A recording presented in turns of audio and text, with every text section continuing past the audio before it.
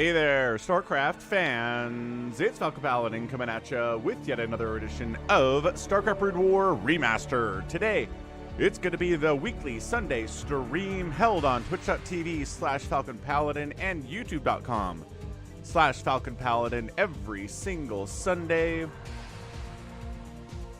Subject to change. Alright, let's see who's here today. We've got SDanny, the first person here. What's up, dude? Longtime watcher, submitter of replays. Man, why is Task Manager so darn bright? We got Mini Reaper, Cat B, Trevor, channel member. What's up, dude? We got Critter. We have Vincent, Psychonauts, Matt Goodrow, Andreas Holby, and Farewell, both members of the channel. STL Matt. Who else is here? ToyCop in the house, moderating for me. We've got Phil. What's up, dude? Tier 3 Twitch subscriber Phil. Whew, the only one that I've got. We've got, let's see, Schmooze World. Who's that? It's a channel member, but I don't recognize your name. Did you change your name? We've got Jeff H. We've got Connor. We've got Phil cheering 1,000 bits on Twitch. What's up, dude? Thanks for the support. Cheered a total of 12,500 bits on Twitch. The mighty bread lord shall give you some money, says Phil. Can't argue with that. Temp nonsense. Oh, Schmooze World is temp nonsense. Thank you for clearing that up. I know all of my members, but I don't recognize the name Schmooze World, but now I do. North is down 23. What's up? We've got Mad Doctor here today. It's gonna be a good one. Gonna be a good stream. That is certainly the case. Let's go ahead and see who has sent replays to me at falconpaladin@gmail.com with the subject of BroodWar to be put in the folder labeled replays viewer submitted for 2024. Look at this. I've been doing this since 2019, you guys. 2019 was like yesterday as far as my brain is concerned, but then I think about it and say, oh my gosh, that is 5 years ago now. Today is the 28th of January. We've got SDanny versus LetsPlaySC. Yes, we had a replay between those two last week as well. Let's see, Iffy versus Stork from RJB. We've got a 2v2 fastest map with Becky T. 3v3 with Critter and Gallons. Yep, a 3v3 with Critter and Day Drinking on Big Game Hunters. We've got a 1v1 Don't Care My Stats 40-minute Super FME. Let's see, HaveMercY, a 3v3. We've got ToyCop versus Avcatinus on Reap the Gustave on a PVT. Oh. File name No Siege Allowed. Intriguing. Yeah, Gallant's in the house. Gosu23 in the house as well. Good stuff, man. Yeah, Phil gifted some Twitch subs out on Twitch yesterday, or a couple days ago now. Whenever that was. Yeah, excellent. So everything I think is very good to go here. ToyCop's like, I didn't send this, but there weren't any rules. Yeah, I think this is just more... I don't know, just more like don't allow the Terran to siege up, yeah? Vitali says Yannick Sinner beat the Russian Daniil Medvedev at the Australian Open yesterday. Did he? Was that the final? Was that the winner for the Australian Open? I bet it was. That's cool. Yeah, man. Yannick Sinner. He was looking good. I mean, the only reason I know that is because I was at the gym on Thursday and Friday and Saturday of this week, and they were broadcasting the Australian Open. And so I was able to watch some of the Open, and yeah, Sinner looked good. Hey, more 500 bits. Awesome stuff. We like points and money and bread, the Pain Train, and Falcon and StarCraft in Germany. And I forgot, maybe I'll send the Pain Train into the stream later. Thanks for the more 500 bits there, Phil. Fantastic. Fantastic opening here to the stream so far. Hope everyone's having a great time. It is a wonderful, wonderful place to be here. So, I think I want to start with something that... Wow, there's not a lot of Terran here today, is there? Terran here, no Terran, no Terran, no Terran, no Terran, no Terran, Terran, and Terran. So there's a lot of PvZ going on in the stream, which is okay. Oh, nice comeback for Sinner to be down 2-0. Wow. Yeah, being down 2-0 in tennis is brutal. That's a lot of work to come back from that. I haven't played a lot of tennis, but what did I get? On my original Xbox that I bought back in 2004, it came with a tennis game. What else? Was it like tennis and NCAA football 03? Like on this in the same box? Was that it? Because I don't think I would have bought tennis otherwise, but I think it came packaged with something else. Anyway, Shadow Will, thanks for subscribing to the channel. Thanks for the new follows from Wanderoff and Shadowy SC2 out on Twitch as well. All right, let's rock. Let's rock. Who's in the house? We need something that has all three races represented. So let's go here. Hey, Vadinger, thanks for following. Vadinger? I don't know. I don't rightly know. Let's go ahead and hop into game numero uno here.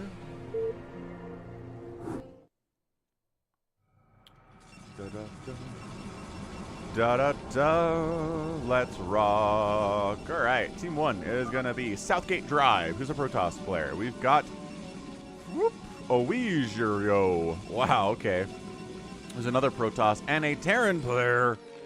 Olijo Piju Pochopacha. I got nothing for you, man. Team 2 is HaveMercY, Zerg player. Don Netto. Oh, we've done with Don before. Protoss. And Depper 9.3, who's another Zerg player. So, it's going to be a Protoss Terran team versus a no Terran represented Zerg Protoss Zerg team. HaveMercY says, I need some time to develop. What's up, Maxime Tremblay? All right, Phil. Sounds good. Thanks for stopping by. Thanks for the bits. Thanks for the constant support, man. Hope you have a great Sunday. All right. Hatching it up over here is a Derper. And hatching it first tier 2 is HaveMercY. It's tough. Early game with Zerg is tough. Late game with Zerg is awesome. But it's really difficult because either you want to get Lings out fast to defend against early rushes, or maybe Lings out to help defend a teammate who needs help. But a lot of Zerg players are just like, yeesh, I'm going to do my own thing. I'm going to defend. Really not have any Lings for defense. More sunken defense, right? And then I'm not going to have anything available to help friends if they need it, which is it's tough. It is tough. If you're a Protoss player and you got 2 Zerg teammates, you might not have a good time. So maybe everyone just kind of walls up and turtles up, tries to defend against attacks as much as they can solo, and then power up economically, and then start moving out later. That might be the play here for sure. So a little bit of Terran pressure coming in. Sunken's covering this area. We need to sunken up this area as well. Yeah, see, these slowlings not getting anything done there at all. How's it going, Vincent? Depper is supply block. Here we go. Sunken's, slowlings. Sunkening up over here a little bit late, maybe. They do manage to find an angle up here, though. But they're not microing very well, and these slowlings are kind of whittling their numbers down. Oh, he found an angle. He found an angle. Needs more lings. He's making 3 more sets of lings. He's probably going to be able to save this hatch because it's only 3 Marines. They don't have any upgrades or anything yet. He's allowing these creeps to come up. For some reason, these drones make the Marines fall back a little bit. Sunken that up. Yeah, sunk in this one. I don't know if you need to sunken that one up too, but yeah, this Marine control, not the best. And he is blocking his own gas with these creep colonies, ToyCop. You are correct. That's kind of annoying. All right, so the Marines get out of there. There could be a giant follow-up here. That's a lot of Marines out from Olju, but always getting engineering bay too. As we always say, Marines, medics, firebats, fantastic until the storm is out. Until the Reavers start popping. HaveMercY is all super sunken up tier 2. 21 workers. We've got a big zealot attack. Slow zealot slowly walking by these cannons. All right. And another second line of cannons, and I call them Sunkens, they're cannons. They're cannons back here.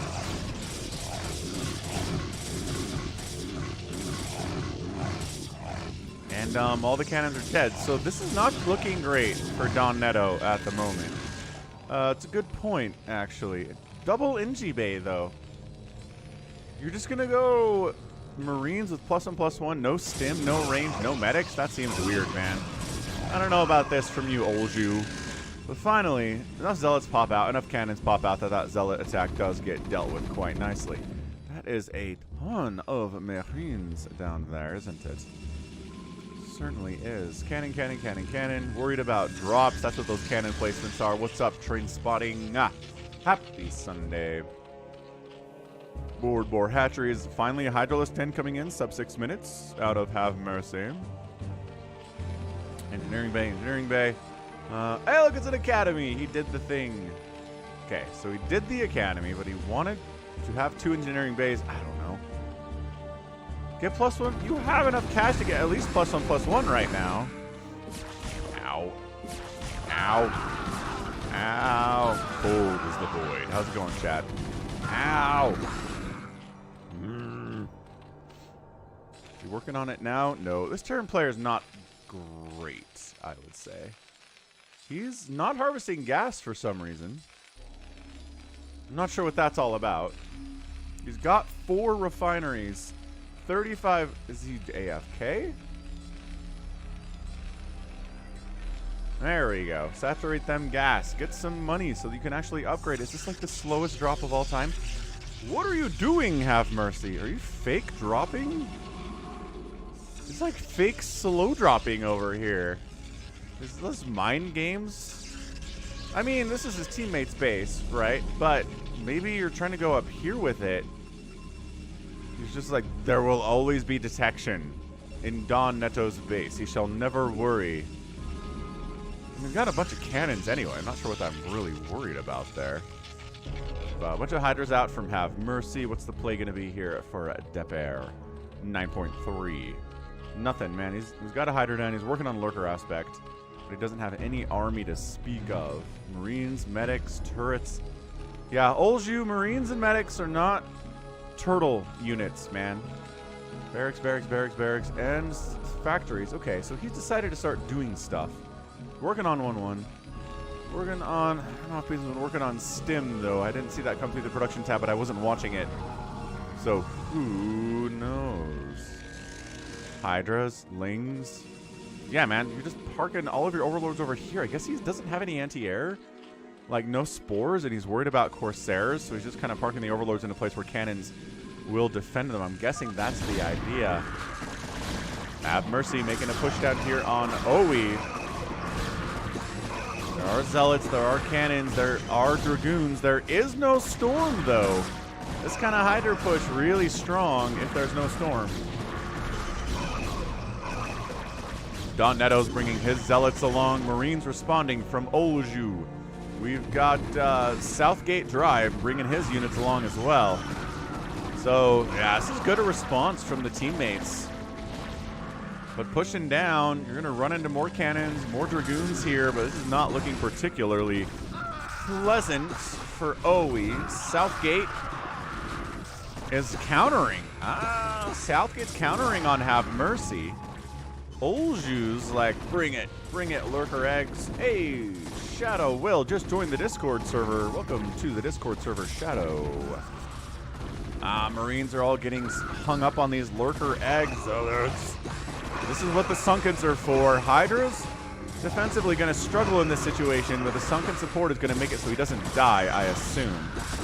This is still going very well. These are 0-0 Hydras, sir. 0-0 Hydralisks. They're taking down gateways like they're made out of tissue paper. They're dying so fast. Dragoons with well, they've got one armor upgrade. They're doing their best here, but they're outnumbered horrifically. My goodness. Yeah, the good news is the economy here for OE is still pretty good. Hydras decide to fall back a bit. for some reason. What are you falling back for? Keep it coming, man. You got 2,000 minerals, 400 gas. Keep making them hydras. Carrier is being researched down here from Don Neto. So he's trying to go carrier against a Protoss Terran army, which seems... I don't know. It seems tough. We might see some scouts. What's up, Jinx?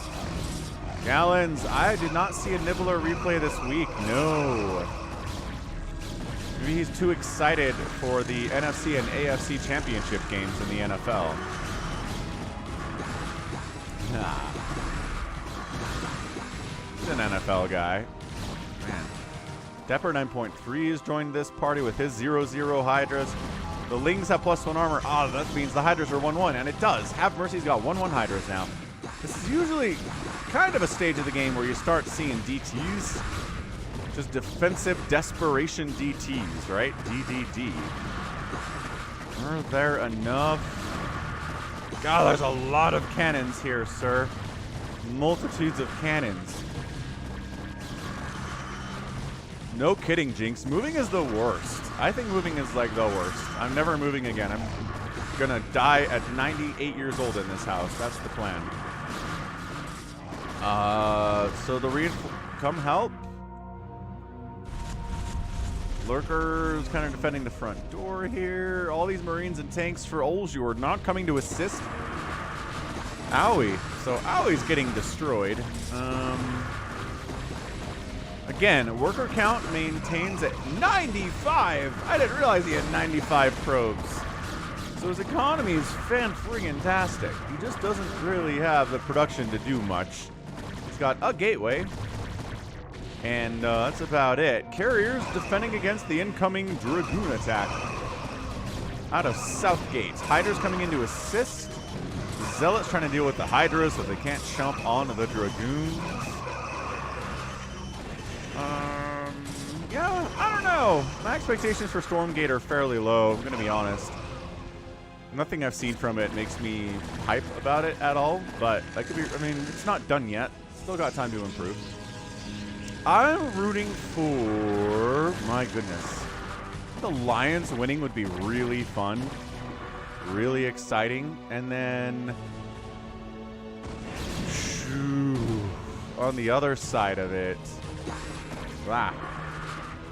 Ravens Chiefs. The Ravens, I think, are just the better team, but they've never broken through with Lamar. So I think that'd be a really interesting story if they were able to get to the Super Bowl with Lamar for the first time. Yeah, Ravens fans would lose their minds. That's probably what I'm thinking. Ravens Lions is what I'm rooting for. What's up, Monster 7? Data Infested says a Ravens Niners Super Bowl, which is probably more likely. If I had to place bets on it. Yeah, man, good map for carriers, right? Fastest map. You can perch on this high ground. It's hard to get direct body shots off on your carriers when that's happening. What is this? Did you... Oh. So that's an idea. That's an... Did he already irradiate? He must have already irradiated. I'm actually shocked that Olju irradiated. That's crazy. Hey, look at the defensive DTs getting some work done here by Owie. This is what I'm talking about. This is what I'm talking about. Whack, whack, whack. Finally, Overlords come in and the defensive DTs. 7 kills on that one. Finally gets wiped out. The carriers pushing on Southgate up here. Doing all right. Trying to keep the carriers moving. Attack, pull back. Attack, pull back. Trying to avoid getting stormed by the High Templar that are running around down there. Gallon says Chiefs Ravens is the real Super Bowl. Ooh. I don't know. Chiefs are not exactly a Super Bowl caliber team. Right? Mahomes is incredible. The receiver core, if Valdez-Scantling is making catches, sure. Maybe they're pretty good. Their running game's all right. Their defense is good, not great. They've got holes. And the only reason you'd ever pick the Chiefs is because of Mahomes. And Mahomes is the best quarterback in the world. And, like, has a chance to, you know, do what Brady did with his career, which is kind of insane to think about. Oh, Mahomes is overrated, says Jeff H. Oh, no. Okay. I don't know how to. Oh boy, how to argue that point necessarily. I mean, the dude's won multiple Super Bowls. Has won the AFC Championship. How many times? Like almost every season he's been a starting QB. It's a pretty good resume, I would argue.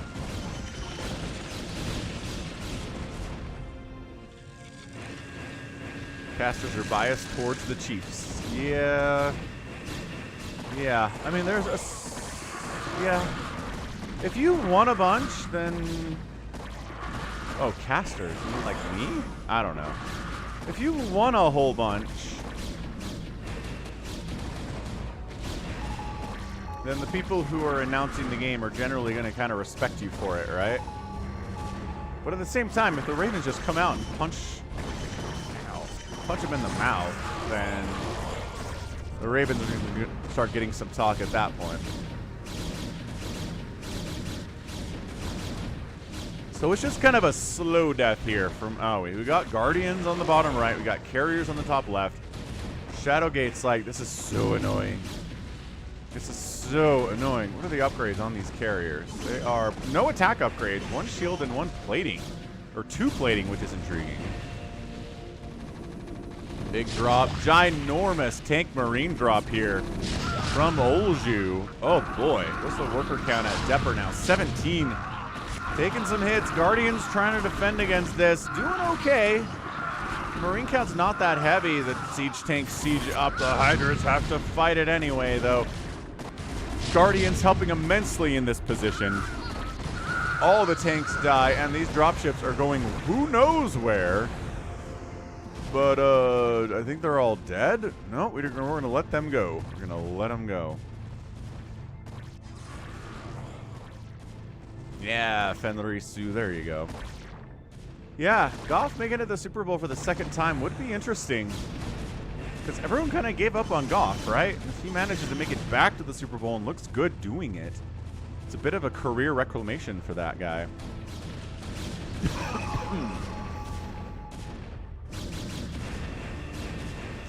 Yeah, commentators commenting the game going for the Chiefs. I think part of that is the Chiefs just have so much history and so much success. They just could be biased towards talking about how awesome they are. Plus Taylor Swift, right? Taylor Swift dating Travis Kelce. That's getting a ton, millions and millions and millions of Swifties to watch the game that otherwise wouldn't care about football. So for the NFL to have a Taylor Swift Super Bowl would be kind of incredible for them. So the commentators talking about the Chiefs, that may be part of it. Valkyries, okay, Valkyrie response to try to deal with these Carriers. They're going to eat up those Interceptors real nicely, and as we all know, the Interceptors are gone, the Carriers are worthless.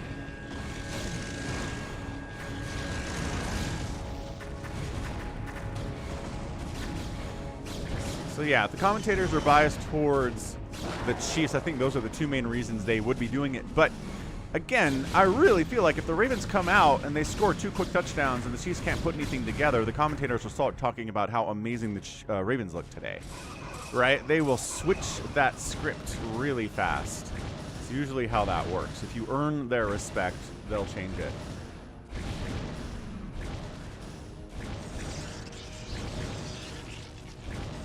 All right, well, these Guardians are, again, slow death on Owie. Bring your Dragoons over and fight. Is he giving up? His APM is dropping. No, it's kind of maintaining around 100. He doesn't want to engage with it. I'm not sure what's going on with that. We know that Southgate has Storm. So he's got something of an answer, well, to everything, right? Look at this DT. Look at these DTs. 11 kill Dark Templar. What a boss. Wow. 12 kill Dark Templar. What a boss. And Farewell says, also watching Jason Kelce chug beer in the suite and be shirtless is an entertaining sight too. Sure. There's a lot of off-the-field entertainment going on in any playoff game featuring the Chiefs at this point in time. Valkyries, I don't know that you need to come in here and attack the Carriers' bodies directly. These kind of chaotic here. Those Valkyries are starting to get wiped out. Scouts are being added, thus Falcon Paladin Sunday BroodWar stream scout guarantee fulfilled again. Always is. Always is. What's up, Alex? Happy Sunday to the land of snow and bears. Yeah, so slow deaths everywhere. I mean, the big question with the Taylor Swift, Travis Kelce thing is, do they really like each other? Right? Is this a relationship of convenience? Does this allow Taylor to bust into a demographic that she doesn't have many inroads in? Does this allow Travis to become more popular in demographics that he had no inroads in? Is it just a merging of two worlds for practical, career-oriented purposes? Because I feel like it makes too much sense for that not to be happening. Yeah, there you go. Dead knows what's up. Anyway, a bunch of Ultras running around out of HaveMercY. Got sort of upgrades, but the Marines are at 3-3. The Siege Tanks are at 1-0. Oh, gee. I don't know that I've seen Ultras just munching on tanks and Marines in a while. There we go. That's the spirit. Get in there, guys. And our guy is still stuck on Marine tank. In fairness, I guess he hasn't had to deal with Storm today. His enemy Protoss is only making carriers and trying to make inroads over here.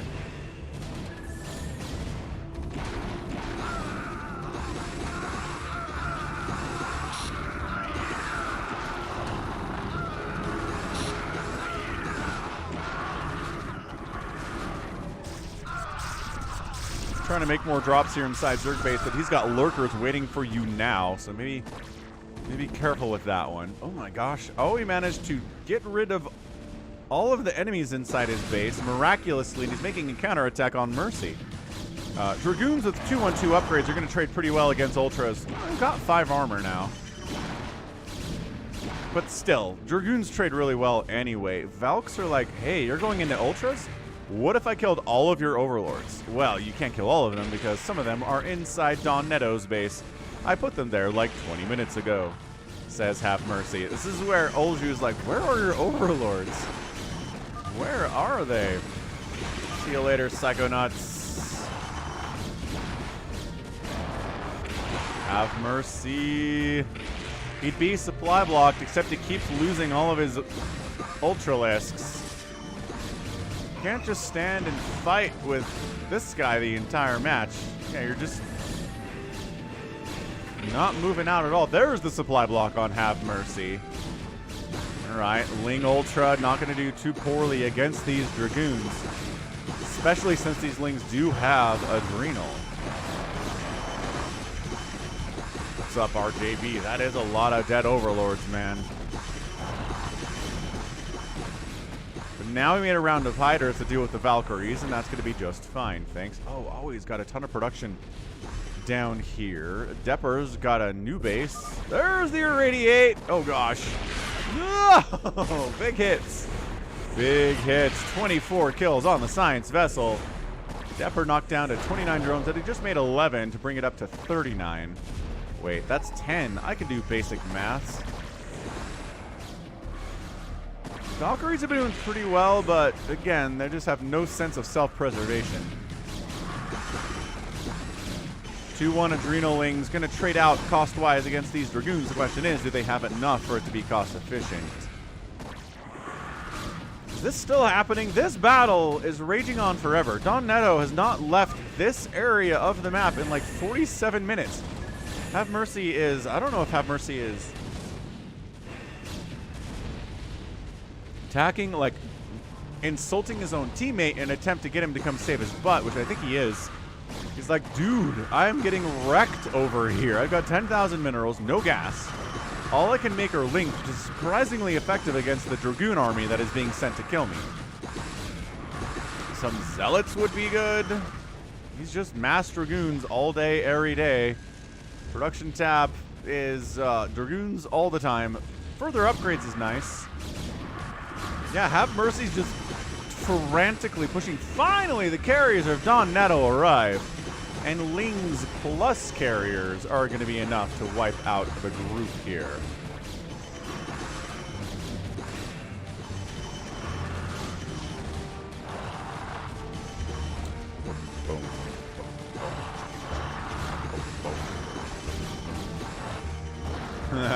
Is real-time lighting on? Well, sometimes it likes to turn itself off. It's not on. Look at that. Look how it's been off. You're right, Farewell. Oh my gosh. Real-time lighting is so amazing. HaveMercY. He stayed with the carriers near the edge. Very smart. Southgate decides to push in. We got siege tanks. This is a difficult position for Depper. Yeah, the Valkyries really causing major problems for these Guardians. And then some Devourers come in and help deal with that. So good response. Siege tanks sieging in. They got 2-1 upgrades here. Taking down hatches. The Marines are trying to fight against this many Guardians with a little bit of Goliath support with Charon boost. Not bad, just really horribly outnumbered by the sheer number of Guardians here. The siege tanks are like, screw it. Let's siege in. Let's get target fire those drones. Depper gets knocked down to 26 drones there. Get the other side of the mineral patch, though. Oh, can you reach over there? I'm not sure you can reach all the way over there. What's up, Bovine Slime? And this attack gets cleaned out. This attack, yeah, Owie is getting pushed back a little bit here. Carriers trying to stay on that high ground again when fighting against a Hajillion Dragoons with 3 attack and 3 shield upgrades. Owie's building up here. Okay, so Owie, he didn't really manage or bother to rebuild his main, but he's got little bits of production and income on different parts of the map here. Battle cruisers on the way from Olju. We have not seen battle cruisers in a fastest map in a few weeks either, I feel like. So this is going to be interesting. The carrier group is massive for Don Netto right now. Pretty much sure that's all he has. Yeah, it's all carriers and probes. 48 probes. Rest in carrier. Still doesn't have any attack upgrades for his interceptors. You know what? I think that would be slowing him down a lot. Actually, his complete refusal to get attack upgrades for his carriers is really, really hurting the efficiency of these carriers. Quite immensely. That's weird stuff, man. Battle cruisers. But your enemy already has Devourers, sir. They have +1 attack. You have no upgrades at all. But Devourers are support units. They're not intended to just kind of solo stuff for the most part, unless there's a million of them. Oh, there we go. Hydras against Acid Spored. Ooh, against Acid Spored BCs. Yeah, increase that damage taken. Acid Spore. Too strong. Hey, we get some more Storm up out of Southgate, the only player who has Storm on this map at the moment. Actually, does Owie have Storm? He should. Got a Temple Archives. He just doesn't believe in the power of it at all. This counterattack. Ooh, first Dark Swarm of the day out of HaveMercY. Liking that. Liking to see that one. Zealots with 313 upgrades. Hydras, 2-2. Ultras, 4-1. Dropships being produced by Olju.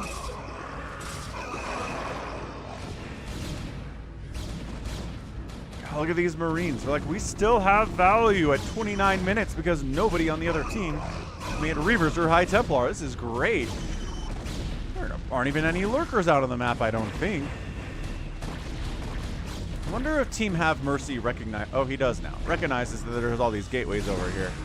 Yep, certainly does. Absolutely, positively does. Battle Cruiser Army. Who needs upgrades? Oh, he brings some tanks along? Olju. I have misinterpreted you, misanalyzed you, misjudged you. This is nuts. Depper's in a lot of trouble all of a sudden. Look at these Hydras. They're not good upgrades. Doesn't matter. They're outnumbered by Battle Cruiser. Bring the tanks in. Bring more Battle Cruisers in. Is he producing more Valkyries? For some reason, this Hive going down would be a pretty big problem. It's down to sub 50% health for sure. Man, Don Netto just got the carriers.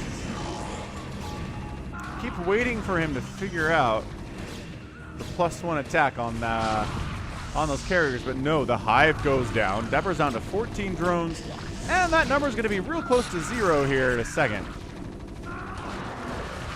Yeah, there we go. 3, 2. There are 2 drones remaining. I have no idea where they are. He might have Nidus'd them here. Yeah, it looks like he's Nidus'd them down here in the evac strategy because the battle cruisers all died, but this marine siege tank thing going to trade pretty well against Hydras, especially if they don't have full upgrades yet. All these gateways of Aoi are dying, so Aoi is dying and Depper are dying. So one player from each team struggling mightily at the moment. You gotta rebuild. He's sort of doing that.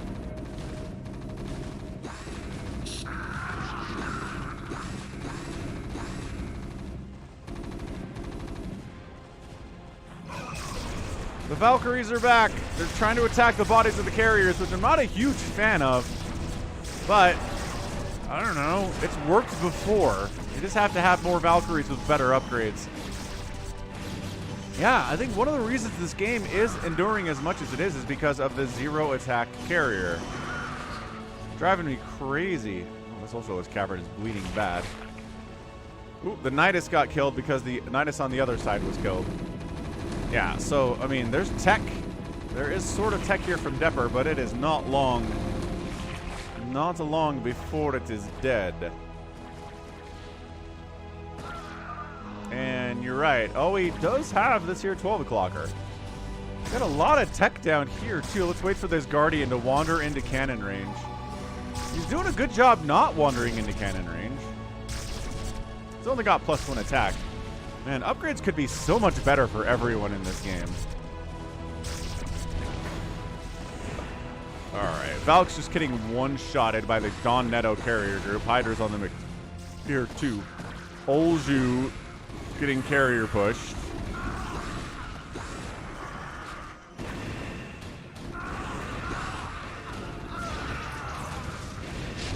Carrier does die, but that marine count is not quite enough to withstand infinite carriers here. Marines good. They'll trade well against carriers cost for cost, but this is not a cost for cost situation for them. Nice snipe on the tanks. Valkyrie's getting some splash damage, trying to snipe down the starport, so that's not really a concern anymore.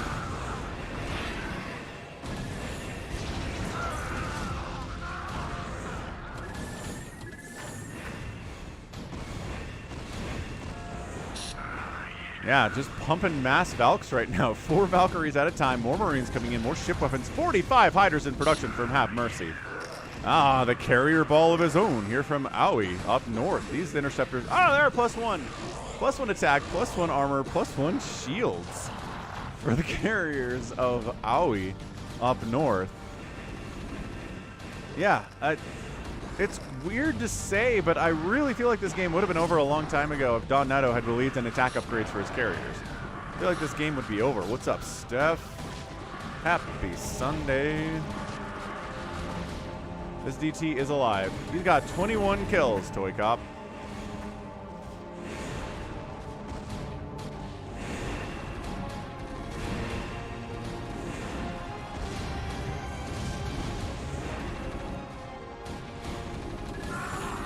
Yeah, an only Marine run in BroodWar sounds brutal.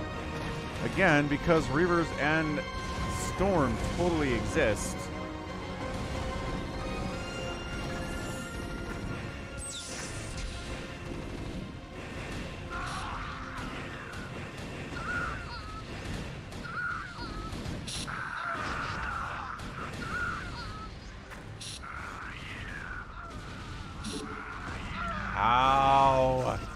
How does this dude not get attack upgrades for his interceptors?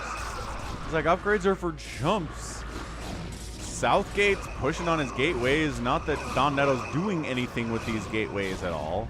Dark Swarm Hydra, invincible against someone who's not making any High Templar or Reavers or Zealots.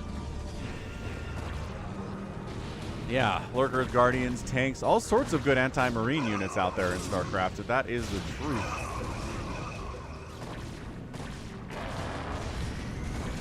Well, Owie is struggling because Dark Swarm is good. That's basically it. Hydra Carrier, really nice unit composition, actually. Not terrible at all.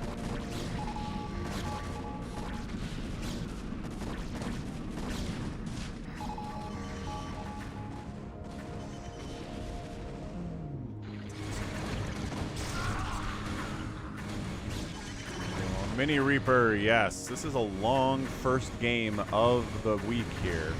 Ooh, Carrier goes down to Valks. But Hydra's trying to save their Carrier bros. Ow, Carrier down. JohnDoe has enough money to replace these Carriers and every interceptor that would possibly could die.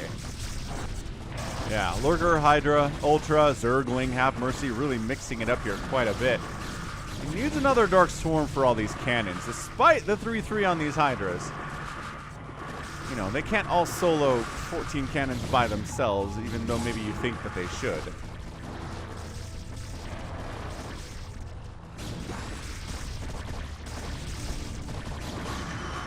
Yeah, this is scrappy. This is a scrap-tastic game.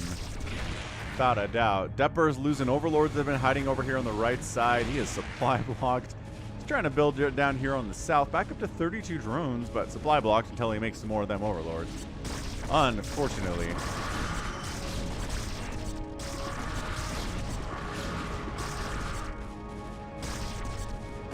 Yeah, JohnDoe, he's building 6 more carriers because that's what he loves, but he doesn't love upgrading them and helping them out. Southgate's here. More Firebats added in from Olju at the 37-minute mark. Sure. I guess, yeah, if you're dealing with enemy lings, which you are, in fairness, HaveMercY is sending those up.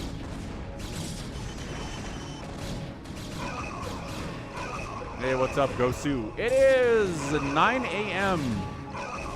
Mountain Time where I am casting, sir.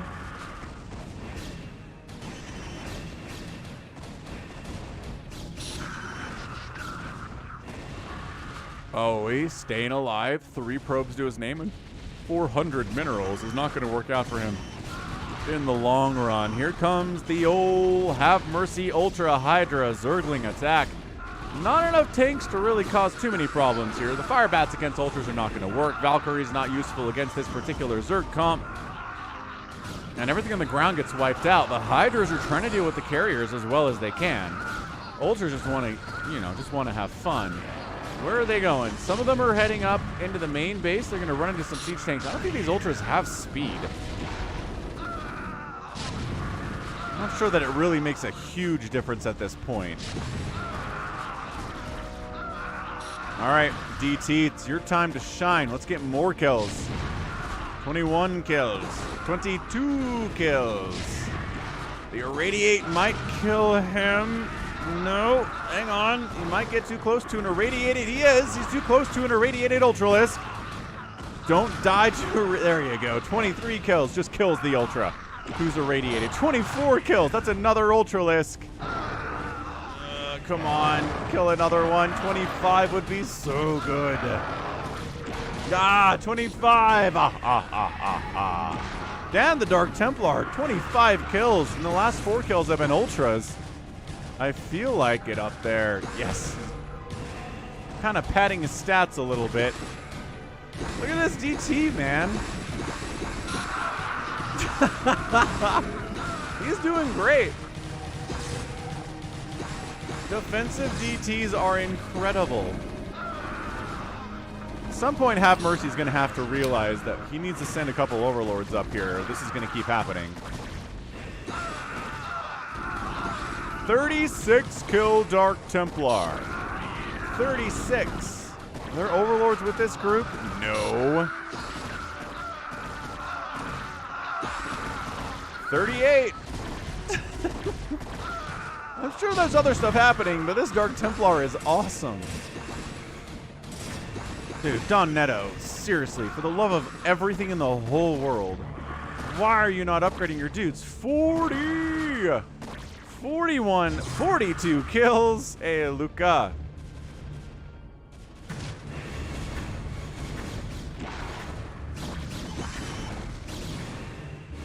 Yeah, I'm going to say that this Dark Templar is a major reason that Olju's base isn't dead right now. That's fantastic. Bring detection with you and upgrade your friggin' carriers. He doesn't even have +3 shields. 6 damage per shot on these interceptors. Not going to do as well at this stage of the game. Yo. We got a Guardian carrier group here now. HaveMercY spending all of his gas on these Guardians. Maybe working together?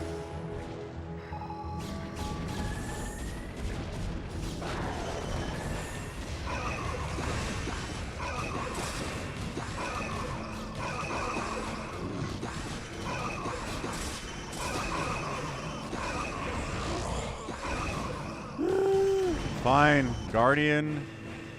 Carrier. The Guardians are also 0-0. Ah, come on. Upgrades are incredible. 7 battlecruisers at a time. Southgate Drive just taps. That means Owie. Okay. Owie just taps. Because he's like, well, if Southgate's not holding, I'm not holding. And Olju's the only one who's left here. He's got his tank battlecruiser army here. Yeah, you're right. Blue is out of cash. Fair enough, man. Well, they just kind of got out macroed here today. Didn't take game-ending damage. HaveMercY's like, yeah, this is a stupid game. This was a pretty stupid game. All right, battlecruiser versus carrier in the house. Yamato is not done yet. Is that a plague? Did I hear a plague go down? Oh, yes, plague on the BCs. Hard to see because they're already red, but man, just no micro at all. Just mashing your face into the carriers as hard as you can. I'd say it's kind of working. What's up, Lucky Owl?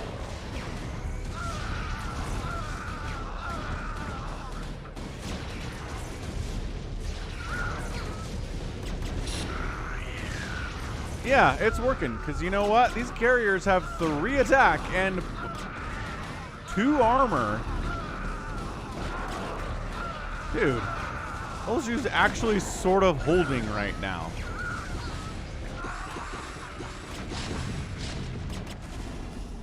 I mean, carriers are sort of an auto win, but not if you give them 0 attack upgrades. That's not how that works. Look at these BCs. These BCs are awesome. 10 kills, 4 kills, 8 kills, 4 kills. Where's our Dark Templar at? Did he die? He died in all of this chaos, maybe. Somewhere. I don't know how. I don't think they brought Overlords with them on that attack. But he appears to be gone. Oh! Right. Because the guy who owned him is gone. So he gone. Bummer. Super bummer.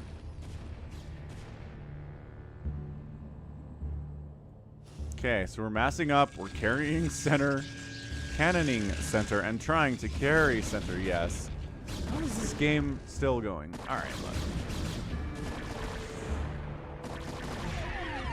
Dark Swarm Hydra. Just Dark Swarm it right here. Bring the Hydras in and fight. Radiate, obviously concern, yes. The DG is still there, but is it? I don't see it on the mini-map.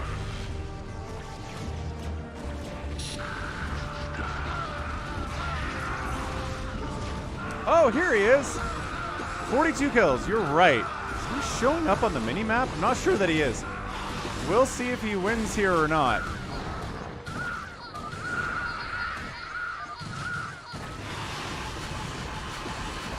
He's taking some irradiate ambient damage there, but otherwise he's okay. He's fine. His shields are regenning somehow. Yeah, this is just overwhelming force here. And that's it. Olju taps right out, and that is your GG. Woof! Yeah, get upgrades, people. What's up, Chicho? 42 kill DT, man. Good stuff. HaveMercY, 916,000 points today. Wins today. He outproduced everybody and outlost everybody and outraised everybody and outspent everybody too. HaveMercY played well. His teammates did a bit of the struggle bus, but that's okay. Next up, we're going to do... Oh, the Terran survived at the very end of that game too. That was fantastic. That was really good. Okay, let's go Big Game Hunters. Man. A little more Zerg representation in this one. Let's toss it up. Let's see what we get. Bjorn Budinger, 20 euros super chat. Hey, happy Sunday. Have a great day. I will, sir. You too. Thanks for the super chat. Thanks for the continued membership. Bjorn Budinger, high tier supporter of the channel right there. Aw, it's screwed up. Screwed up. Why isn't it top versus bottom? What happened? All right, fine. It's Luxury Gamer, left side Zerg. His teammate is DT Elite, who's a Protoss. And then we have 95S23, who's another Protoss. Team 2, Critter, also Protossing it up. Got Day Drinking, south side, who's gray. And Iffy, who is a Zerg player. So Zergs and Protosses. No Terrans allowed on this Big Game Hunters. Magenta lived in his own little world. Kinda did, Gallons. Yeah.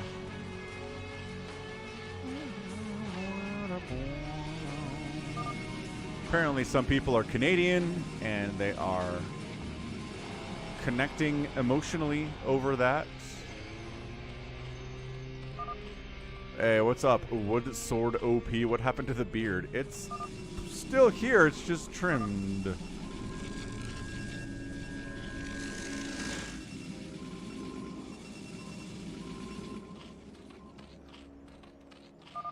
Alright. Why Zergs like Big Game Hunters is because you don't actually have to expand. There's Mike the Mutalisk reminding us. You can get 2 Gaze, ton of minerals, go 2 base Muta, go Hydra, go whatever you want.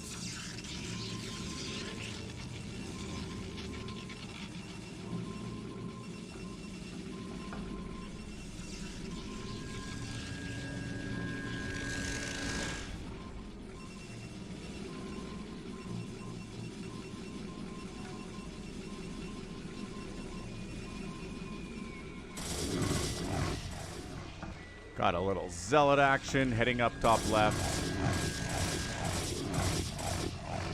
That's why you fall back to cannons, though. These zealots of 95 are trying to not get in range of the cannon, find what damage they can here. Critter! It's a critter replay. Alright, now we're going to fight with the cannons and take one of them down. The other one is still alive. Iffy's in here to defend Critter. Nicely done, nicely done. Cannon's almost dead, but not dead is not dead. There's a Spire coming up at 9, Iffy says, and that is correct. There is a Spire coming up at 9. It's got us sunken to deal with Iffy's potential attacks here on a Luxury Gamer. Zealot attacks in here on purple, DT Elite. Iffy's like, oh, there are mutas on the way already. That's not good.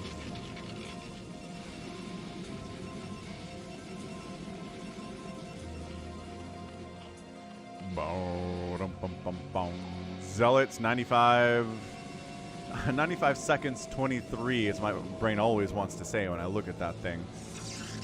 Swinging up, Zealots on top of Critter. Bringing DT Elite in the mix here too. Critter's in trouble. He's got 2 cannons. One of them's very injured. He's got his own Zealots to help defend here. Okay, that's going pretty well. Losing the second gas would be super annoying, but not the end of it either. Yeah, coming in to assist. We've got Luxury Gamers in here to assist with the attack. Or is that Day Drinking? Man, these colors are all muted, except for purple and green, I guess, but everybody else is sort of in the same ballpark here. We might have to red versus blue it for a second, just for this early Ling Zealot stuff. Okay, so Team Red is Critter. Team Red up here, holding, thanks to support from his teammate Iffy. Iffy's up here, and the mutas are out. And by that, there's 2 mutas. There's not, you know, 10 of them, but another one's on the way. The man is continuing to produce Mutalisks. 5 of them, actually. Not too bad.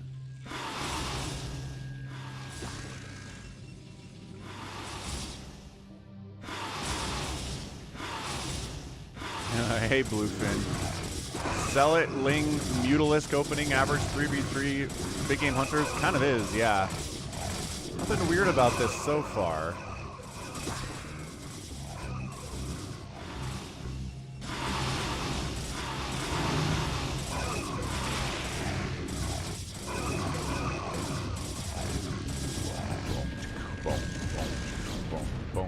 Dragoons, anti-Mutalisk for sure. Maybe go Corsairs, says Youthfully. Yeah, not a bad idea. Would not say no to little Corsair action here against the obvious 1 base Muta opening.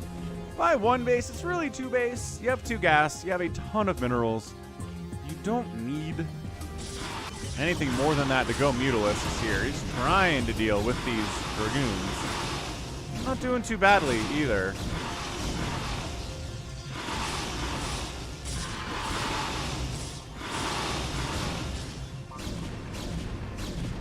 Mutas don't want to engage with the cannons, but that just means they kind of hold position and a bunch of Hydras come out from Youthfully, so that's going to be enough to get out of there. God, he's Muta harassing multiple places at once here. He's not going to get the Hydra in because the Hydra response is too quick there. It makes a lot of sense to do it that way. Ling comes in to scout, sees nothing but Mutalisks coming in from the left side. Don't waste. What are we wasting? Means don't send 5 Dragoons in to get massacred. There's Hydra support here. A little bit of a cannon setup, PvP actions.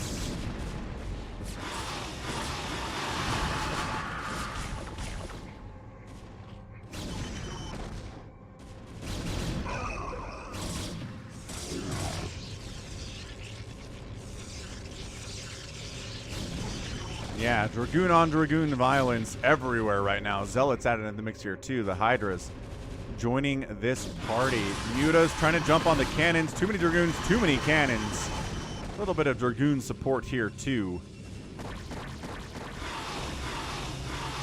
Getting upgrades for his Mutas? Not really. No. Question mark. He's getting +1 Flyer Carapace, which is nice. Critter's up here trying to avoid getting absolutely blocked into his own, well, his own base.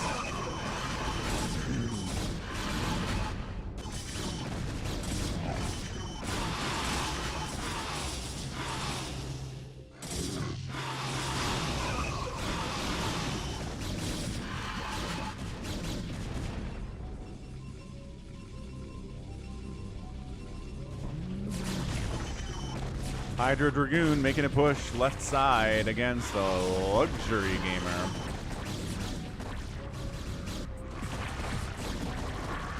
He's got Hydras, he's got Dragoons. Mutas don't trade super well against that particular composition. Sunken's trying to get some work in here on the defensive setup, as you want to do.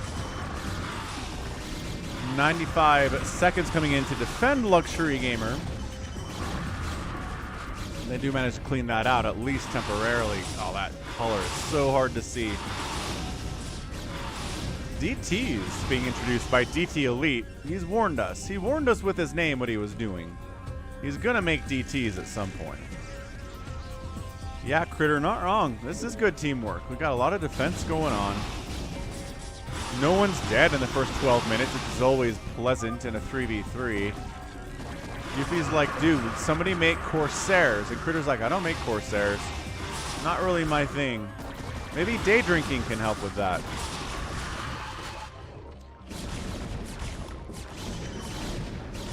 Day drinking is not helping with that. Big push bottom left on Youthfully. He's got Sunkens to fall back to. He's got Hydras to fight with here too. Coming into assist. That looks like, nope, that is day drinking. Comes into assist, and it barely gets cleaned up. Some damage on the outside, a lot of units dead here. Nobody had 100 supply at 14 minutes. This has been really scrappy. Hey, what's up, PJ? Happy Sunday. Hope you're having a great one thus far. The DTs are here from DT Elite. Uffly, so when Uffly says wasting, he means attacking solo. Interesting. So he's like, group up with someone. Obs are out from Critter. The DTs aren't going to get a lot done here.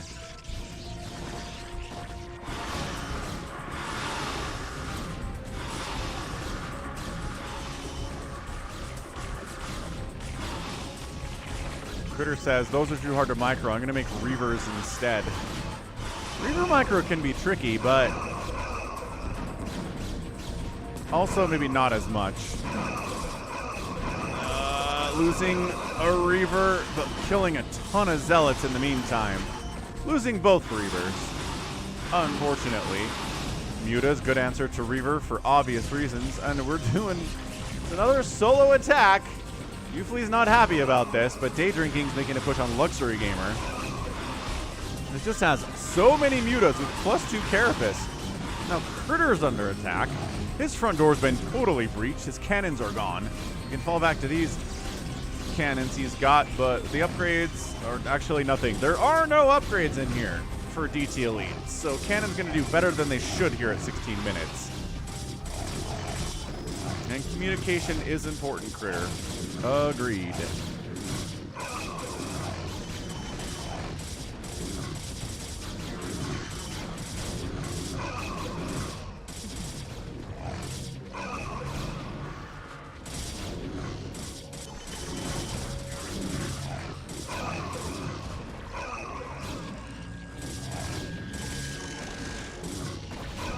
I mean, it's going. It's not exactly the biggest attack of all time here. A counterattack into DT Elite, making reinforcing difficult. Plus, Uffly showing up with his Hydras to assist as well. The Mutas. God, this cannon count, though. It's tough. But, man, +2 Mutas should trade better. Should trade better against cannons than Mutas without any of those attacks at all, right? Right. So what are we doing down south here for Day Drinking? Day Drinking is gateway, gateway, gateway, gateway. He's taking a second Nexus, which is good on Big Game Hunters. I mean, it's not like you need it early, but we're at 17 minutes. It's probably time to do it. Bluefin. I'm just going to go Ravens-Niners as my picks for both of those games. I just think the Ravens just have too much talent everywhere across the board. And the Chiefs are too vulnerable in many places. Many positions they're too vulnerable. It's a little bit smoke and mirrors they made it this far. And then Jared Goff, he's been good, but he loves throwing over the middle. Like, he throws over the middle more than any NFL quarterback has this season. And throwing over the middle against San Francisco is suicide. Fred Warner's back there. They just have too much talent in the defensive secondary and the linebacking core to do that. So if Goff can change it up, if Goff can go where the San Francisco defense is a little bit weaker, which is actually on the defensive ends, surprisingly. I listened to a podcast talking about that last week. The San Francisco defensive ends are really talented at pass rushing, but their run stopping kind of sucks. So if you attack them on the edges, they're not quite good enough to cover out there. Move your obs up. There's DTs from DT Elite. Who could have seen that coming? Anyway. Anywho, those are my thoughts for the NFC and AFC championship games.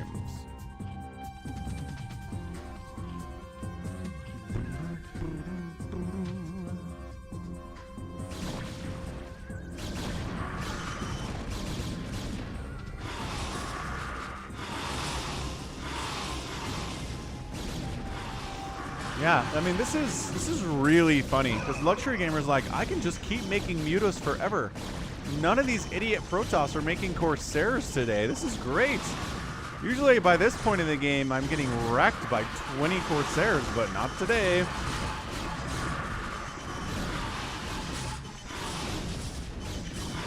Yeah, I'm definitely rooting just for good close games today, Bluefin. If they're blowouts, I'm going to be sad. Yeah, He's just making mutas. He's working on flyer attacks. Why not? Carriers are coming in from 95. Which actually don't trade well against mutas, especially if the mutas have good upgrades.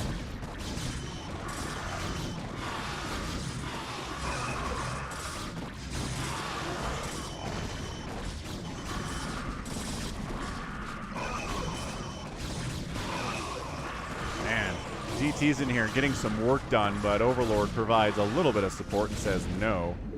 Absolutely not.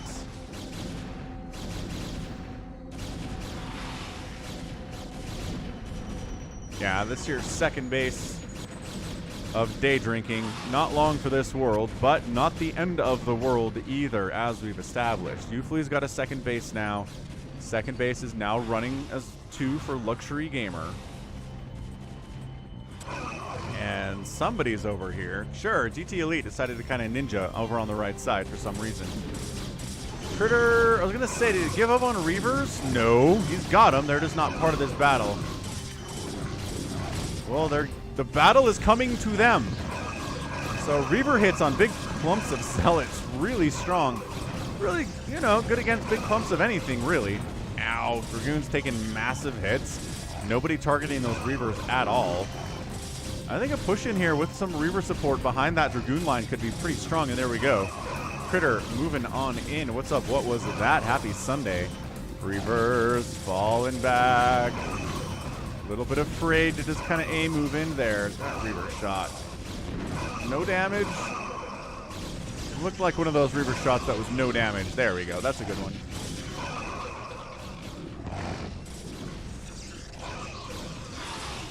Man, this mass muta stuff. It's so weird to see mass muta at 20 minutes. It's like it's a ZVZ or something. I guess we could see a bunch of mutas against Terran as well late game, but man, against Protoss, it's very strange.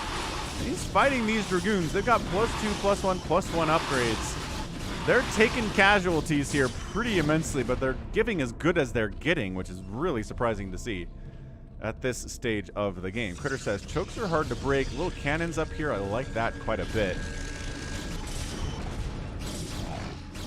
Yeah, no one's really able to break in at this stage. Ooh, I like this Hydra push from Uflee, though. He's like, look, man, if you're just going to keep making mutas, I'll just make Hydras. They got better range than you. I hit really hard against mutas. Lings trade pretty well against the Hydralisks, but I don't think they have upgrades. Yeah, they're 0-0. No, it's not going to work out. What is this? Oh, carriers. Sure. Some carriers decided to push on up here. Are those DT Elites? No, those are 95s. All right, 95 gets carriers up into Critter's base. To absolutely murderize all of the things. Yeah, man. 2-2 Hydra should trade fine against 0-0 Zerglings. And they are.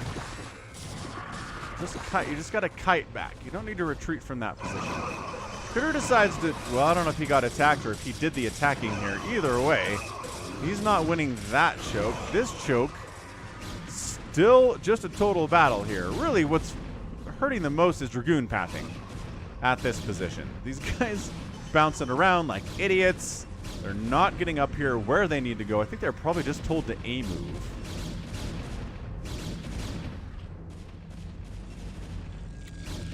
Uflee working on a hive down that way. That's good news.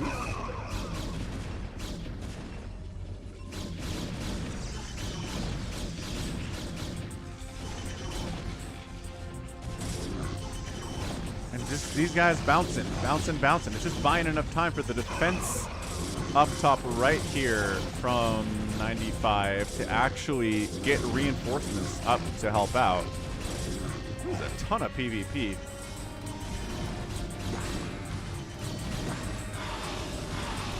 '95 working on more air weapons, continuing to make carriers here. This Mutaling thing, kind of inspiring. He's got 1-1 on his Lings now. Daydrinking's like, hey, there's carriers. Yeah, Critter says, I know. I'm aware, thanks. Still no one has any Corsairs, huh? Day Drinking and Critter just kind of shrug. Not what we're into, muchacho. Maybe Scouts, though? Scouts would be good against the enemy carriers. Yeah. Big push right side on DT Elite's attempt to have a right side base without anybody knowing about it, otherwise known as a bit of a ninja. Expand. Luxury Gamers here trying to defend it too. 2-1 upgrades. He's working on the second flyer attack upgrade for those mutas right now.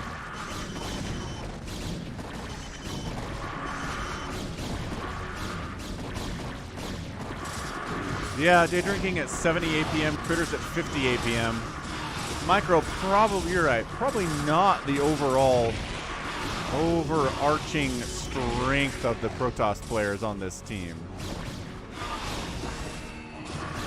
Euphly's like, well, we might be dead. There are no Corsairs in sight.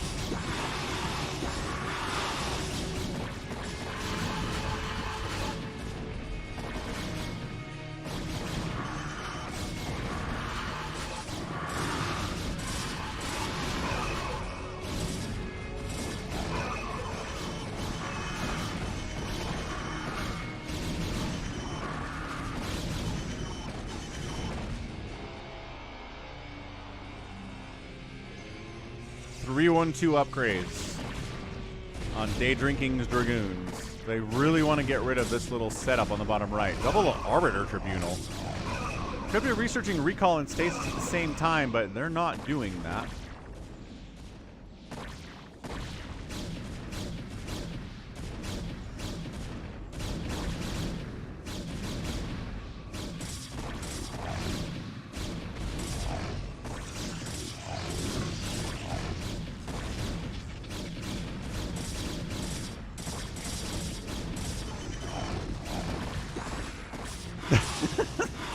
This Mutaling thing is still crazy.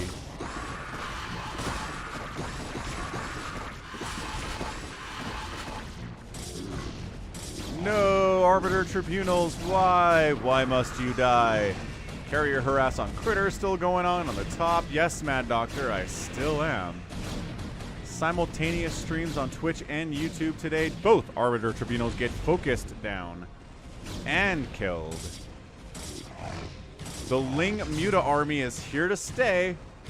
They're here to fight against you Dragoons. Ling Muta is insanely powerful against Dragoons. Look at these Dragoons get obliterated. Part of that is just sheer numbers, I guess. Storming. Oh, that carrier group is holding still. Didn't take as much damage from the storms as I thought. I think it was a little bit too close together on them. They don't stack.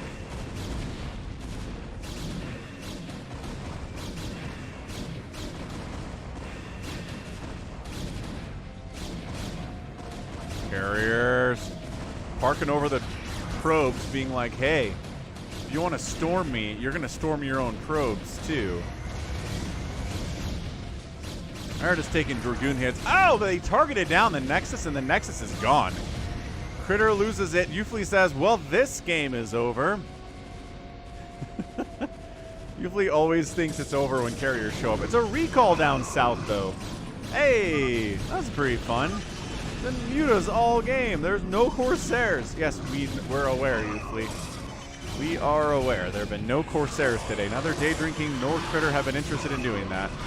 Let's talk about other options. Look at how many DTs there are over here from DT Elite. Which, again, really should not come as a surprise to anybody. He told us who he was. What's up, the schmuck?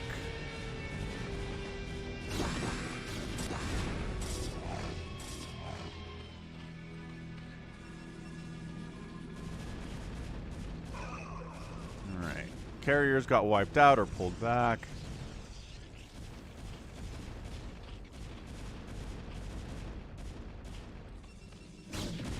Got this battle up here. High Templar Critter Wandering is full energy. High Templar, no! Into Dragoons. Okay. Alright, that hurt. There we go, but does get a good storm off there, while eating a storm on the other side. Storm battle and storm battle. High Templar getting killed for the sin of casting storm here. A Hydra Dragoon push left side against Luxury Gamer might actually be able to wipe him out. Where did all of his mutas go? He has some mutas remaining with 2-2 upgrades. These Lings have upgrades yet? Oh, they have 2-2 as well. Nice. More mutas popping out all the time. This has been so many mutalisks. So many mutalisks. Muta is mutaing. Storms are super good in StarCraft 1, yes. Less good in StarCraft 2, but still pretty good. High Templar are more suicidal than Zealots. If you A-move them, sure. You guys know in StarCraft 2, Blizzard gave High Templar a little basic auto attack. So when you A-move your High Templar with the rest of your army, they don't do that. They don't walk into the army and try to hug them. Because Protoss need the help.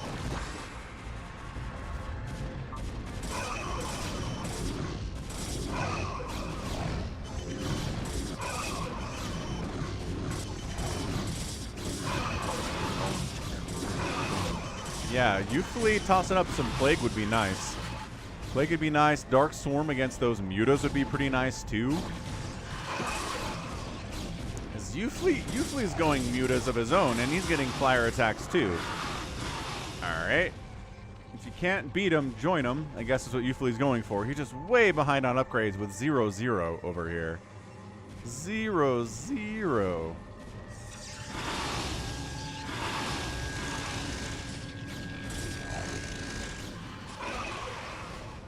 High Templar didn't have the auto attack unit LOTV, no.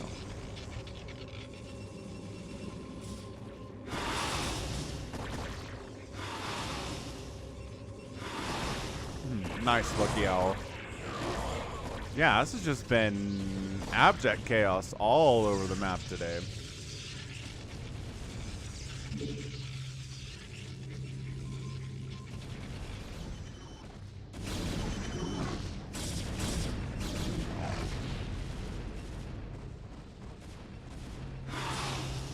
Take that, you flea drone. You're not allowed to be down here. We're gonna have the Arbiter execute you because that's more embarrassing. Burrow up. Guardian. Ooh, Guardians from Uffley. Okay.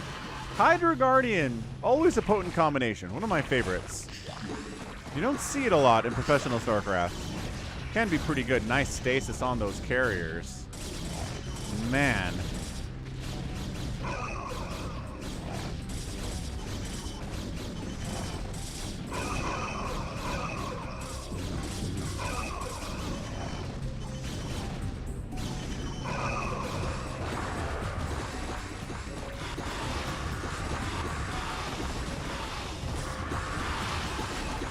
Got the hatch, they got the static defense here. Ling Muta trying to fight against this mass Hydra thing. The Guardians appear to all be dead, and I'm not sure what happened there, but these are 3-3 Hydras, man.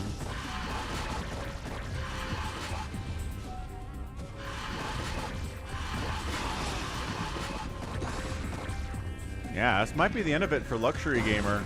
He's got Sunkens to fall back to, but against 3-3 Hydras, I love the attempted burrow attack there. Burrow sneak attack, not going well. More PvP action. Storm on both sides of it. Absolutely. My goodness. There's just been battles here for 20 straight minutes.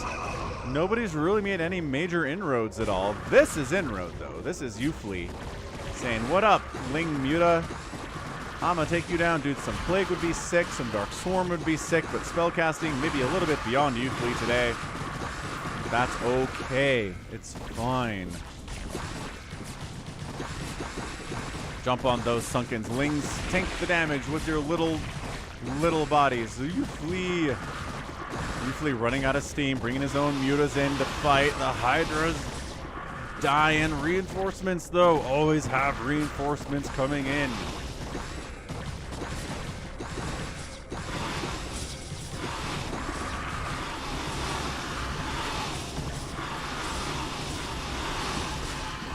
Uffley with 0-1 upgrades, just outnumbering the better upgraded 3-2 mutas. Then reinforcements come in from Luxury Gamer. Are there enough of them? Actually, this is surprisingly close. And he wins. But guess who's here? Not Critter, it's Day Drinking. Day Drinking brings his Dragoons on over. It's a recall up north. That was actually DT Elite that recalled up on top of Critter. Here come the recalls. Yes, usually there have been 2 recalls already before you said that. The defense here is really lasting a lot longer than I thought it would from Luxury Gamer. I just feel as though there's not enough defense here to stay alive as long as he is.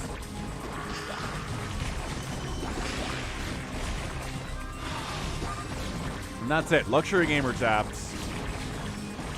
It's now a 3v2. Critter Day Drinking usually against DT Elite at 95. This recall gets cleaned up by Critter and his 3-2-3 upgraded ground units with a little bit of Reaver support possibly. I don't know. They stasis the Arbiter after the recall got off, or maybe that was a secondary one.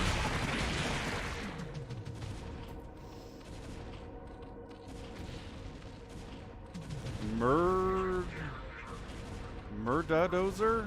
Murderdozer? Is that what we're going for?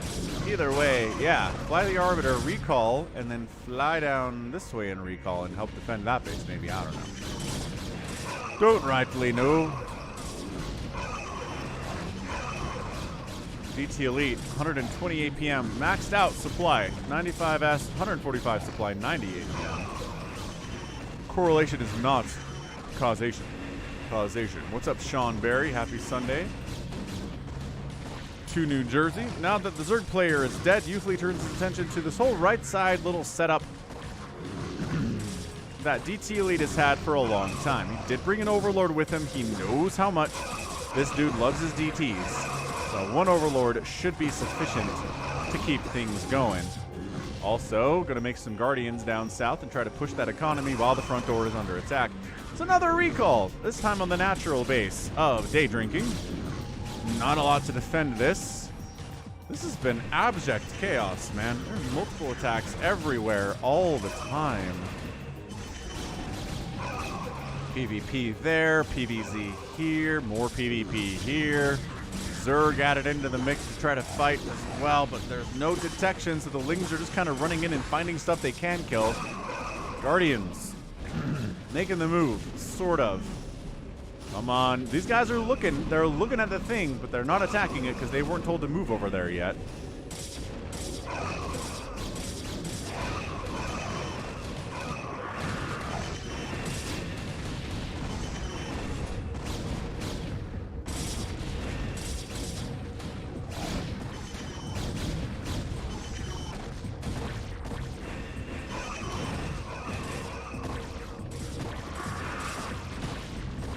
Yeah, I mean, this is not the end of it. It's another recall, this time on Day Drinking's main, and he loses his main Nexus. This is crazy. Day Drinking's like, well, I don't know, I'm in trouble. I'm at 65 supply. My probes are all dying. Some of my units are out here attacking other stuff.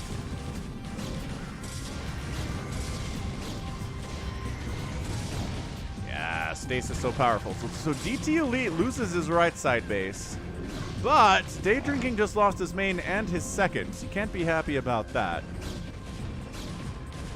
And he's obviously not. Can he rebuild? Day Drinking, he's got enough money to replant a Nexus down here. He's got some probes hiding in this corner, but they're getting sought out and assassinated by the evil Dragoons who are here to kill them. They do get saved by the Filthy Swarm, though. Not attacking carrier bodies. There we go. Smart. Getting in there, attacking carrier bodies. Very nice. Carriers dying all over the place here. Youthly at 143 supply. He's up 95S at 150 supply. Rebuild! Day Drinking. I understand you're probably day drinking, but seriously, guy. We gotta fight carriers. We're doing great fighting carriers. Dragoons and Hydras are great at fighting carriers. Especially if you just keep them stasised all day. They're super easy to fight.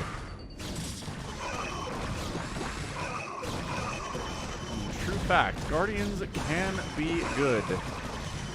Some situations. Stasis. Stasis. You have a stasis. There we go. Stasis down. One carrier out of stasis. I'm pretty sure that's what we're looking at here.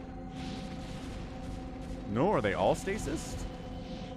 Apparently they're all stasis. All right. Big push. Top side.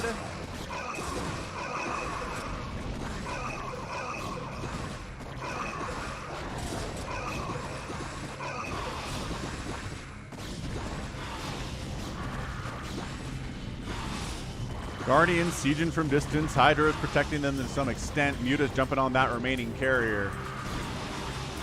Yeah, about 120 supply each for DT Elite in 95 seconds here. Can't really bust out. A lot of his units are trapped up north thanks to Critter being on the contain here.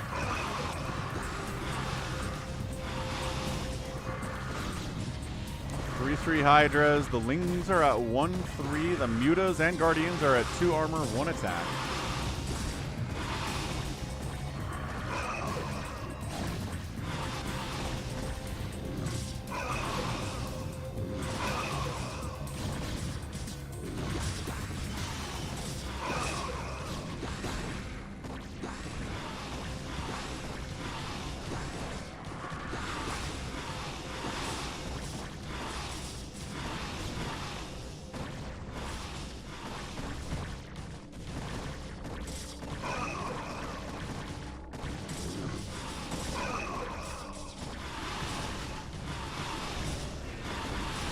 I think this game is over. That's it. This attack up here on 95S is going pretty well. It's a little bit of a slow death here. DT Elite up north. We fought the hard war and came out victorious. Nobody even made a Corsair, you flea. Check that action out. Napoleon would be proud. Hey, Real Squid. Thanks for gifting a Falcon Paladin channel membership.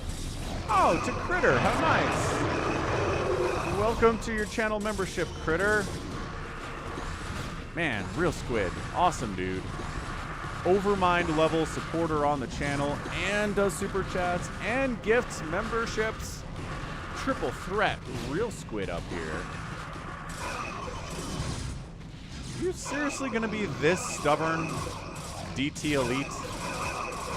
DTs are holding. Somehow.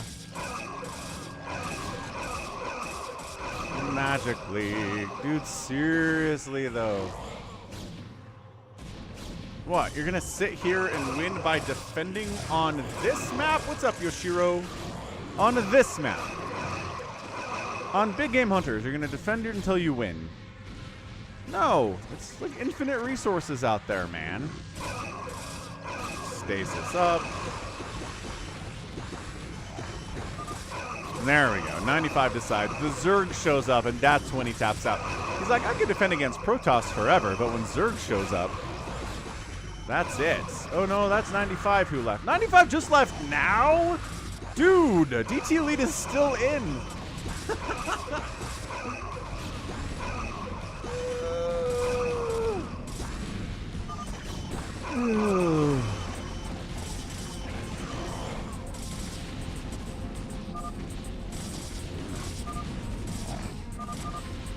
There you go. GG. DT Elite says that was good. A little bit of good manner from him at the end. That's nice. That is nice. Andrew says hit that like button. Andrew is correct.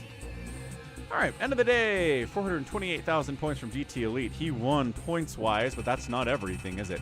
DT Elite outkilled everybody. Youthfully outproduced everyone. Even more than Luxury Gamer by a lot. Luxury Gamer, I guess a lot of mutas, which are expensive units to continue to be building. DT Elite lost the most stuff, but again, the most buildings, whatever.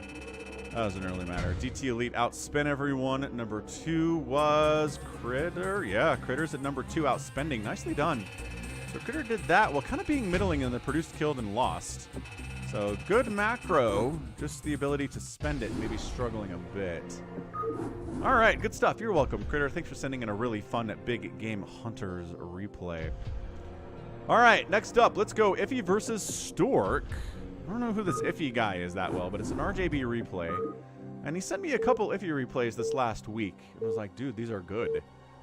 So, guess we'll find out why, won't we? It's Neo Dark, whatever. Neo Dark Origin, something along those lines. Bottom right, it's gonna be Iffy, our yellow Zerg player.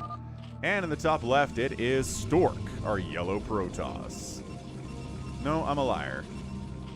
Am I a liar? Yeah, this is Iffy, this is Stork. Not yellow, though. He's white, because Protoss is always kind of yellow. It always throws me off. Real Squids, thank you for the $5 super chat. What's the most satisfying sound design, Marine, Zergling, or Zealot deaths? I just find Zergling death sounds to be really satisfying for some reason. I don't know what it is. The little squick. Kind of interesting that way. I don't know what it is, in all honesty. But here we go. Probe moving out. Going to throw down a pylon. And then going to move out to scout to see if you want to go forge or if you want to go gateway. And there he goes. I'm going to go get a Coke Zero refill. I'll be right back. Hit that like button if you haven't already. And thanks again for the super chat, Real Squid. Mike will show up in a second here.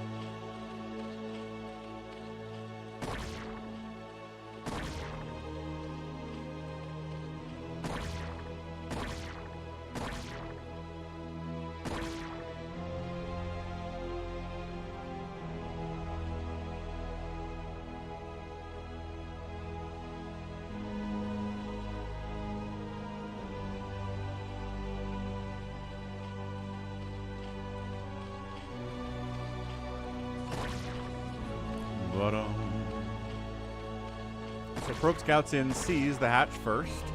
Wait, I lied. No, it's not a hatch first. That was probably a pool first, actually. That's why you Probe Scout, man. That's why you then you forge. Is that seriously? My gosh, Real Squid super chat just came through. Incredibly slow. Incredibly slow. So yeah, you cannon, and then you expand, then you cannon. Either way, I think we're probably okay here from Stork. Oh, these lings. I think they might actually get in. Oh no, he throws up another gate, gets some probes to block the gap. Oh, Stork. Oh, Stork, that was tricky. Oh, that was really tricky. One probe died, but one ling got in as well. So a little bit greedy from Stork and is punished a little bit. Did he go Nexus before Forge? No, I don't think he did.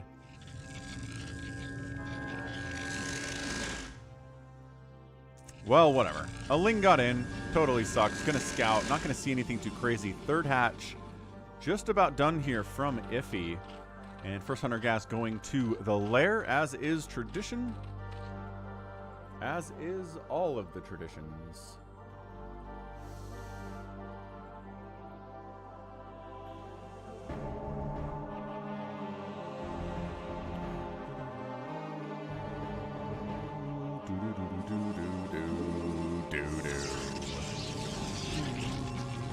Cybercore, Cybercore, it is time for a Cybercore.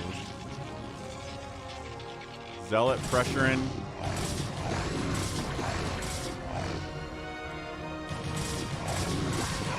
Yeah, got 3 kills, not bad for a Zealot. Not ideal. You want to get 4? Anything more than 4 is insane. 3 is fine, 2 is kind of a disappointment if you're a Zealot at this stage of the game. Oh, just getting hammered early is not going to help you get those numbers up, rookie. Got to pump those numbers up. He's got 2 kills. Can he get a 3rd? No, he cannot. Thanks for subscribing, Bunk. 28, Prime resub 3 months in a row. He wants more Big Game Hunters. We do have another Big Game Hunters in the folder, sir. So we'll get that up for you specifically. Thanks for the Prime sub. And yeah, if you've got an Amazon Prime subscription, you can actually subscribe to a Twitch channel for free every month. Just takes money out of Jeff Bezos' pocket. It's a pretty cool feature. The problem is it falls off automatically every month. You have to manually go in and renew it. So I just have a little Google reminder set up. I think it's today actually. The 28th. Every month on the 28th, I go out and use my Twitch sub on somebody. Because otherwise, it's just sitting there being of no use to anybody, and Jeff Bezos gets to keep his $5.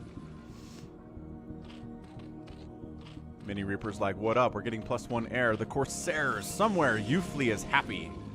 He doesn't know why, but he's pleased because Corsairs with +1 are on the way from Stork here.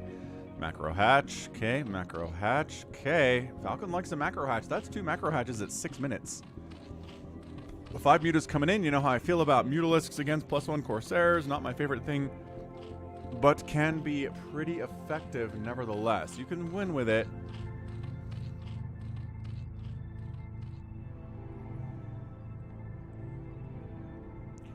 Corsairs, they're here to harass, right? They're here to kill overlords. They're here to kill mutas. They're here to prevent map control by the Zerg, but they're also here to scout. Why is he... Well, okay, I guess he just knew he was dead. He didn't get any hits off of that Corsair at all. That was really problematic. Pumping more Corsairs back here, though. He's like, if I have enough, we can take these mutas down. Gosh, that cannon in the mineral line is just a little bit late. Not too bad. Buzzard! Thanks for subscribing with Prime. Thank you so much for the support. I appreciate it, man. Long time follower and supporter, Buzzard. Sorry, Buzzard X91 in particular, that version of Buzzard. Getting a Sunken back here at the 3rd, getting a Sunken to fall back to here too. Man, I just cast a game that's going to come out this week later, but it's Hero, and he just does not believe in Sunkens at all in a ZVP. He instead believes in the power of having like 8 macro hatcheries and just keeping the pressure on the Protoss player until they die, instead of having Sunkens to fall back to against things like Zealot attacks. And I'm not going to tell you how it worked out, but I just hadn't really ever seen that before. So check that one out. I think it's Hero versus, I wanted to say he tried it against Snow on the channel here just in a couple days. So that'll be fun.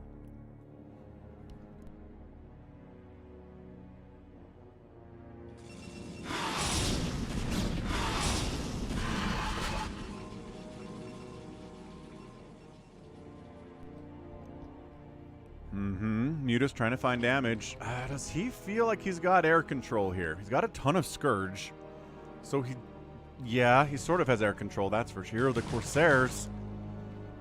Oh, DT in the house, but that's why you have the Sunken Overlord combo. It's for DTs as well.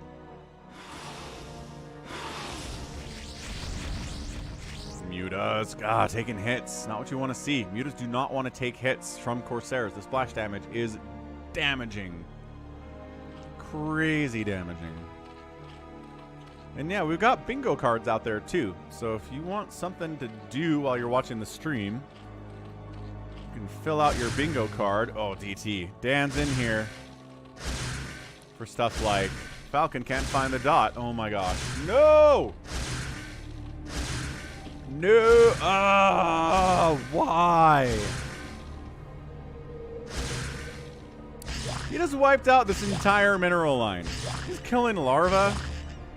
18 kill Dark Templar at 9 minutes. Are you kidding me? I love how now if he's like, wait, what? Huh? Where'd all my drones go? Well, this 18 kill DT that you just destroyed, he wiped out your drone count. So it's 37 workers to 54 probes now. Yep, so if he's in a lot of trouble. Scourge gets some good connections on the Corsair. Still 4 Corsairs remain. Ah, get out of here, mutas.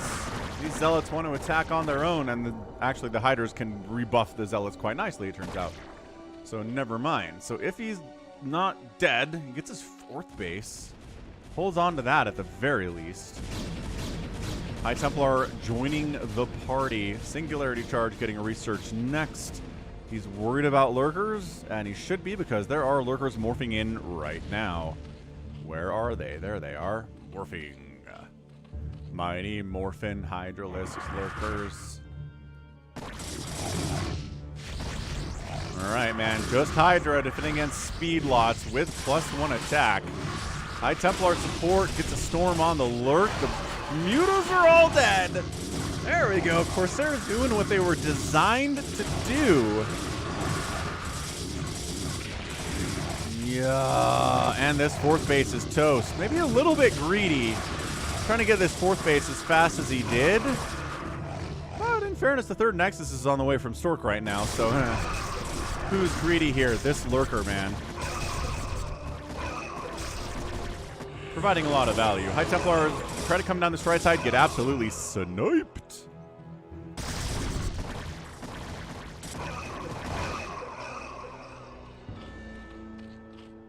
Thanks for nothing. All right, Iffy. Iffy, friend. You're 340 APM. We need you to tech into Hive at some point, sir. I know you believe in the power of Hydralisks and what they're capable of, but at some point, you want that plague. You want that Dark Swarm.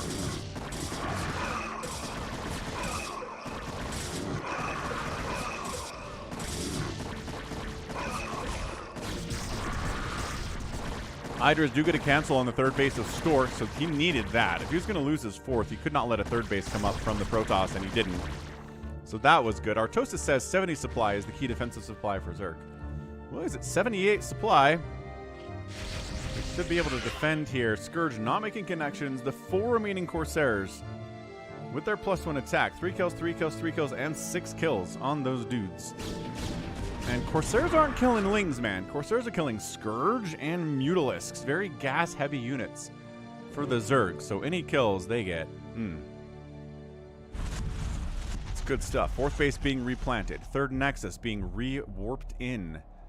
Opening Warp Rift. Man, I've been reading a bunch of Warhammer books recently, and the warp, that word takes on a different meaning for me now. It's been changed.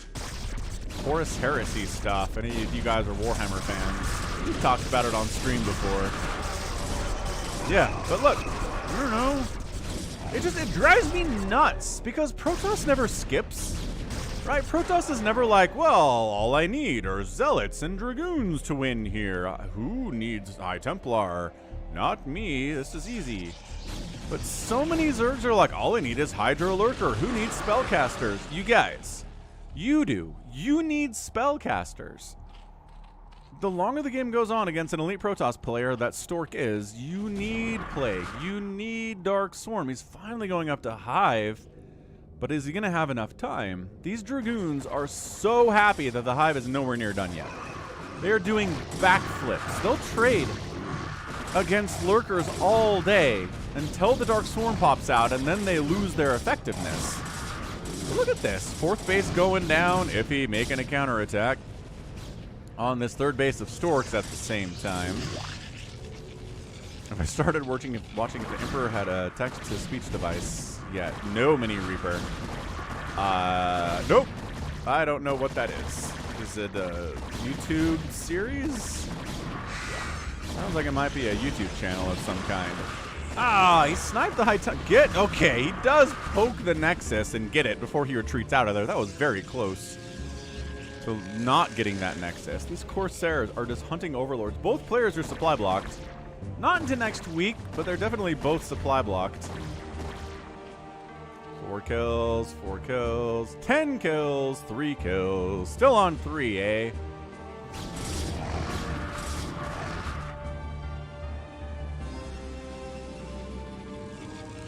Yeah, I read the first 3 books of the Horus Heresy, and then I read The Flight of the Eisenstein, which is good. And then I'm starting on Fulgrim this week. Alright, Mini Reaper, I'll check it out. Ooh, double expanding is Stork. He's like, well, I want a 4th base and a 5th base right now. Thank you very much.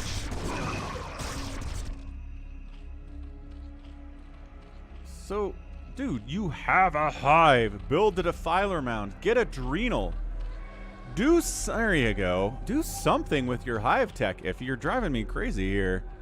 Driving me bonkers. Did Brain get a Defiler Mound at 9 minutes? Maybe.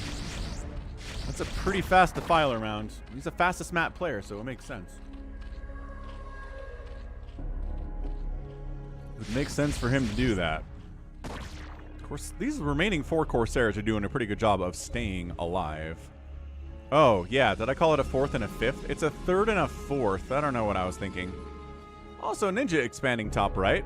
This is extraordinarily vulnerable, and if Stork knew about it, he would shut it down so hard. There is a Defiler Mound. Okay, that's good. Defiler Mound is done. Push down this right side is very pushing down this right side.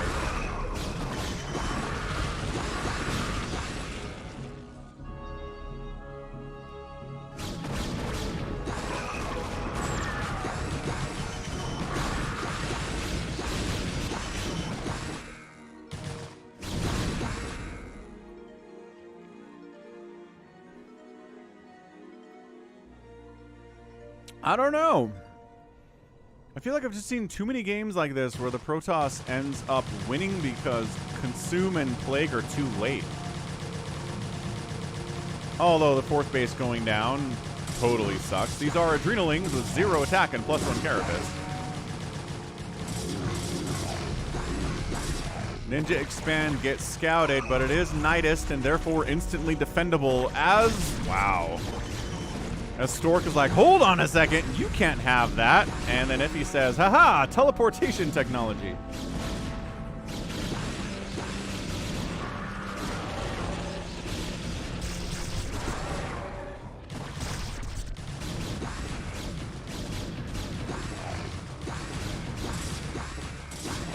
Because it is, right? It's teleportation technology. There's no way there's something natural, like something the Zerg could do that would allow him to take a unit from down here and put it up here in less than a second. Unless it's just some kind of like living creature that has stomach muscles or something that can push something that fast. I don't know. It doesn't really matter. He's storming that high ground as well as he can.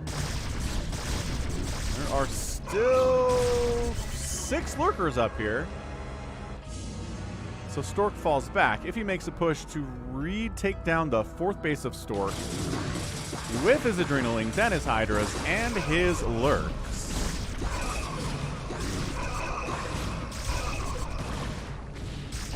Yeah, multiverse technology, Critter. Good call.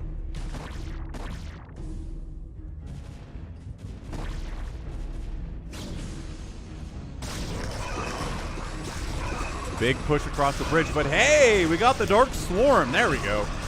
More Dark Swarm coming up here. Plague is just about to finish. Iffy might have just walked the tightrope. Might have just casually walked the tightrope between not having what he needs when he needs it.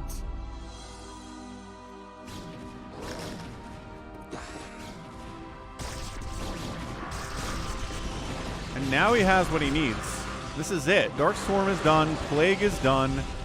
We're going to start seeing some plagues here. Man, losing all those drones down here was massive for Iffy, but the ninja base at the top right is huge. Denying this base has been massive too for Iffy. And now he's in a position where he can win. For a long time there, he was struggling, and now this is basically requiring Stork to go into Reavers, which he's sort of not doing. There's your Plague. Ooh, catching 3 High Templar. Better than nothing. Better than a total waste of Plague.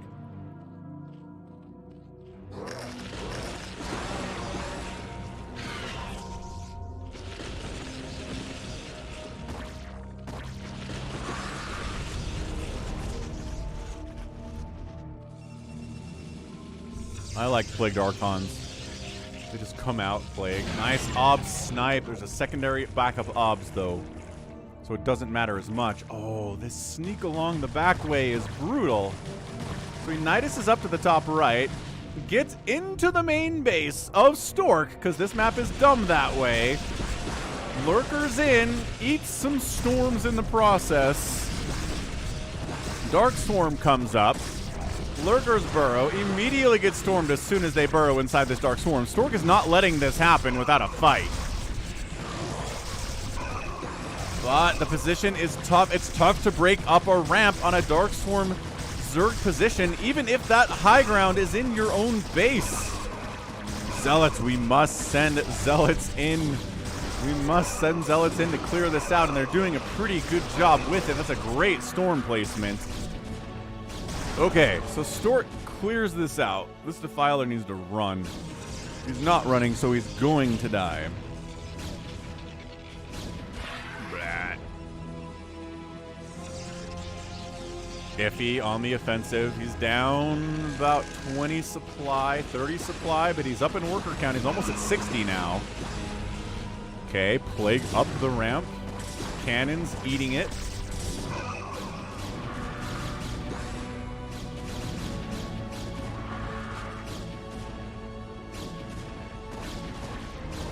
Oh, we're back up here. What the? Okay, fine. If he's just able to get randomly back up here again, he's going to bring his lurkers all into range of a cannon, which is not my favorite thing to do.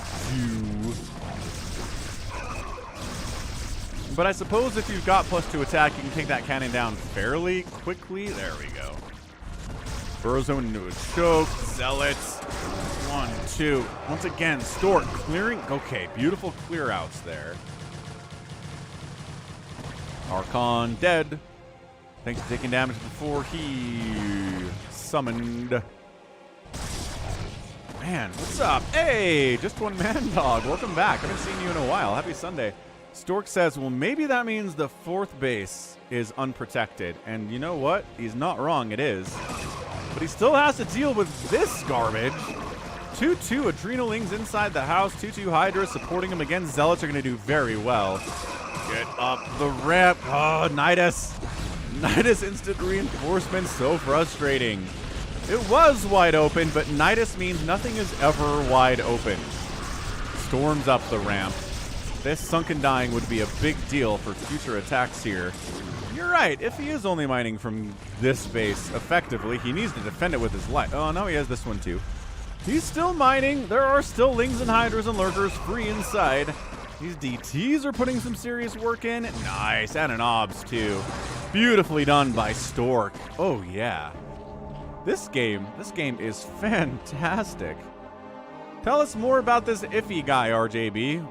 Why do I not know who he is if he's this solid? He's really taking it to Stork here.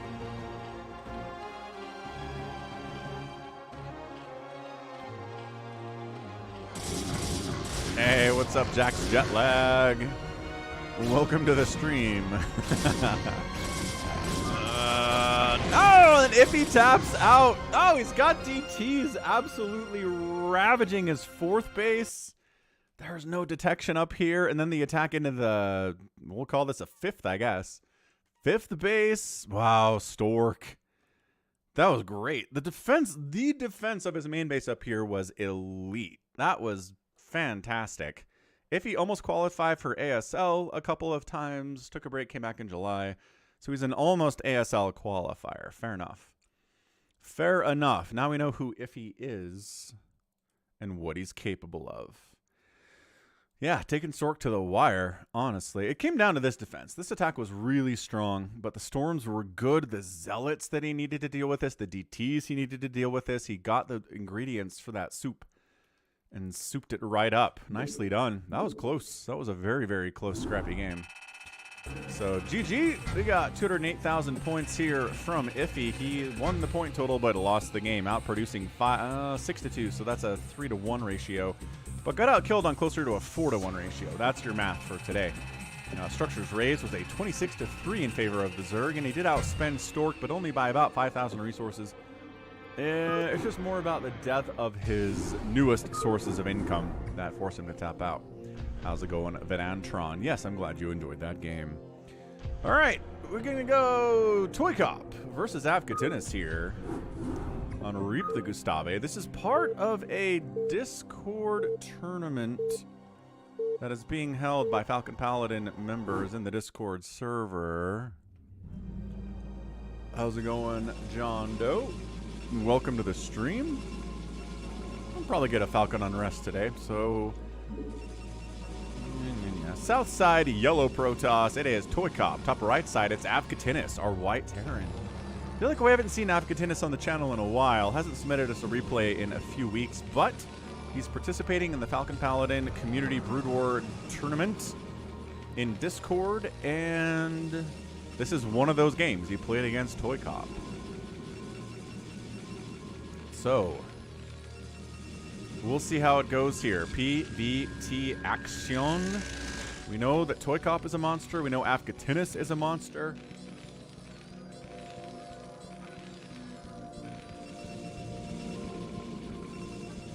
Avcatinus enjoys kind of memeing on Protoss opponents and Zerg opponents sometimes too, with a lot of ghosts and nukes and EMPs and stuff. So I don't think he's going to do that against ToyCop. I think he respects him too much. Too much. What's up, Deploribus Rex? Yeah, some good PVTs lately for sure on the channel. And I posted a TVT yesterday with battle cruisers for those of you who are interested in TVTs. I know some of you are, not everybody. A lot of you people will see a TVT on the channel and be like, no. But man, that Bogus versus Kanata replay I posted yesterday on Heartbreak Ridge, tons of drops, tons of bases changing hands constantly.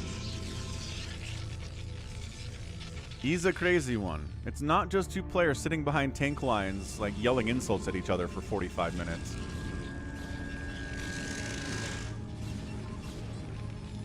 Hey, Deploribus. Thank you, sir. Doing my best. Expanding. Avcatinus.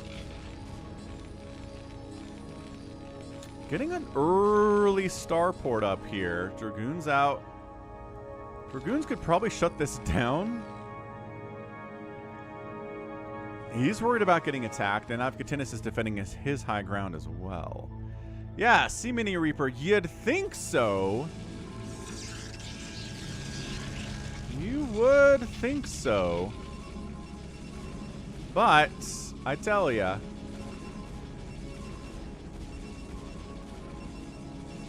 that TVT from yesterday was awesome.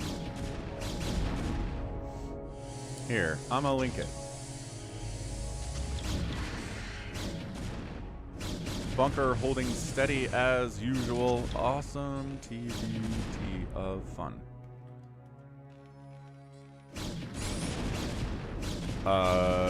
Sure. Spider mine. Oh, Marine gets inside the bunker. Now the Dragoons have to get out of there.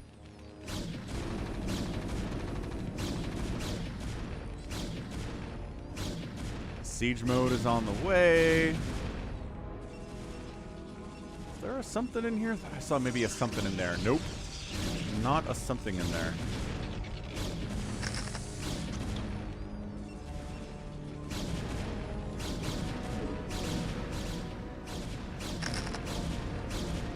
Ooh, that's a sneaky spider mine location.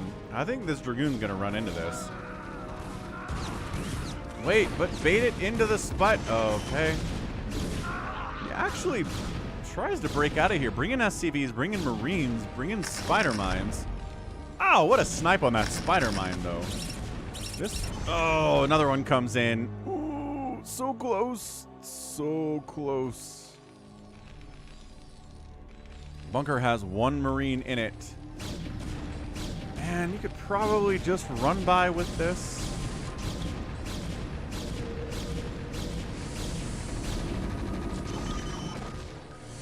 Marines pop out, save the day.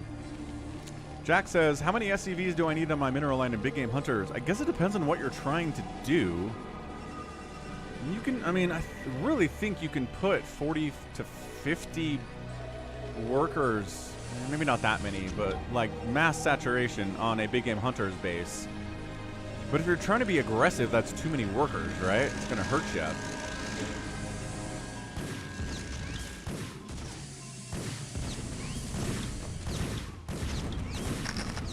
Nice little vulture drop here on ToyCop. That sucks. Spider Mine's getting laid all over the place. Oh, do not. Okay, couple probes died to that Zealot triggering that Spider Mine, but could be worse. No mining in the main base of ToyCop at the moment. He's got a third base warping in on the left side, but that drop was damaging. And remains damaging.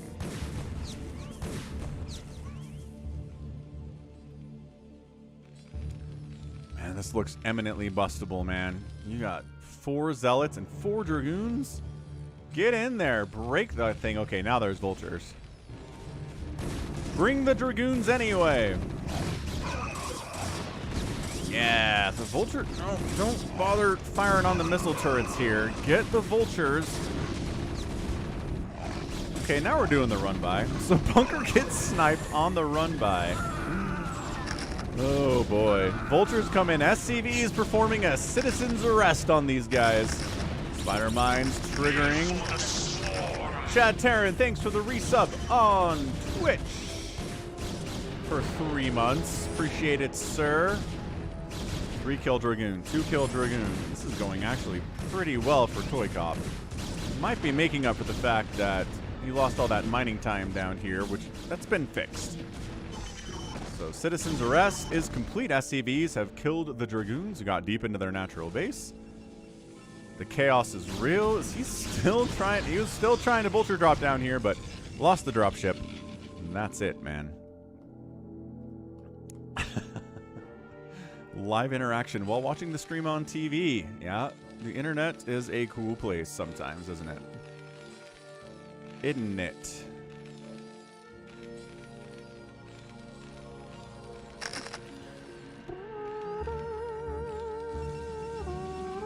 Upgrades from ToyCop. No such thing from Avcatinus. He has no attack upgrades for his mech at all. But he has enough vultures to bully these Dragoons into submission, even without the upgrades.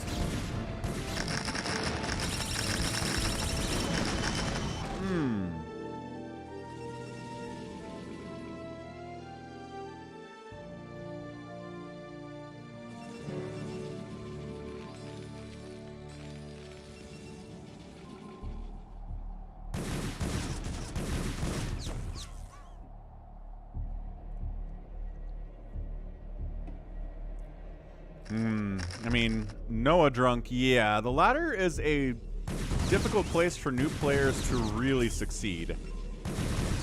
Pretty much 99.9% of the players on the ladder have been there for about 25 years at this point. So even the F rank and the E rank are kind of filled with players who are going to be substantially better than a newbie at BroodWar. There's a lot of smurfing going on too, where people are making new accounts, going down to lower levels just to stomp on people who are new, and which I hate, but it's happening.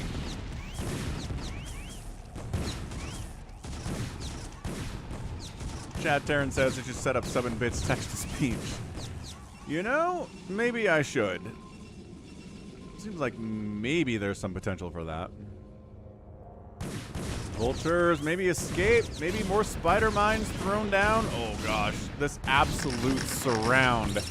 Dragoons are like, wait, what? Yo! Alright. All those Dragoons died. This reminds me of 4 Phoenix. Where's 4 Phoenix been today? This is a 4 Phoenix strategy, man. Just mass vulture all day long. Is that what he's doing? The name of the replay is No Siege, so this is maybe a self-constrained rule that Avcatinus put on himself. What's up, Queen Amelia?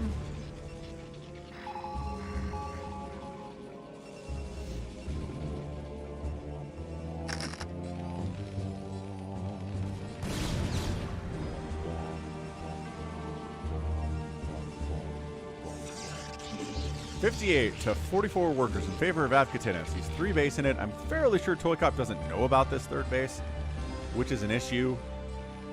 What is he? He's getting science vessels. He's getting upgrades for his vehicles beyond the +1 attack he already has. Vulture shenanigans are Vulture shenanigering. Spider-Mine's taking out Zealots, taking out Dragoons. Vulture gets in for the scout. That cannon placement's pretty good. I wonder if you can sneak this Vulture down about here and get some probe kills. Seems like that might work out for you.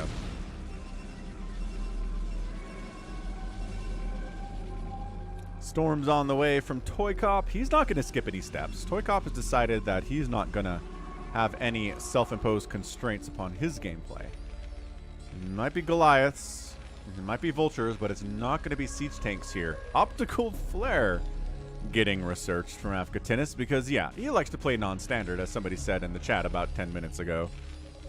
We know Avcatinus. He can play standard, but sometimes he just simply doesn't. And maybe even most of the time he doesn't. Gosh, these Dragoons just having a real tough go here today. But I have ranged Dragoons with observers. Why should I struggle here? 4th base coming up left side from ToyCop. 3 base to 3 base as long as he has is not ideal.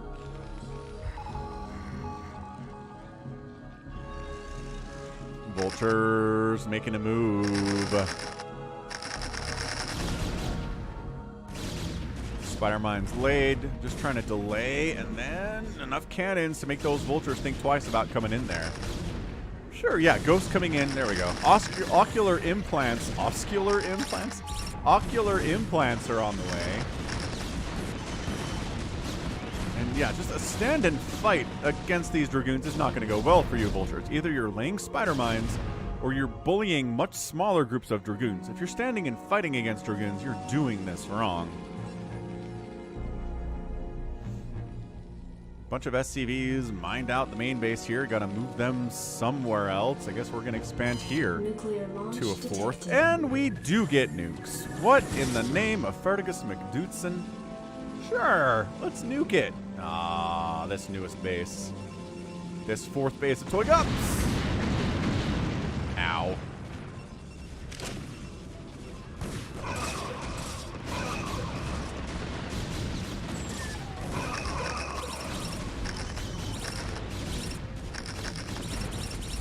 Spider-Mines are getting some connections here. Where are the OBS? The OBS must have gotten sniped by the Goliaths. So Nuke actually killed every cannon at this base. A follow-up of Vultures would have been sick. Just kidding. We got a follow-up of Vultures right now. So they're going to take down these cannons before they finish warping in. Which means a bunch of these probes are going to die. Dragoons do show up to try to save the day, but it's 69 to 50 probes, and worse all the time. Sub 50 workers now. A 20 worker disadvantage for ToyCop against Avcatinus. 1 nuke and a Vulture follow-up, man. Sometimes cannons are simply not enough. More Spider-Mines! Getting connections in. Target firing the Spider-Mines pretty well here as ToyCop.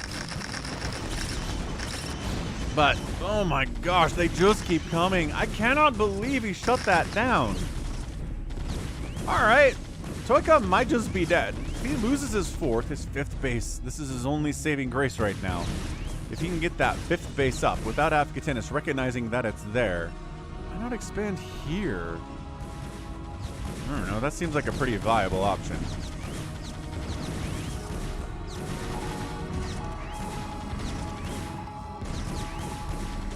What's up, Game Jinx? Ah, good old cinnamon emoji. Yeah, EMP, lockdown, more nukes being added. ToyCop's working on stasis. That might be pretty good. Nuke silo at the 3rd base.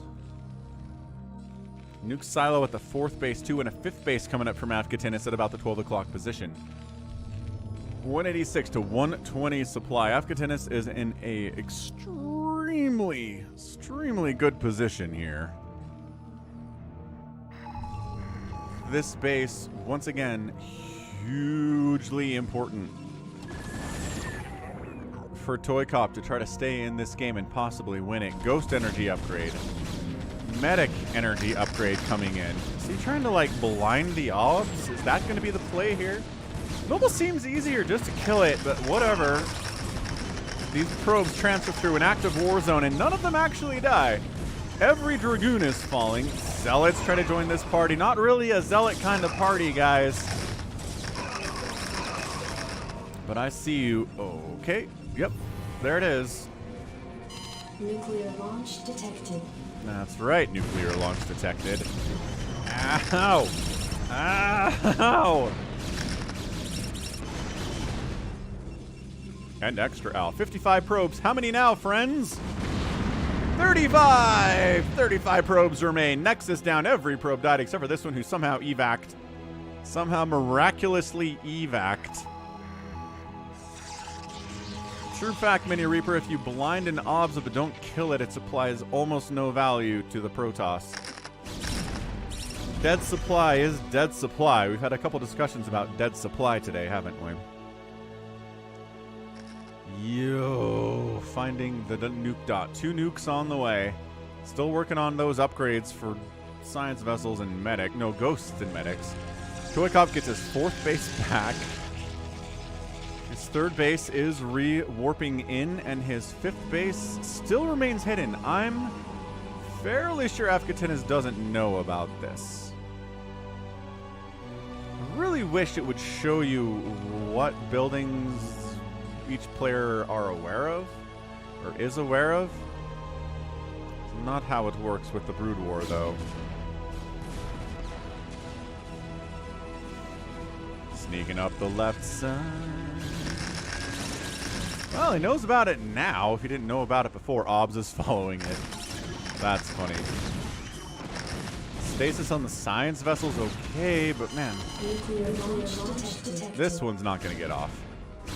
Sorry, Double Nuke. This one is not for you.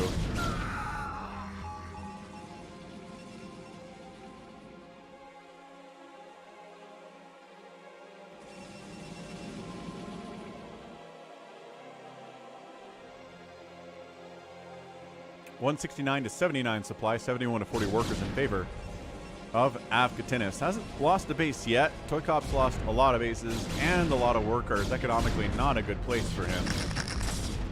He did shut down the last nuke, which is really nice. I love how I have 0 respect for me, says ToyCop. Oh, no. Yeah, Avcatinus kind of messing around. That's what he does. It's just a game, says Avcatinus. I mean, I said it at the start of the game, right? If Avcatinus feels like he's gonna win anyway, he'll do weird stuff. We've seen him do it against a bunch of people. And I don't know, like maybe he doesn't send in the times it backfires on him and he loses.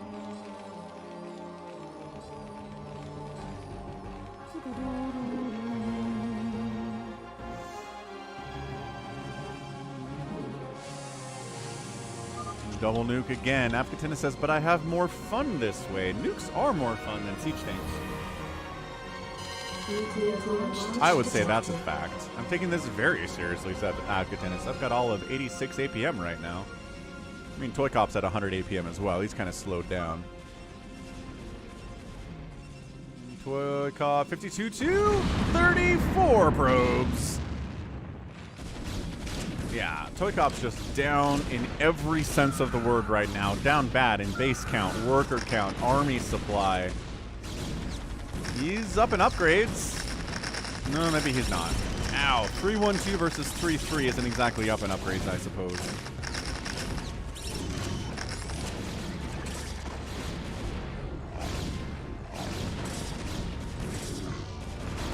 Woo! My Templar storming spider mines. There are a lot of spider mines. It makes sense.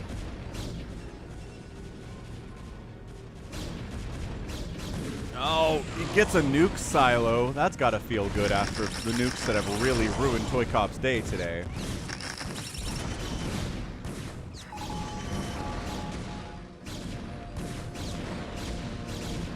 Nuclear launch detected.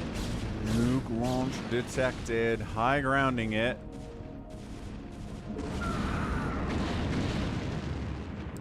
"34 probes remain. No probes mining at this base either. They did evac this time, so that's nice. Nexus on fire, but not dead yet.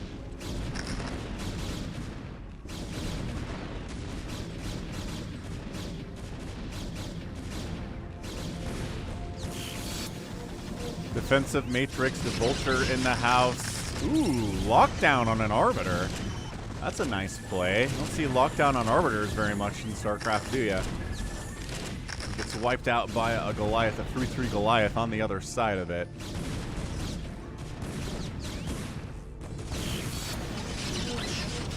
He locks down an OBS, which... kind of the same thing, I guess.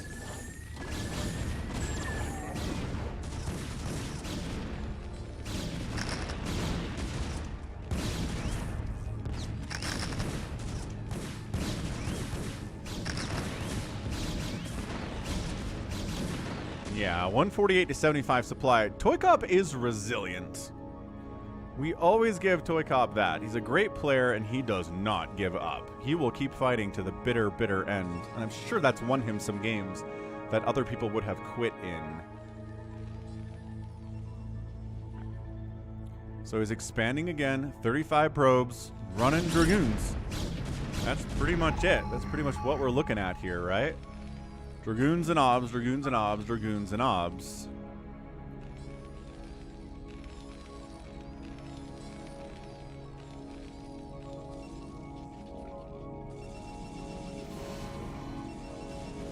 Nuclear launch detected. I'm not sure why there are Marines at this point in time, but... Four Phoenix said the same thing. That's funny. I kind of hear it. Like when I'm playing StarCraft, I do kind of feel the same way. If you focus as hard as you can, and macro as well as you can, and micro as hard as you can, you're just like deep into it, right? You'll probably win more, but it's not as fun as just being like a little looser with it, right? A little experimenting, doing stuff that you find fun, even if it's not the most optimal. Like, I do hear Avcatinus' side of things. I really do. I've had games of StarCraft before where at the end of it I've won, but I feel like it wasn't fun. So, I hear it. This guy would like to make a nuke, but his nuke silo got wrecked, and this one is still working on a missile. So, not going to work out. Yeah, see, there you go. ToyCop, he's, yep. Never give up, never surrender is a good attitude to have in StarCraft in a lot of ways. I am not condoning floating your buildings out to the corner of the map when you've been killed, though. That's not the same thing. You cannot come back from my enemy is maxed out and I have a command center floating in the corner. That's not how that works. But if you've got an economy, right, you can still expand. There are places for you to go. Keep fighting. I like it.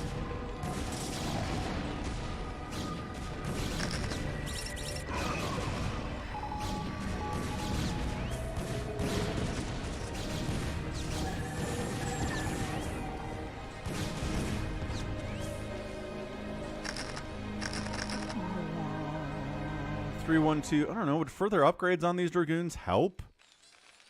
I don't think against the spider mines as much, but fighting against these Goliaths and these Vultures, absolutely.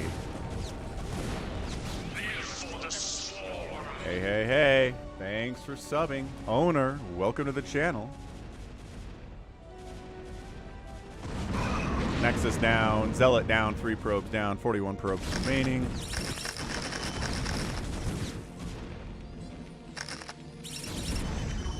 Yeah, but at this level of StarCraft, RJB, like ToyCop said, you can come back and win games where other people would have said, ah.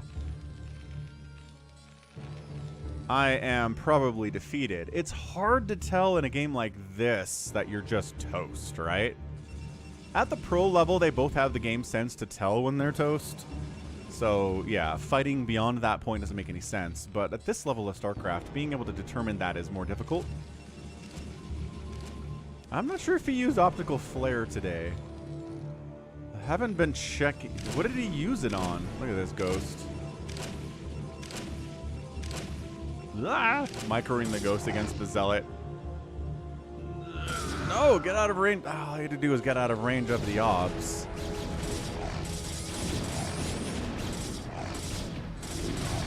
Oh, yeah. RJB. If it's that verifiably dead, that all you have left is a command center, and you're floating it to the corner, yes. That is lame duck behavior, 100%. What's up, SaviorSword? There we go. ToyCop out. Couldn't kill any of the bases of Avcatinus. He got nuked 800 times, and that was it for that game. So, GG. Avcatinus gets that win. He ends up getting an 8-to-3 kill-death ratio. It's about a 4-to-2 kill-death ratio from ToyCop, and that is your number right there. It's incredible cost efficiency with those units, and Avcatinus ended up outspending ToyCop, which is really bad in a PvT anyway. More bad if the enemy has tanks. Still pretty bad if they're not making tanks, I would argue. Good stuff. Great stuff. Okay, I said we'd do another Big Game Hunter, so let's do a Big Game Hunters with Gallons and Critter with no Terran representation. Because for some reason we haven't had a lot of that today. But the last game had a Terran win, so that counts for something. But yeah, hit that like button, subscribe on YouTube, and subscribe on Twitch, especially if you have an Amazon Prime subscription. You can Prime sub. Everybody knows that, right? Everyone on Twitch knows that. Maybe they don't. Doesn't really matter. We shall gain and spread awareness. All right, Team 1 on Big Game Hunters is Axis Omega. Let me call you Mega. We got Critter bottom right, Protossing it up, and Gallons Protossing it up left side. We love Gallons and Critter. Cool dudes both. Team 2, WXW, a Protoss player. A mix. No,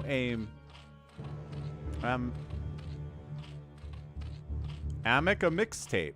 M-I-K a mixtape. It's almost like Am I a mixtape, but there's a K in there. Then finally, another Protoss player whose name is Gustave. I'm going to call him Am I a Mixtape. I think I'm just going to roll with that. And Mini Reaper is right. Everybody's a noob at StarCraft, even the pros.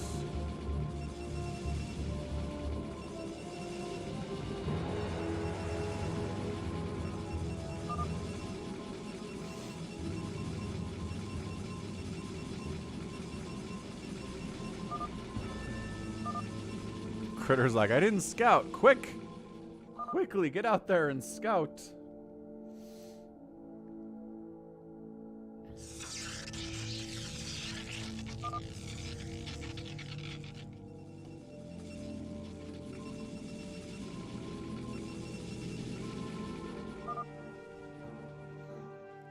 Speedlings from our guy, Am I a Mixtape?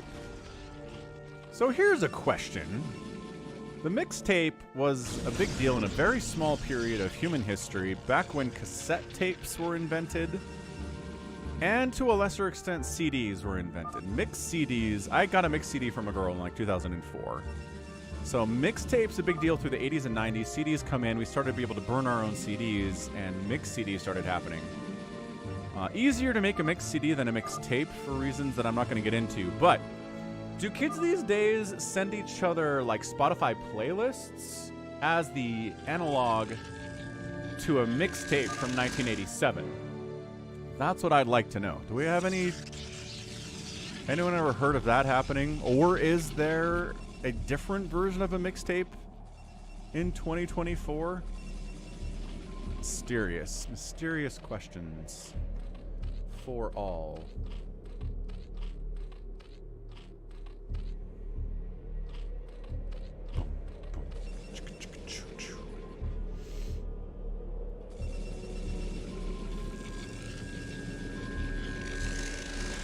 RJB says they still call it mixtape. What is it, though? We're talking about a Spotify playlist? They just call it a mixtape? Dave C, that's what I'm talking about. Making a mixtape, if you were, especially if you're trying to pull the songs off the radio, was crazy hard. You had to wait for the song to come on. You had to hope the DJ wouldn't talk over the beginning or the end of the song you were trying to record. Pfft, ridiculous. Ridiculous. Well, there you go. Queen Amelia makes mixtapes for daycare and playlists. Yep. Yoshirio knows what's up. He's old enough to know the mixtape, how it worked. It's gotta be playlist, right? Did I not ×2 this? Sorry, Critter. I'll ×2 this. Got a little bit of Dragoon stuff happening. Making a push on Gallons. Gallons is outnumbered. But he does have cannons? That's just why you have cannons. For this very, very reason. So, Ling shenanigans here in the side of the, or in the middle of the map. Cannoning up the middle here is Gustave.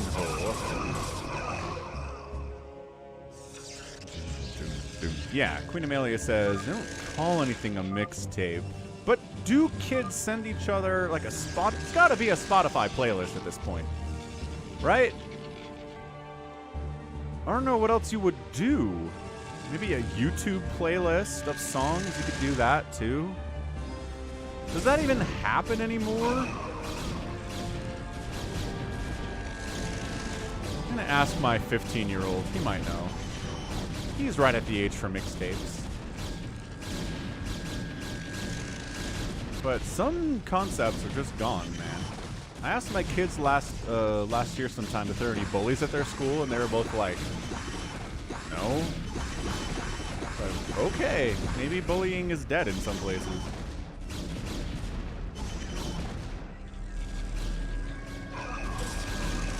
Anyway, bit of a push here from WXW1234 right side against Mega.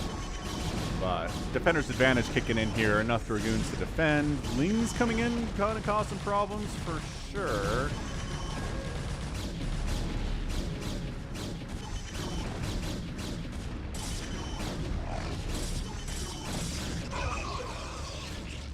Well, but Deploribus, the point of the mixtape was not, hey, look, person I'm attracted to, here are some songs that you have now.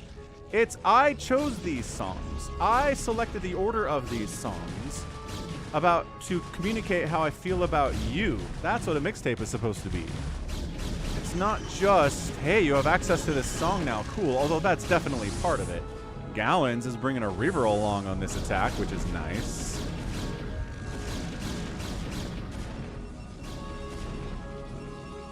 I know, Ganon. I couldn't believe it either.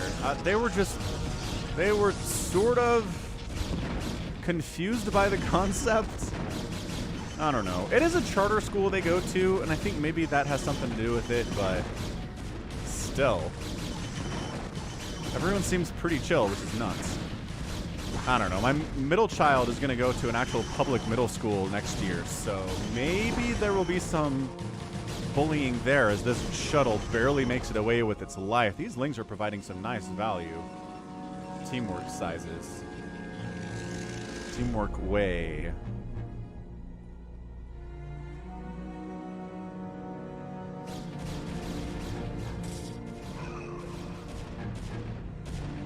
The current bullies are school administration, says Dave C. Maybe so. Maybe you're not wrong about that. Arbiter Tribunal, Stargate coming in.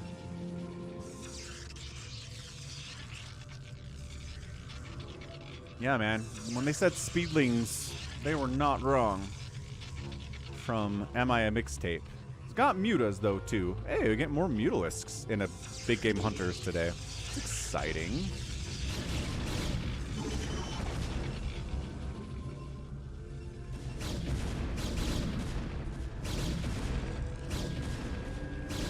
Kids are too distracted by their phones to be bullies, says IL. Maybe. Maybe that's it. Also, yeah, my kid's charter school does not allow phones to be out at all ever during the school day. Not at lunch, not between classes, no phones at all. So doesn't really explain that one. I honestly like that rule quite a bit. Well, like I said, public middle school next year. We'll see how that works out. We'll see what their rule set is.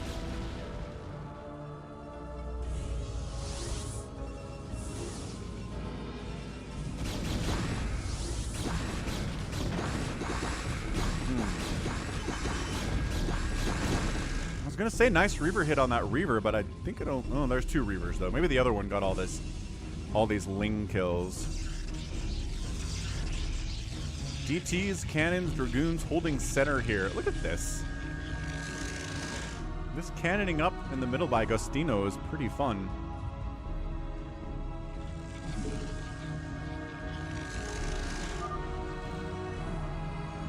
There are DTs out, Gallons. Good call. Way to know what's happening in the game. Yeah, the online bullying, you're right. I have heard more of that happening. It's like putting someone on blast on TikTok or something. Instagram. Take this, cannons in the center. We have... Oh, High Templars. Ow. Eating Reaver shots, not ideal. How are they enforced? Again, it's a charter school, which just means it's not a private school exactly. At least in Utah, a charter school just means that you as the parents are able to take the money that would be spent on your kid in the public school system and send it to a charter school, right? They take that money, they educate your kid. And so you're not paying, you know, tens of thousands of dollars for your kid's education. It's the same, it's just not part of the public school system. So I don't know. They're able to do it. If they see a phone, they take it. Seems pretty straightforward, honestly.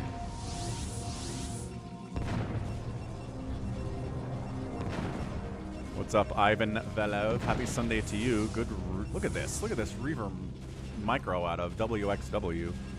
Oh, okay. Gallons, maybe? Ow, Gallons? Gallons. Gallons, your probes. Gallons. Gallons, your probes! Alright, Gallons is down to 20 probes, and less now. Okay, this Reaver drop is incredibly effective. And Gallons is like, ah, wait, what's happening here? What's up, Realultra? Alright, Gallons is going to start mining from his natural now. It's a little bit safer down there. Apparently.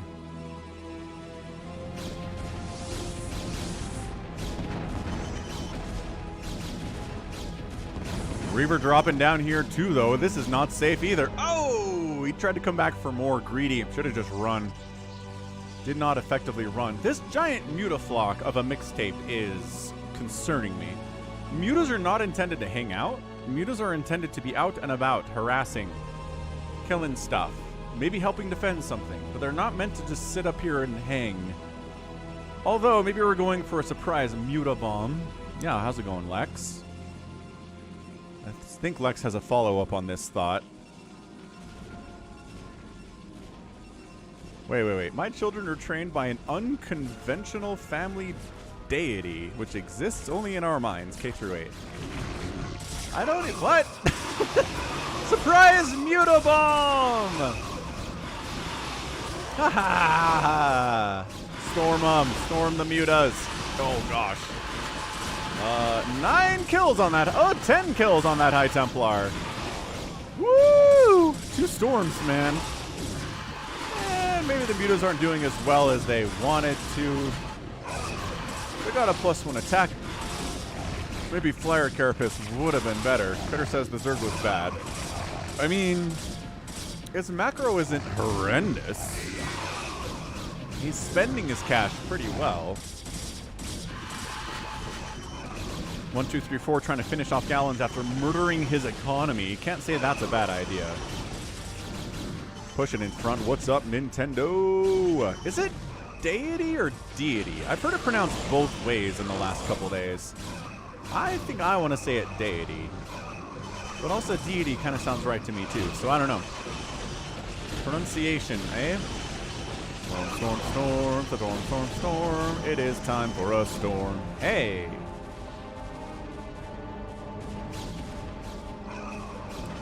Meanwhile, Critter's up here trying to clear out these center cannons with a handful of 2-1 Dragoons.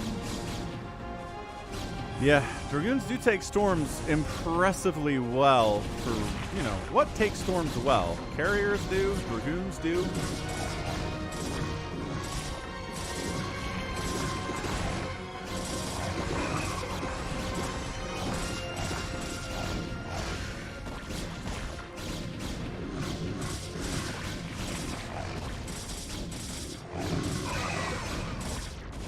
What's up, Sadfish? And the Zerg's gonna die. Not over till it's over, says Mega. Ganon says deity and deity are both acceptable, modern versus kind of archaic. Fair enough. And Bruce says might be a US versus UK thing. Entirely possible. You know what? Now that you mention it, I do wonder if I heard it deity from a British person. Maybe not. I don't know. Zealots want this Nexus so bad. They're doing work on it, but they're not going to get it. And see you later, mixtape guy. Alright, so Mega's down here being like, well, Zerg player dead, 5 drones remaining. Kind of trying to mine here in a pretty exposed and open location, and that's not going to go very well for me at all.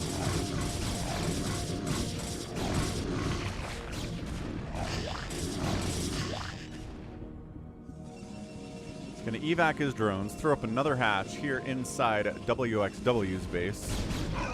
Make that happen. What's the Critter working on? Can we guess carriers? Nope. Scarab damage. Getting storm. Getting air weapons, though. He might try to go for some carriers later. Ah, Mega's mad about something. What is Mega so mad about? Did he get dropped? Did he lose a base? Nope. Mixtape taps, which is fair. I mean, I don't know. He could have kept struggling, but...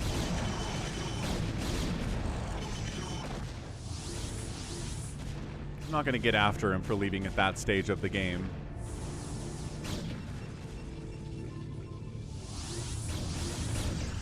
Gallons. Oh, sniping High Templar with Reavers is so satisfying.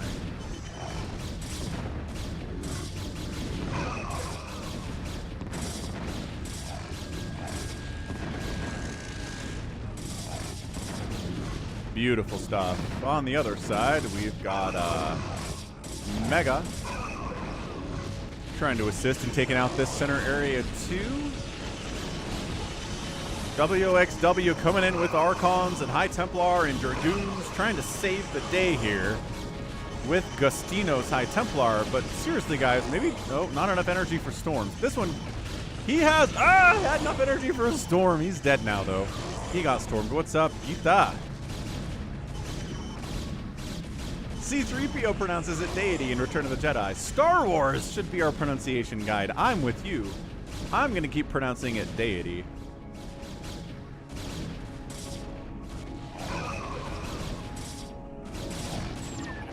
Gallon's getting pushed a little bit here by WXW. Probes being pulled into fight, but this is, I mean, 3 attack Dragoons.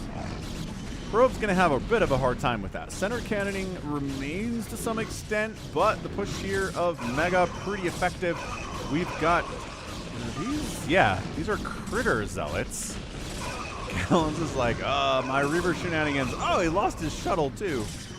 My Reaver shenanigans. Gustino taps. What the heck happened to Gustino? Gustino? Did he disconnect? What the what?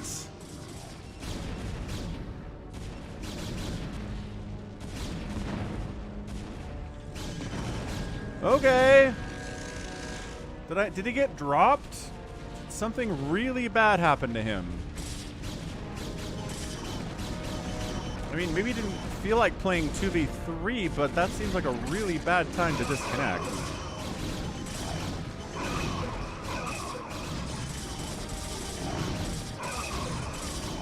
Oh, it was a recall.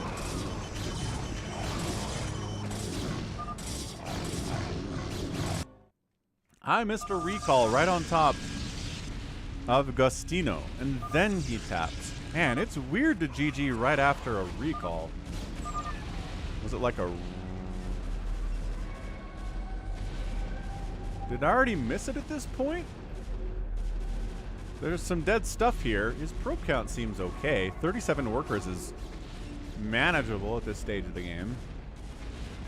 And Gallons is only at 38, so...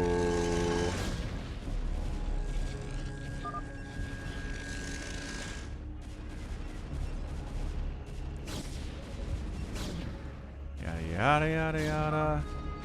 Nah, man. He tapped out for no reason. He might have got recalled, but he still had like 40 workers. And no one was actively killing him at this point. Was he just mad that his little center thing got killed? He might have just been mad that his little center thing got killed. Cannons only take us so far. It's true. It's like Speedlings. Speedlings only take you so far.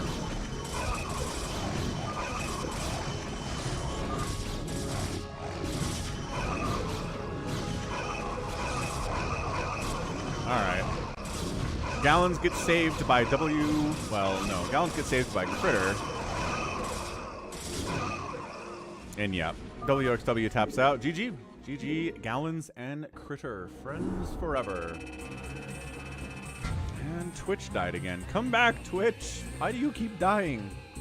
110,000 points from Gallons. 147 from Mega. 142 from WWW. And Gustino, 110, 107 from Critter. Mixtape not great today. All right, I think we got one more replay to toss up here. Ready to go with it. Let's see, did this. This is an hour long. We're not doing that one today. An SDanny, fine. SDanny, LetsPlaySC. That was, you know what? Pretty good game last week between these two. Let's give him another shot at it here. Did I get rated? How do I have 40 viewers all of a sudden? I was at 20. How'd I just get double on the view count? Somebody rated me. But I'm not getting a raid notification. Alright, fastest map, 1v1, SDanny, bottom right, Protoss. It's LetsPlaySC playing Terran, bottom left. Really fun, almost hour-long game last week between these two with some crazy stuff. What's up, Ebster? Welcome to the stream. No filthy Zerg to die this time. I feel like I got raided, but maybe 20 people just decided to start watching at the same time. That's okay. I can support that. Welcome to the stream, everyone. Subscribe if you're on YouTube. Subscribe if you're on Twitch. You can use a Twitch Prime sub for that. You can follow me, too, out on Twitch, which is awesome. You can become a channel member on YouTube by clicking the join button down below. So many great options for supporting the BroodWar and the Sunday stream in particular. All right, LetsPlaySC opening up barracks here. Pretty standard stuff as far as fastest map 1v1 goes in a TVP scenario. Marine pressure pretty strong. Can be pretty tricky for a Protoss player to get out enough defense to deal with a ton of Marines in the first 5 minutes of the game. Zealots are going to be good. Dragoons are going to be okay. Cannons are going to be amazing. Ooh, Bunker's going to be pretty good too here. Probe says no. Ah, bunker finished. Bunker finished. Bunker finished. Get inside the bunker. I guess it doesn't really matter, but get inside the bunker.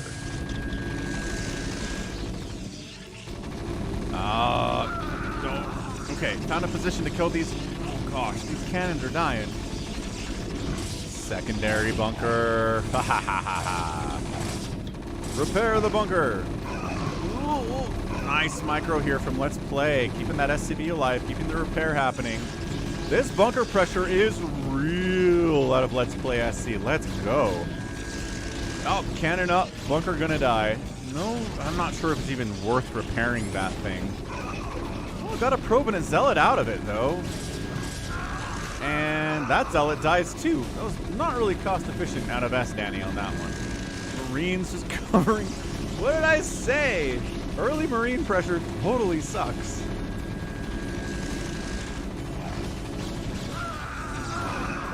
Zealot down. Marines want to take down this secondary nexus with their guns. They could maybe get it. Zealot's problematic. Additional cannons problematic. Yeah, I like it. LetsPlaySC is not getting too greedy. He is working on a factory behind it, getting some medics in the mix too. Some siege tanks would be awesome. Thanks for the heads up, RJB.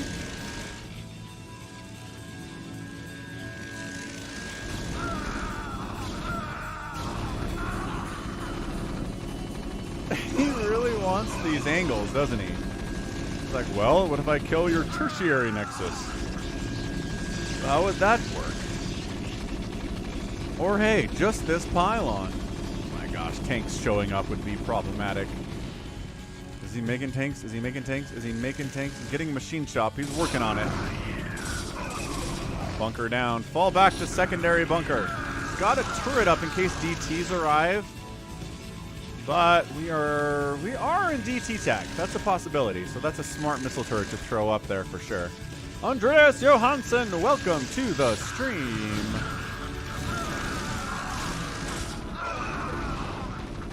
Yeah, LetsPlaySC is just straight up like, take what you can get. Oh, there's a big swath of DTs that just got produced.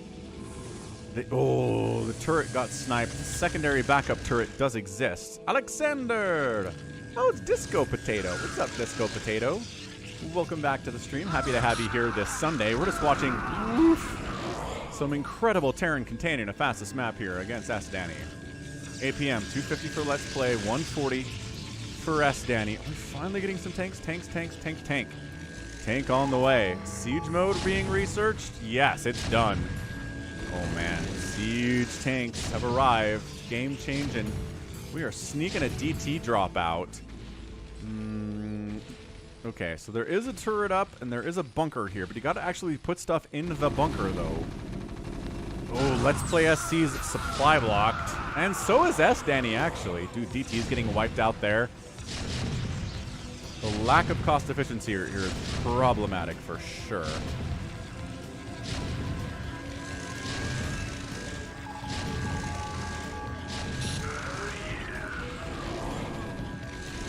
Not sure these DTs have paid for themselves today, friends. So DT attack at the front. DT attack down, wiping out the comsat. Yeah, going after factories, try to snipe that armory. In the meantime, big battle down here. Zealots winning that one. They get a tank, and they get another tank. Yes, Zealots on the bust out, shutting this down during all the distractions here. Awesome. Awesome stuff. This DT's got 3 kills. Couldn't really wipe out the economy of the Terran player, but distracted enough to allow him to get rid of this contain, and now the Terran player's on the back foot. That was really well executed by SDanny. Kadaran Amulet coming in. A little bit of Storm against this guy who loves Marines so much. He's a dead DT, but 4 kills, killed an SCV, maybe a couple supply depots in there. Nothing to be ashamed of. Firebats out from SDanny to try to deal with these Zealots and DTs, and whoosh, whoosh, whoosh. Whoosh, whoosh. Sniping a High Templar. Nice. Ooh, a couple more Zealots die. Dude, it's 163 to 90 supply in favor of SDanny. A lot of that is probes. 65 to 33 worker advantage there. To be reasonable. 42 kill DT is the best. Firebats. Dematrixed tank.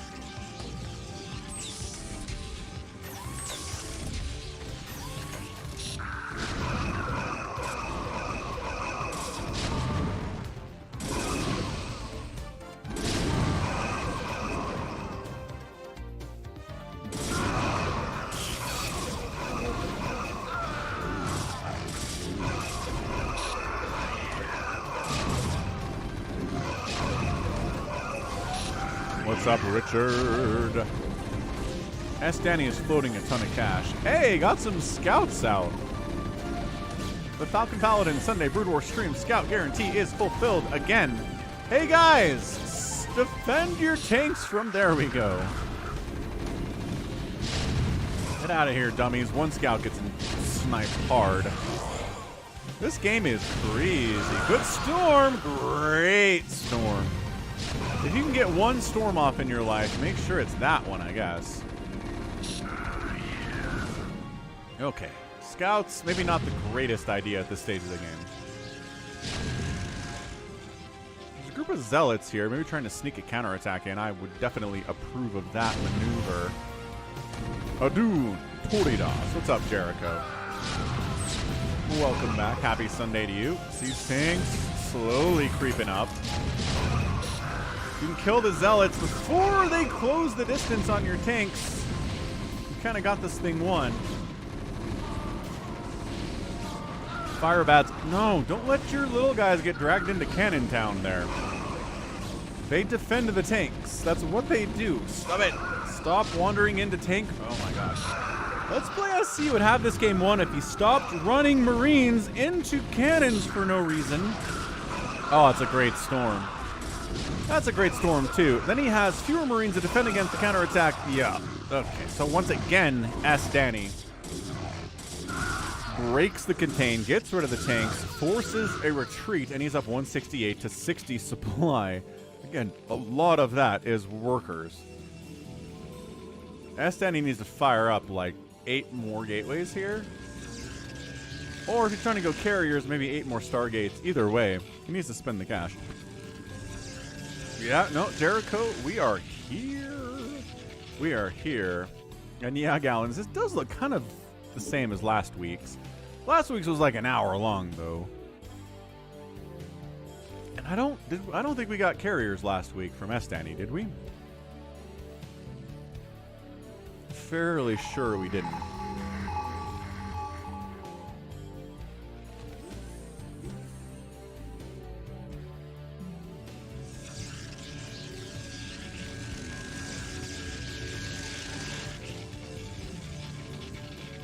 Hallucination on the way from SDanny. Because, sure. Maybe we'll go for some hallucinated arbiters or hallucinated carriers would be interesting, except they don't spawn with the interceptors. So it's kind of easy to tell when a carrier is fake because it doesn't shoot anything. Which is fun. Alright, so no more Marines being produced here from Let's Play. We're going to mech it out hard. Disruption web coming in. I lied. There are more Marines being produced. But I guess these barracks provide more value as scouting personnel than anything else.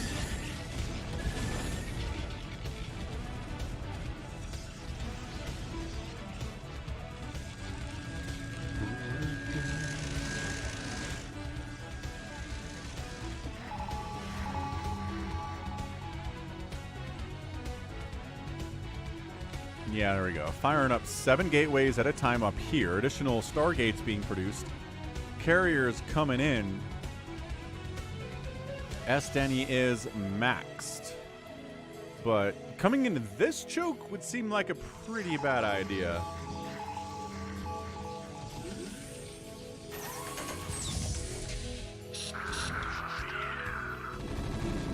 LetsPlaySC decides to move out, which means he's going to eat a ton of speed lots and storm. The Zealots have 3-1 upgrades, the Marines are at 2-1, and the tanks are at 1-1. About to move out, eating some storms, nevertheless, taking some casualties, but pushing, making sure this contain is not happening. All these cannons here, scouts covering this area, worried about tank drops potentially, but just a counterattack. Here from LetsPlaySC, this has been an incredibly good back and forth game on both sides. Storm up, D-Matrix trying to keep stuff alive as long as it can, but nope, too much from SDanny. And the counterattack is real right now. Shuttle is empty. Valkyrie does some damage to that. Yeah, storm on those tanks, trying to D-Matrix them, stay alive on some level. 4 Valkyries at a time being produced. I guess maybe he is more worried about the carriers, but there's 7 of them. It's a good number. But overmaking Valkyries here when it's a lot of Zealots could be a total mistake, as these tanks are dying. Firebat's doing their best to keep them alive. They do clean out the Zealot threat, but then more of them keep coming, and now the carriers are here. Carrier has arrived. Yes, it certainly has. Do they have upgrades? Let's find out. 1-0-0. They're okay upgrades, I guess. Valkyries. Getting some hits off, but he's going to fly him over cannons, isn't he? He's going to fly him over cannons and then pull them back away from the cannons, which is always appreciated. He catch an EMP there. It looks like he caught an EMP on those carriers. Nice target firing for sure. Then the carriers overextend a little bit here too.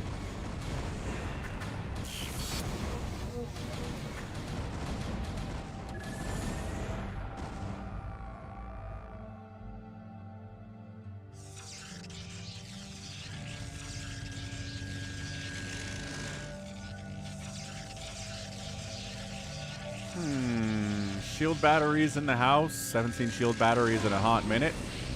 What's up? Danny from Brazil. Danny does have 33,000 minerals in 24 minutes, which seems crazy.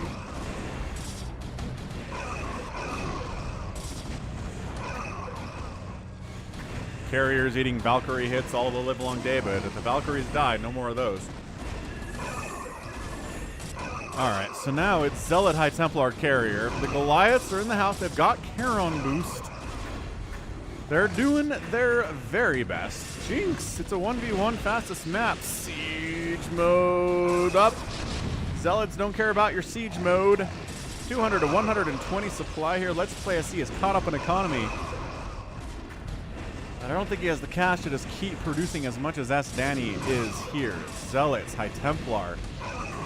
Ye old carriers in the house. Further upgrades. Yeah, Science Vessel's getting sniped out of the sky here. It's 100 supply advantage for SDanny. We are deep inside your base now, Terran player. Your tanks are no match for the might of the Sky Fleet of Protoss.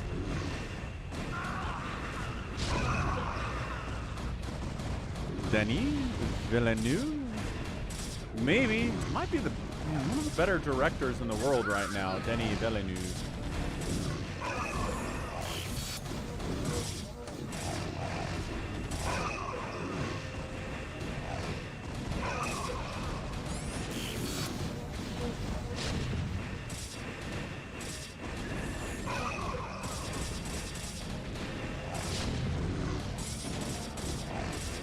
Cloaked Wraith, a last-ditch effort here from LetsPlaySC to get in here, but obs exist. A carrier went down, I think, but all the Wraiths are evaporated. So that is going to be it. 200 to 86 supply. Scouts fighting missile turrets, not their natural enemy. And that's a GG. LetsPlaySC taps, and SDanny gets that win. Great back and forth. Contains were strong by LetsPlaySC, but nice bust outs there. Just better game sense, good timings there from SDanny. Distracting on that last one to bust out was really smart. 400 units produced by both players at the end of it, but SDanny produced more and killed more. That's going to be a big deal. And outspent the Terran player by about 10,000 resources in about 26 minutes. So GG, well done. Thanks everyone who sent in a replay this week to falconpaladin@gmail.com with the subject of BroodWar. We're going to hop over to the live games now and start it off with some Phantom mode. Because the drama of the Phantom mode is real, and people cannot get enough of it. Let's go. Lucky Owl says, wait for me. You gotta be in BroodWar, man. Can I play please? He was ready, dude. Can I play please was ready. Monkey with drip.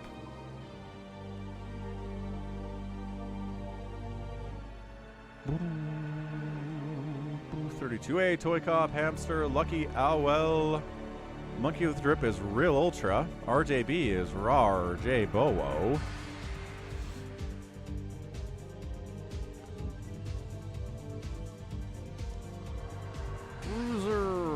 What's up?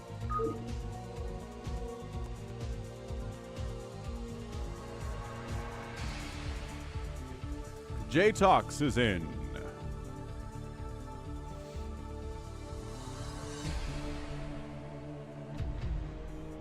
Hey, what's up about SC player? How's it going?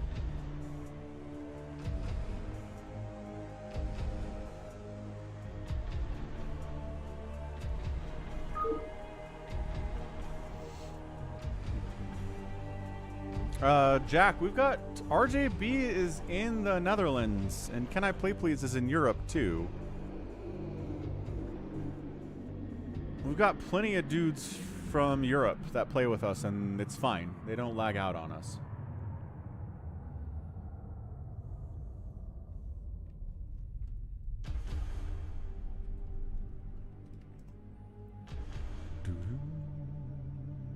Mad Doctor is N.O. Santorio. Ah, okay. Thanks for the heads up. Jtox is in here.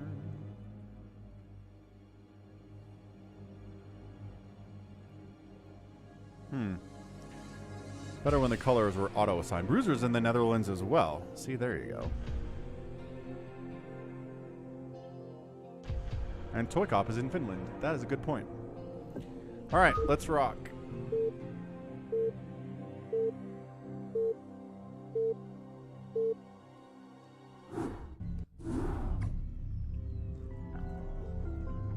Good call about SC player. Priority is, in fact, StarCraft. Agree with you there. Boop. Nope. BroodWar lagging out. BroodWar, no!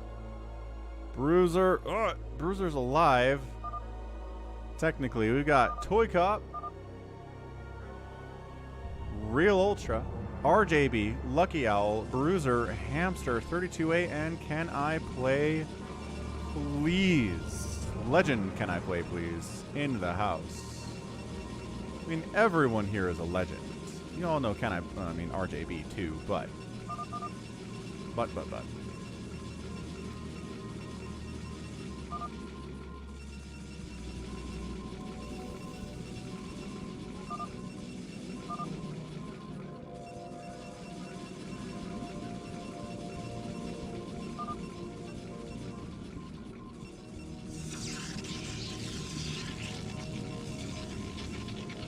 Alright, who's identified? Paladin for the BroodWar. CanIplayplz? Another Paladin. It's 2-2. Realultra taking that center.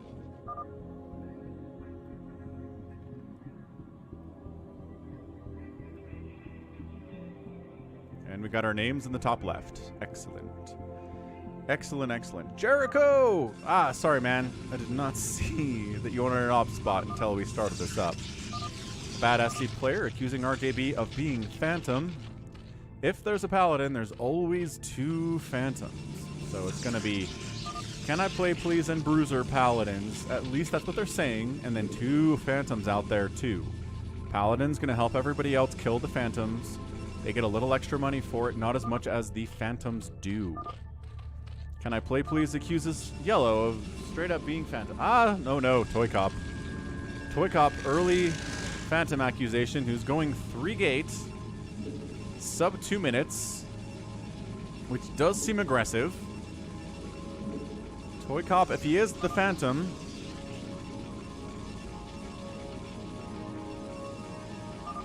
he doesn't like playing the long games, so it would make sense.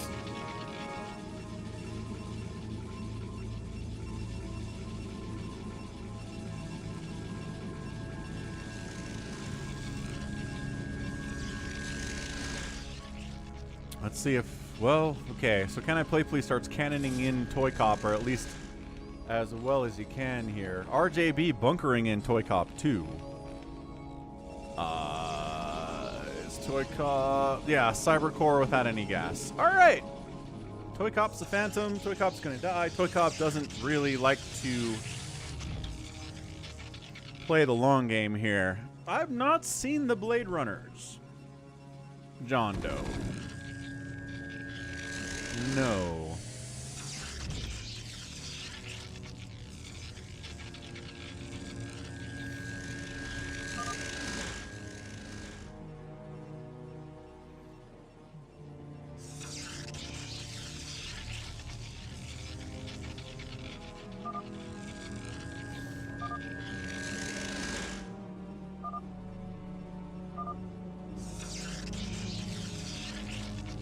You unallied in the first minute.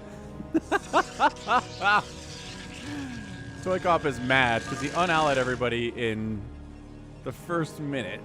Make units and fight. Okay, ToyCop is mad about a contain. You can't have too long of a list of things you're going to be mad about in StarCraft, man.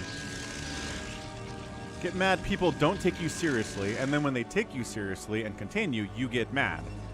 I don't know. I don't know what to tell you here. ToyCop is Twisted Halfling, yes. Yeah, I mean, I know Denis did the Blade Runner, the most recent one. So I might just check it out because I like Denis so much, but like the Harrison Ford 1979 one, I don't know if I'm interested in that particularly. Maybe one day I'll sit down and watch it, but today is not that day.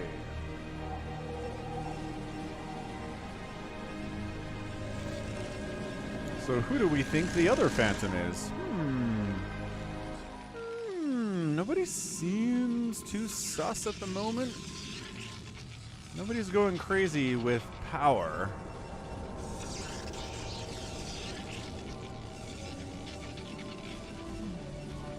There's more than one old school Blade Runner?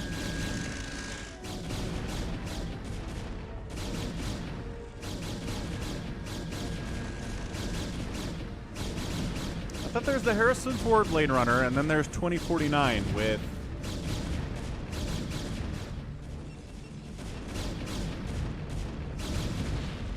whoever is in that movie. I can't remember who it is.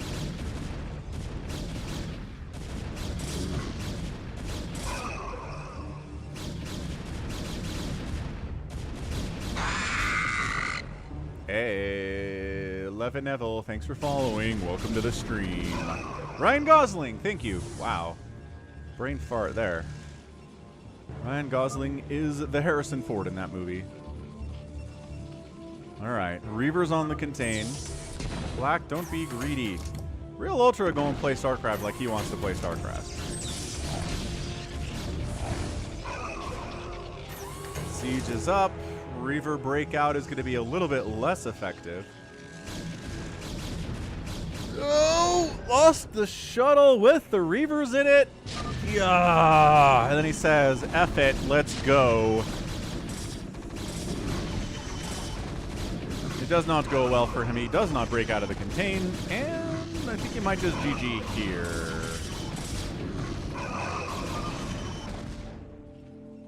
Realultra says, I'm tactically expanding my territory. He's got 3 bases. He has absolutely no attacking units at all. But that's Realultra for you.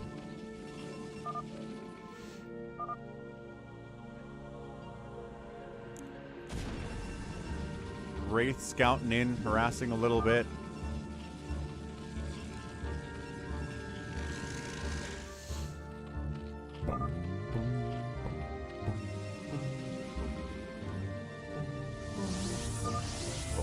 Boom, boom, boom, boom. DTs? Oh, they got a Reaver. Oh, is there no detection? There's an observatory. Oh, can I play, please? Can I play, please?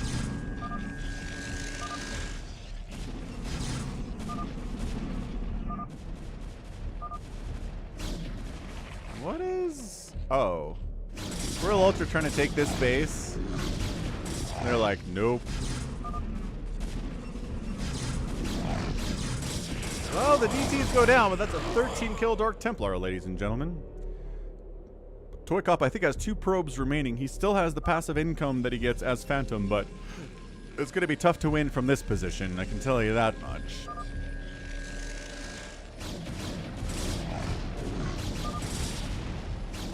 ToyCop again, marching.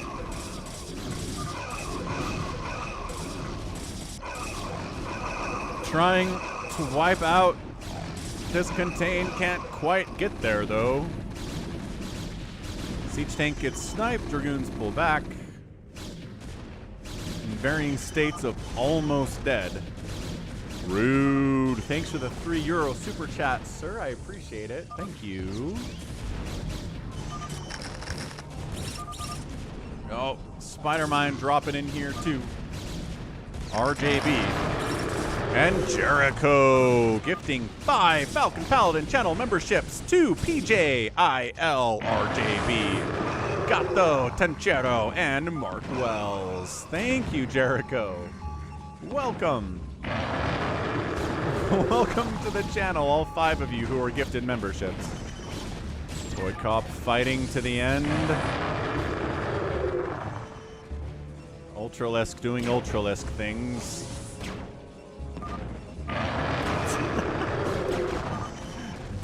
Ulysses the Ultralisk is always...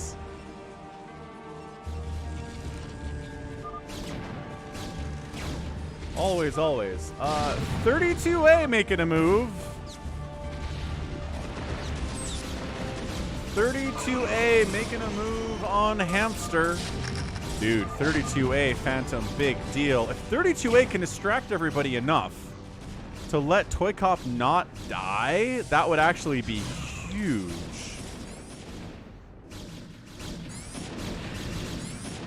Carriers joining the party here from whoever Brown is. BroodWar, that's right. That is TheBroozer. Look, ToyCop's alive. ToyCop's alive. 32. Wow. This might actually kind of work. Jericho gifts memberships. He does not gift memberships for himself.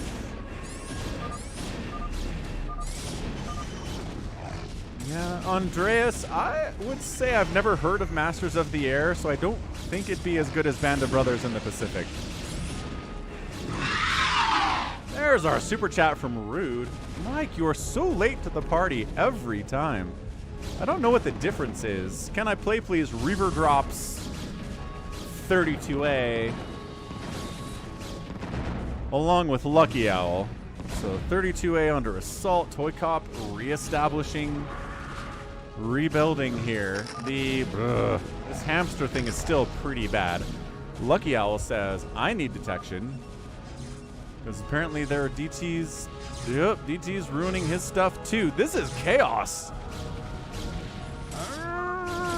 You know, when ToyCop identified this early, I didn't think there was a chance for the Phantoms to win, but if 32A is on his side, although 32A just did lose his main Nexus, which is not ideal.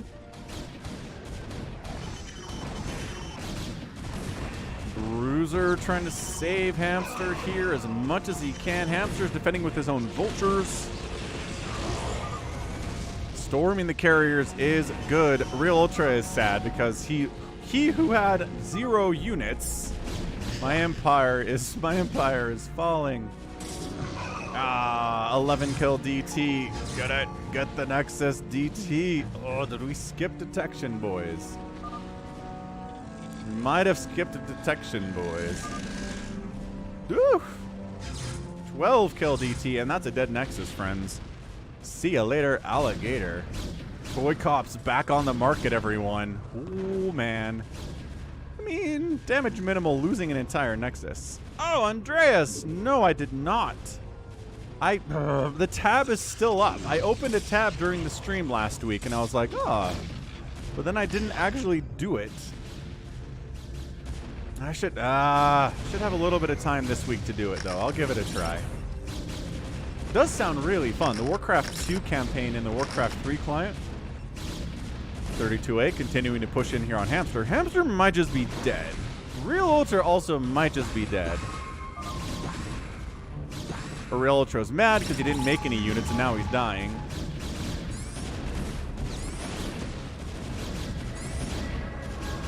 I mean, he's got some lings now.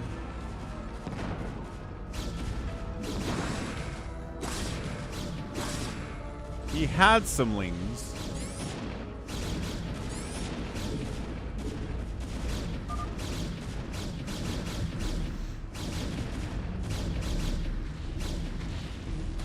carriers. BroodWar kind of doing the best here as far as trying to deal with what's happening. You're taking too long to kill Realultra, ToyCop. Just send the Dragoons in. I really don't know what you're worried about.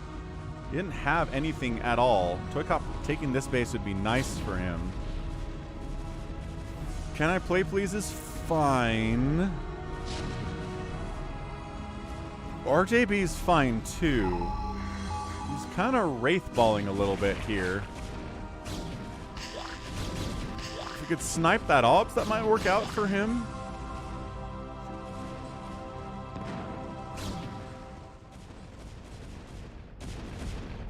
Stasis on BroodWar's carriers. She tried to split them out to prevent this from happening. It helped, I imagine. 32A's got his Nexus back. He still has the second one. Hamster is a stranger in a strange land. He's landed here on BroodWar to try to get some cash there, to try to keep the fight going. RJB does a nice tank drop here on ToyCop. But it's only one tank and it's a handful of wraiths, so I don't know. Ooh, carriers out from our CanIplayplz too. ToyCop getting squeezed. 32A still alive, but he kind of has to babysit these carriers a little bit. Trying to kill him as soon as they come out of stasis, forcing a retreat from BroodWar anyway. No, it was greed from Realultra. Hey, what's up, anti-diarrhea? This is a phantom mode. So currently it's 32A, who's kind of this pink color down here, and ToyCop, who's yellow against everybody else. But they get extra passive income to help them fight everybody else, right? We'll see. We'll see if it works out for them. But I don't know. 3-2 upgrades for 32A is pretty impressive at this stage of the game.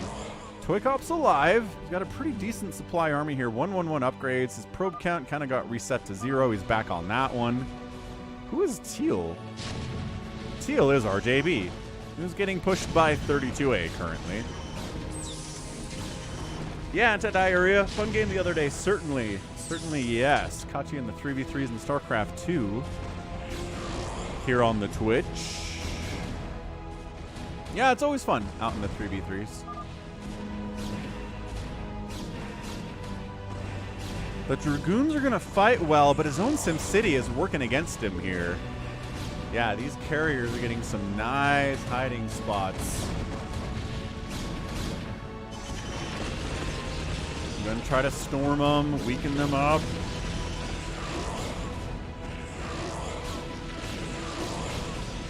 Ooh, just ate that entire storm. I'm not sure who OBS that was that died, but it was definitely an OBS. Big Reaver drop from Lucky Owl, right? Yeah, Lucky Owl with the drop here on 32A's natural base, and I don't think 32A even recognizes that's happening. Yeah, and then a drop up here too. This is not looking good for ToyCop. He's getting double teamed. CanIplayplz as a Phantom is a pretty big nemesis to try to fight against. And RJB in general is just kind of a monster. 32A trying to fight against a phantom number of carriers in the mix. Okay, stasising half of them is going to make a big difference here too. Hey, Tyrion, that's right. Sit down, nice cup of coffee. Watching the live games, always a good time. Yeah, I think this one is pretty much over. Hamster's getting tanks out. Hamster's participating. CanIplayplz has to kill his own cannons to get out. Another stasis, but not okay. Stasising most of them, but not two. And more carriers dying here from CanIplayplz. What's up, Richard Button? Yeah, I agree. I really don't think the Chiefs probably not going to win today, but if Patrick Mahomes is miraculous, then maybe. Hey, Seth Ittings. Cowboys did what the Cowboys always do. Cowboys always have a pretty great regular season and then just fall apart in the playoffs. It's just their method. Their method of how they played in the NFL. Lucky Owl going reavery stuff, killing a ton of the tech. Ooh, Forge is going down for 32A as well. It's going to slow down a lot. Carrier count for BroodWar is big. ToyCop continuing to fight. DTs from CanIplayplz on in. I don't know. I don't know about this. Spider Mines could be problematic for these DTs if they try to connect on those Dragoons and take the DTs with them.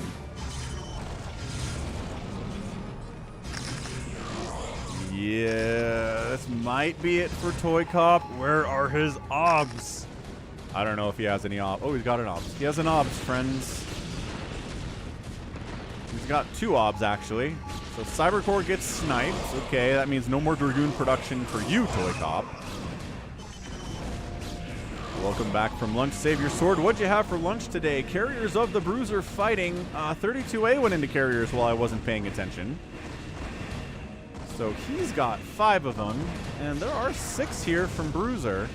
I imagine BroodWar's upgrades are better. He's got, oh yeah, 332 upgrades versus 200 upgrades. 32A is like, I'm not getting enough money as Phantom to do this. It's true. CanIplayplz call it the offensive GG. 32A taps, ToyCop taps, and that's it. We done. GG. Well done. Slayers, Phantoms working together. Take down the Phantoms who were ToyCop and 32A. Realultra's like, I won. I guess he did, Realultra. Alright, game 2. Beef in a bread bowl. That sounds delicious. I need to eat more bread bowls in my life. I haven't had one in like, man, 2 or 3 years probably. Probably 2 or 3 years. Good Phantom. Phantom number 1. Phantom number 2. Who the heck is chocolate milk? Nibbler's here. What's up, Nibbler? 12 new in the house. SaviorSword says his internet is better today. Probably.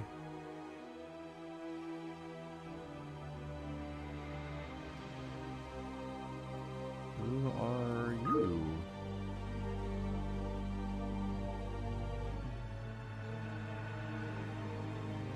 Sure, alright.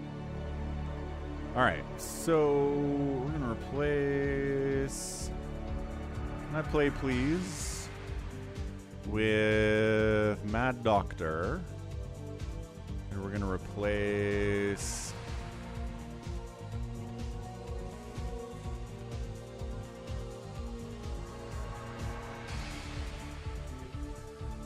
(32A) with BabyTrex.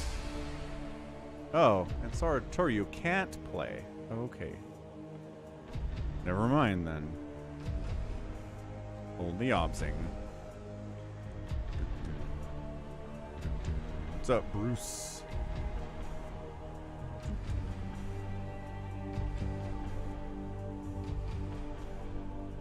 Can't get rid of black on Big Game Hunter, says SaviorSword. Oh, interesting. Is that true? Alright, let's go.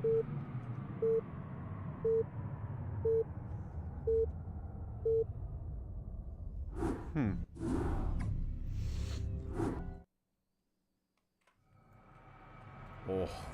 Dark blue, dark gray, and black? Alright, well, here we go. We've got BabyTrex, Chocolate Milk, who is JohnDoe, Lucky Owl, Jtox, Critter, 32A, SaviorSword, and Realultra. Over here, zerging it again. 2-0 active. That means 2 Phantoms, no Paladins in the house. Let's update this name list. Even though it's impossible to read anyway. Man, we have gray, black, and dark blue as colors in this game. That is not readable.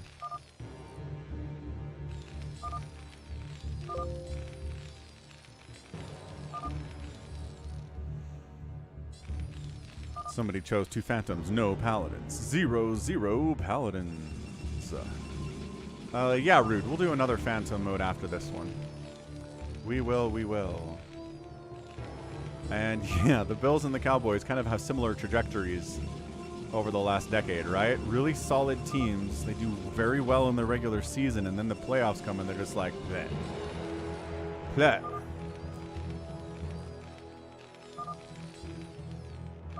If a good player is Phantom, says Critter, we're dead. We're dead nerds.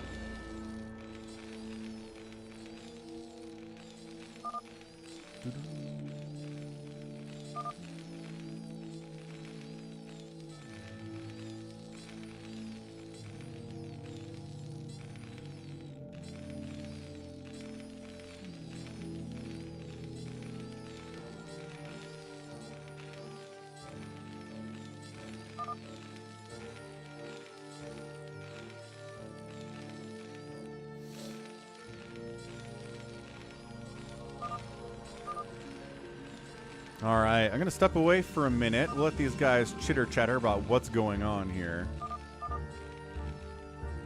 Realultra's mad that someone's taking his natural. Yep, that is happening.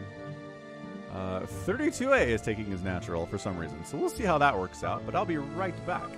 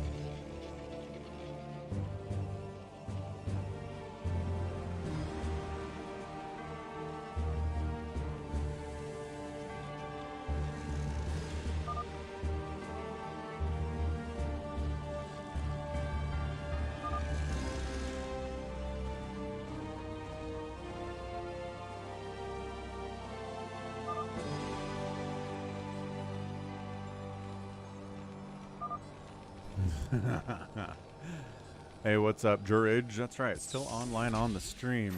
Okay, so yeah, we're just 12 o'clock.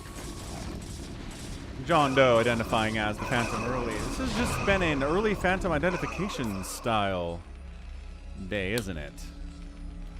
No gas, 3 tanks with siege mode.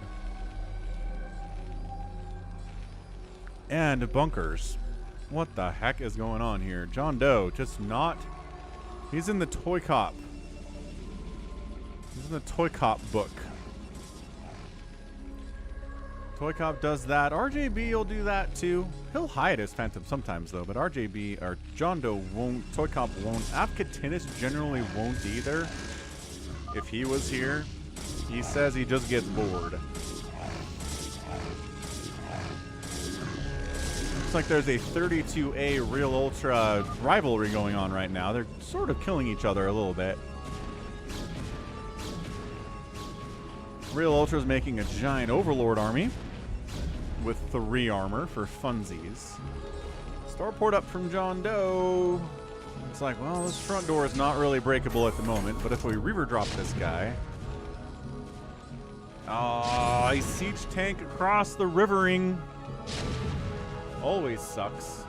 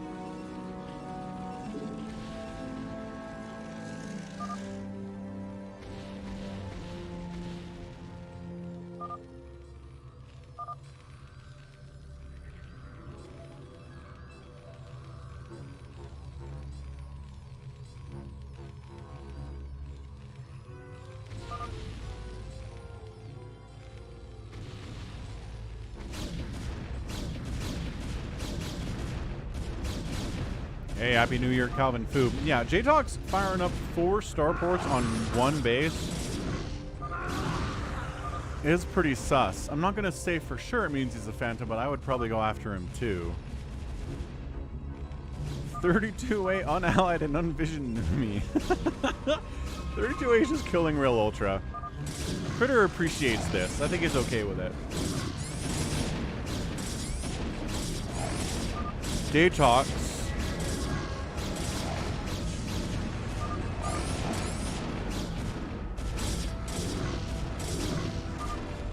Dragoons wandering into Lucky Owl. Dragoons wandering into Jtox.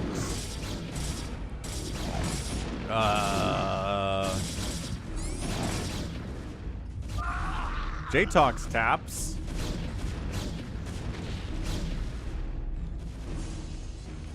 SaviorSword identify. He's worried about... Okay. This is just 32A sort of ruining everybody. Does 32A get Phantom 2 games in a row? I guess he's telling JohnDoe to ally him, so yeah, sure seems like it, doesn't it?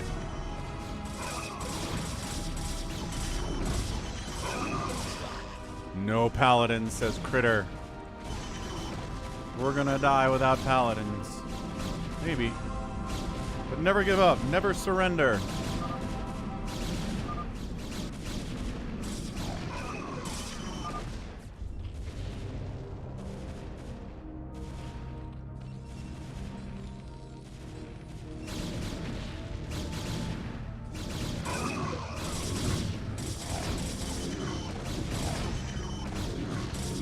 Yeah, you know?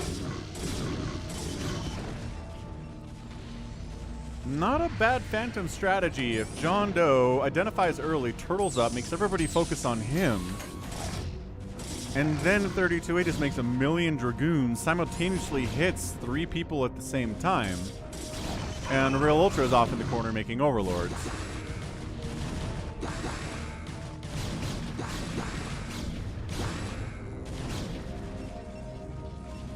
Might just be the perfect recipe.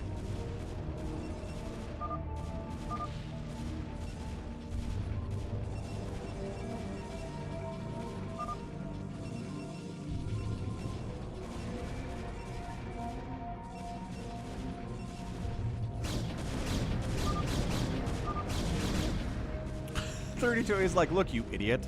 You have 800 siege tanks. Kill somebody. JohnDoe's like, nah, I'm not gonna stay here. SaviorSword's in a lot of trouble.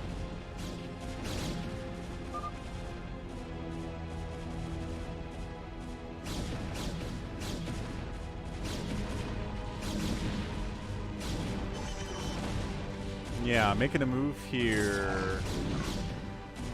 Critter on 32A, at least making him fall back a little bit, putting him on the defensive.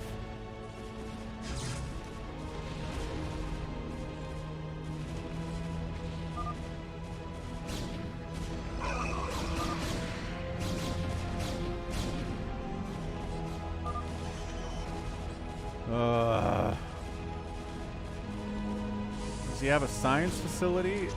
Yes. And no scan, no vessel, but probably making vessel.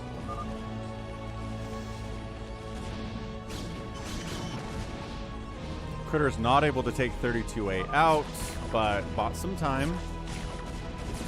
32A's like, come on, what's up, Eric?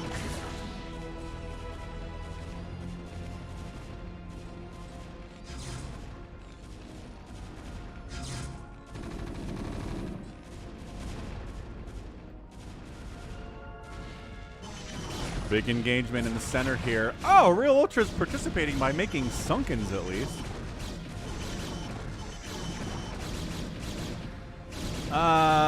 Navy is...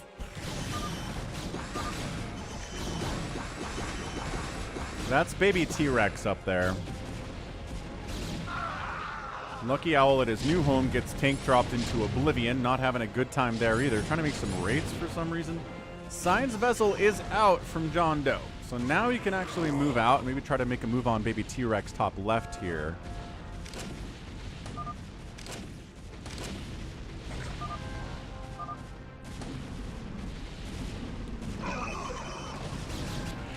Critter, keep fighting. Critter's breaking the morale.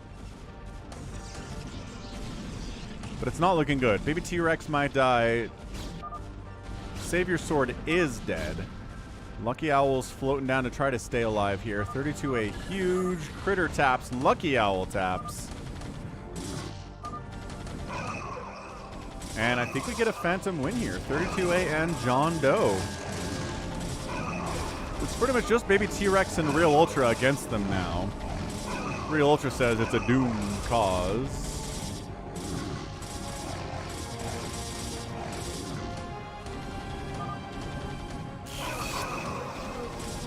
T-Rex, GG's. He taps out, and it's just Realultra alone. The 32A Realultra rivalry was real, and that's it. 32A taps, but it's over. It's like, I win. You do not win, because JohnDoe is still here, Realultra. I don't know. We've had plenty of Phantom mode games with no paladins where the Slayers have won. It's not impossible, Critter. Not even close. Not even close. This was 32A just being better than pretty much everybody here.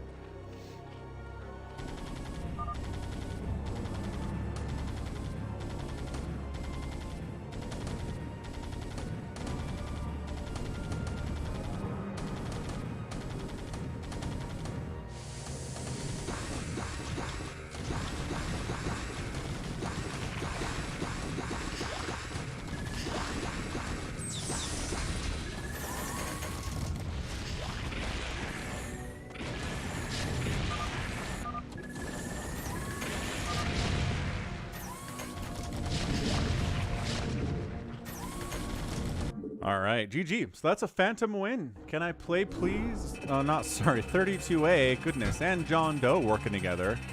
A lot of that was 32A. He killed 241 units, twice as many as JohnDoe killed, but that worked out.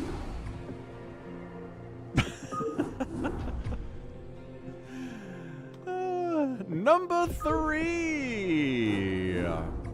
Boop. Let's see what we get out of a number 3 here. Yeah, innovative. Feel free to play with us. Rude.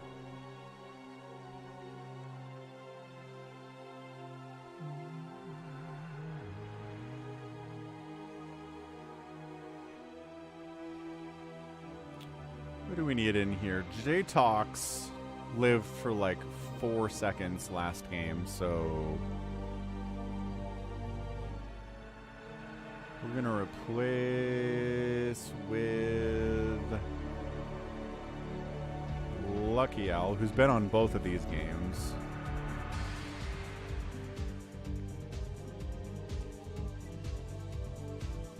Two paladins in that game. SaviorSword says, no you didn't. You accidentally chose 2-0.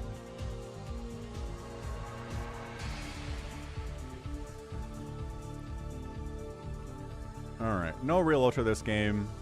No JohnDoe this game. Rude. Critter, RJB, Chad, Goose, Can I Play Please, Jtox, SaviorSword. Seems good. Seems just fine. Let's rock. Boom, boom. What's up? Rusalov. Happy Sunday, sir. Yes, Andreas, that's the worst. That is, in fact, the worst thing. With you on that one. Okay. Easier to read names here. We got BabyTrex, top left again. Mr. Rude, 12 o'clock. RJB, SaviorSword, Critter, Shad, Goose, Jtox, and Can I Play Please?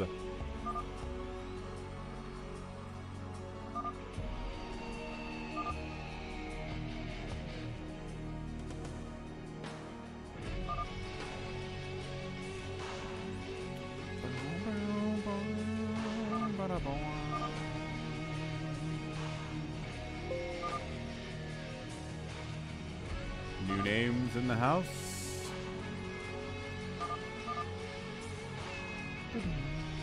Two 1 active, so 1 paladin, 2 phantoms. We haven't started the game yet. There you go. So it's a 2-1.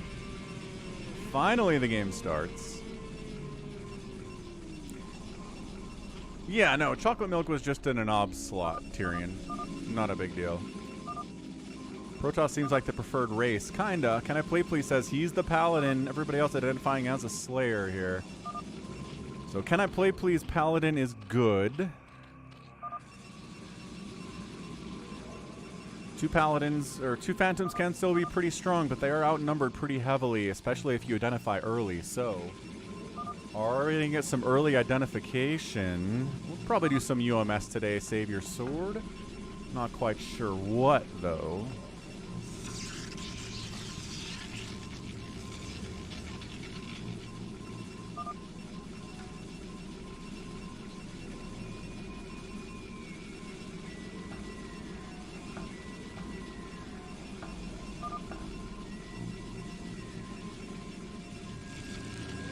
Team Micro Arena. Maybe we'll do one of those.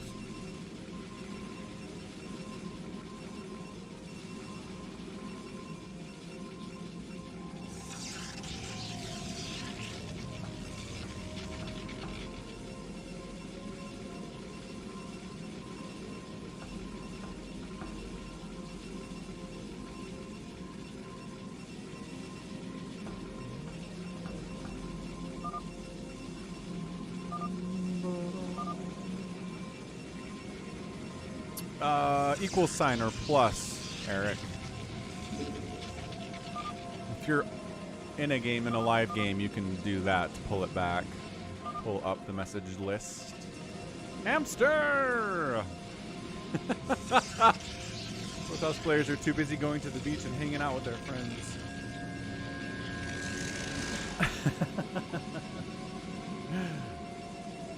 Yes, yes.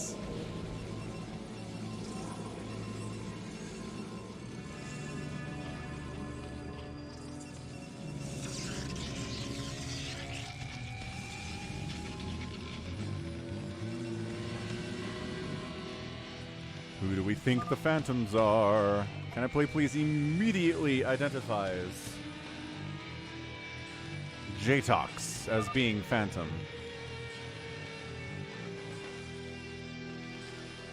He says he's a slayer. He does have gas. He's building a factory. He's got a, I don't know, he's got a barracks up. He has a, I don't see anything too crazy here, but Can I Play Please is a little more familiar with early game timings and them being off just a bit. And who's faster, right?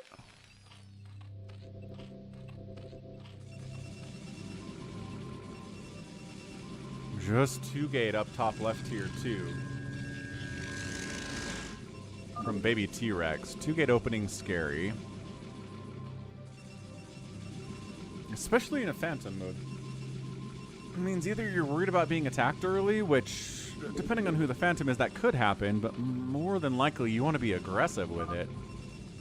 Yeah, 4-minute factory doesn't seem super early. Apparently, Mr. Rude comes in and tries... Okay, well, Mr. Rude's like, "Can I play, please?" is right.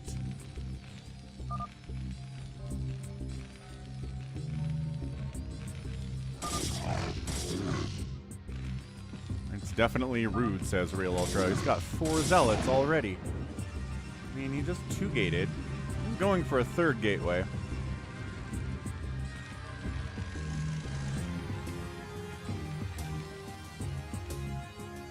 Bunker up.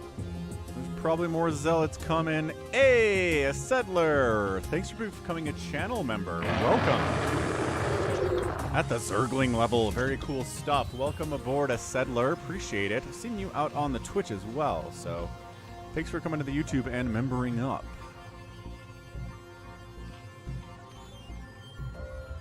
Vulture in production down here for defensive purposes. SaviorSword says 2 starports.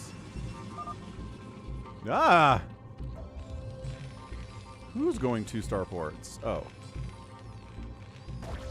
Alright, Can I Play Please is convinced it's Jtox, so I guess we'll have to see, won't we? Killer Wolves in the house. Twitch, Patreon, and YouTube. A settler! Super triple play, man. Thank you so much. That's awesome. You're like definitely in the top 0.001% of viewers, dude. That's fantastic. Alright, so Jtox taps. And he was a Phantom, and Can I Play Please was right the whole time. Fair enough. So 1 Phantom down. You're in about 6 minutes.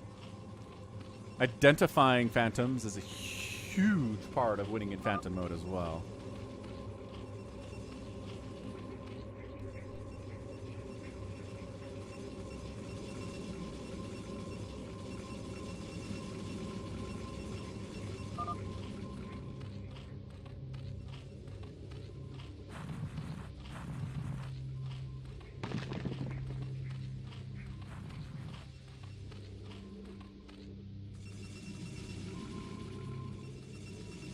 Somebody's got Burrow real early. Hey, Jtox, it can be tricky being Phantom trying to hide. For sure.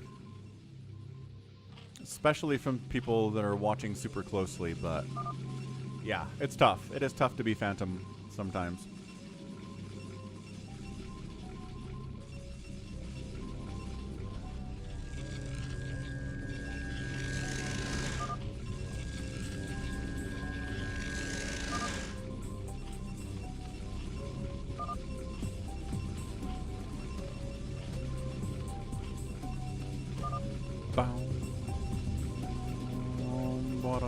The map does look like a rainbow. Look at all, you're right. Roy G. Bibb. Red, orange, yellow, green, blue. Indigo, and violet. I guess maybe these pinks work for that. But you're right, we are all super rainbowed up. Lucky Owl's lagging out.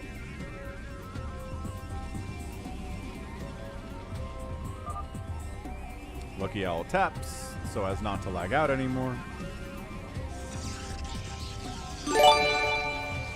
Hey, hey, hey. A settler gifted a sub to Gallons. First gift sub in the channel from a settler.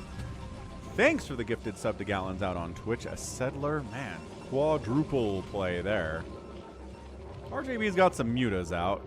Pretty sure that's RJB. It's definitely RJB. And he's heading south for reasons that seem concerning. RJB, again, not the type of player that can really sit back and hang out for 40 minutes and wait for people to kill each other. He wants to be aggressive on some level.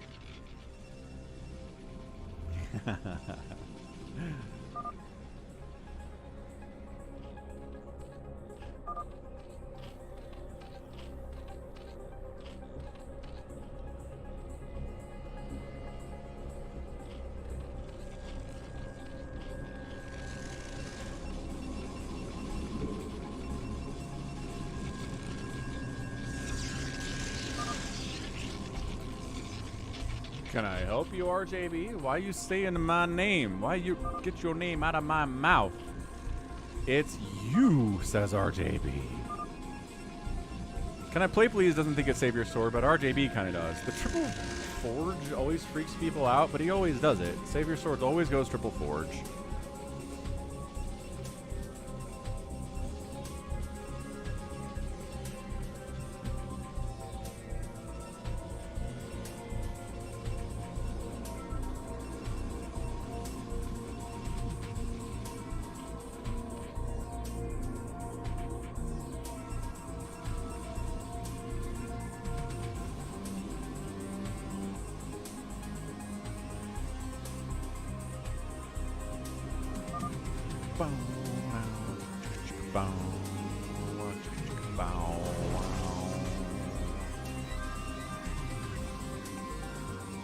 Root's got the natural base of Jtox, the main.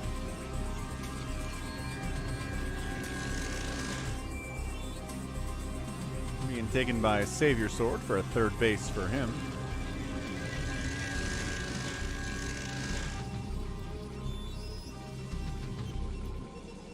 Yeah, that's Russia, Andreas Johansson. Russian military strategy, and has been for a very long time. Oh, we lagging out a little bit. Still somebody lagging maybe? Even though Lucky Owl is gone.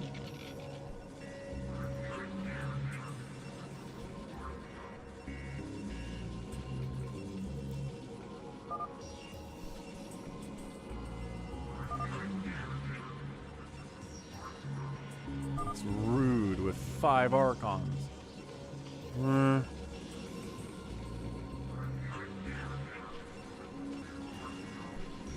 Where are these Archons? I did not see 5 Archons for pink. Phil, welcome back from your mental breakdown. I trust it was resting. Restful, I guess is the word there.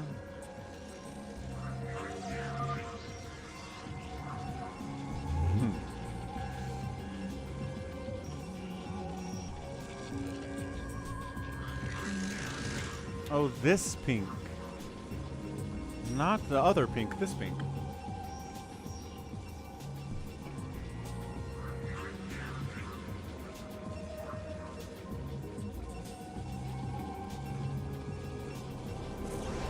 Hey, Savage Stan, this is Phantom Mode. Do we have a Phantom Mode command over here? We do. Gallons, thanks for the $5 super chat. 5th super on a live stream from Gallons, says S. Settler. A Settler MVP. Yeah, there you go, Jack.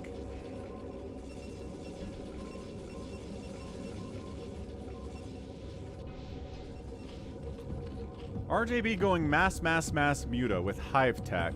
I wonder what that's all about. He's got +1 attack for the Mutas, no Carapace upgrades yet. And he only has the 1 Spire, so not going double upgrades on those guys, which you would probably want to do if you're going mass Mutalisk, so I'm not sure what his plan is there long term. Phil doesn't have enough strength to bring the pain train today. That's okay, Phil. We love you anyway. Hope you feel better today. Can I play, please? We need you to pick someone. We'll kill him. Enough waiting. I agree. I concur. Baby T-Rex knows what's up. Too much waiting is too much waiting.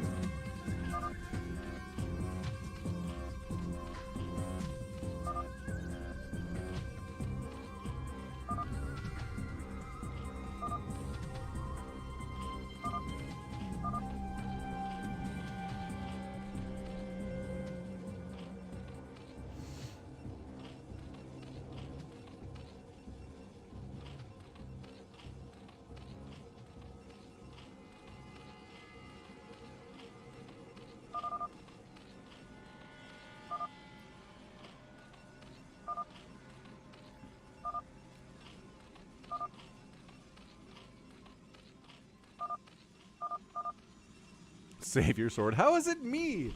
Because you're always scary. Because you go triple forge and you try to get all 3 races and you take bases and people are like, ah, you're scary. If you're scary, then you're scary.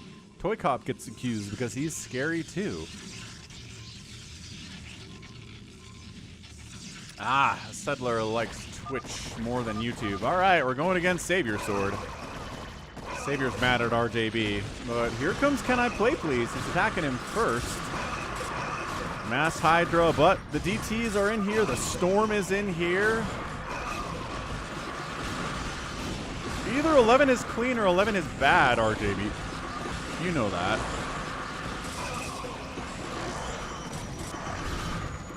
RJB joins the party, sniping enemy arbiters.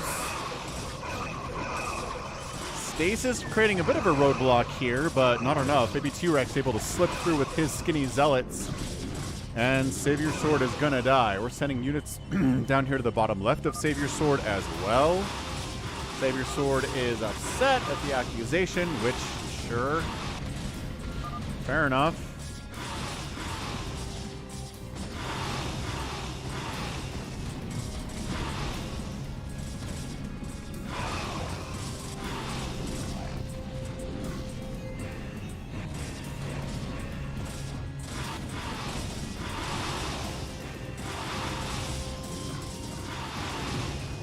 Alright, so SaviorSword, nobody can really put up with the assault of being hit by 4 people at the same time, even if you are a Phantom. But SaviorSword is dead anyway.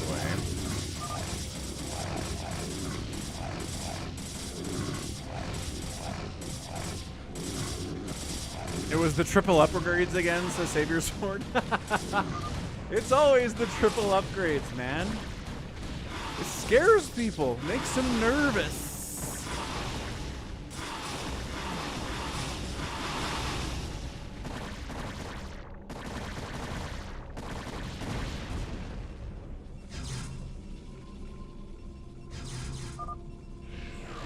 Go wop. RJB. Oh no. Okay, who's next? Who else are we killing with very little evidence or no evidence at all? Other than like a triple forge. Hey, Jtox. We'll probably do Team Micro Arena next, and then we'll finish up with a Falcon Unrest. Seems like that's what our plan is gonna be today. I don't know. Who's the biggest YouTube streamer? That's a great question. A bad SC player. Biggest YouTube streamer.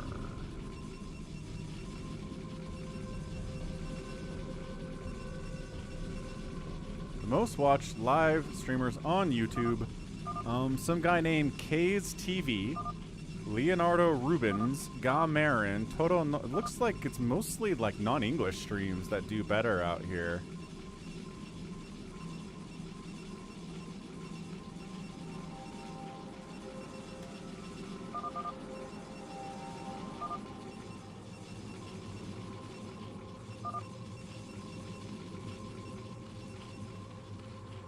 RJB's being all super defensive.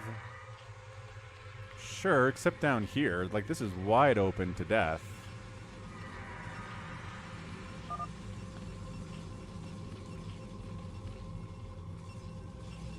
Like, you're asking the biggest StarCraft BroodWar streamers on YouTube? Yeah, I don't know if there are many of those. Generally me.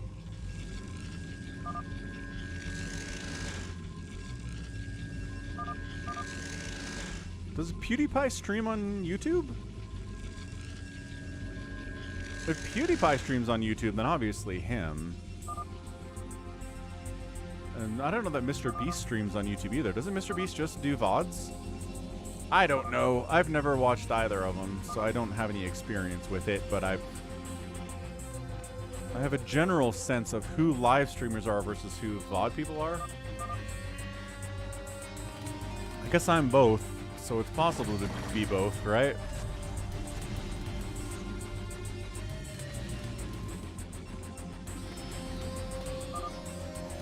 Yeah, Mr. Beast just does VODs. Right.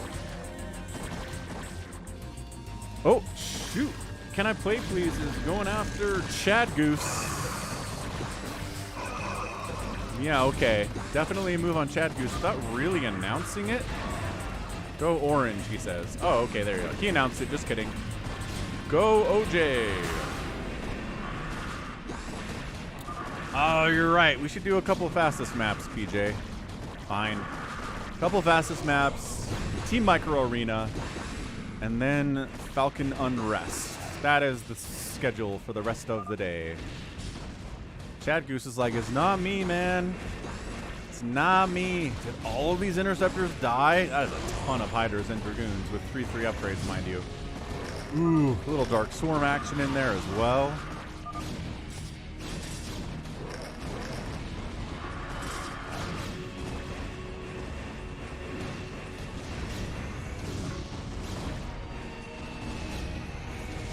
Ooh, Plague on the carriers, too. RJB says, I don't think it's him, but it's too late now. And a Plague on RJB's Mutas.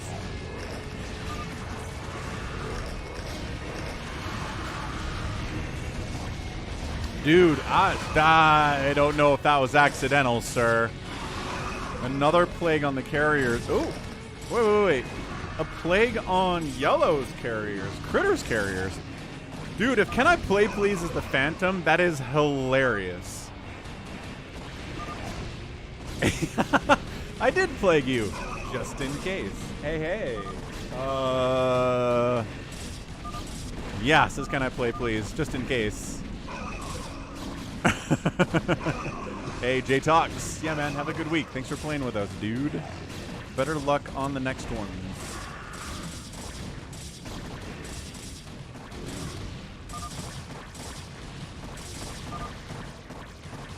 You did that by accident. No, I did not.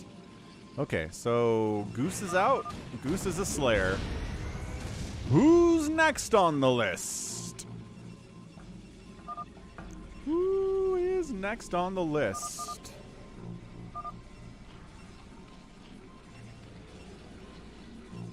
You plagued all of us, says RJB. We are all weak now. It's a fair point, honestly.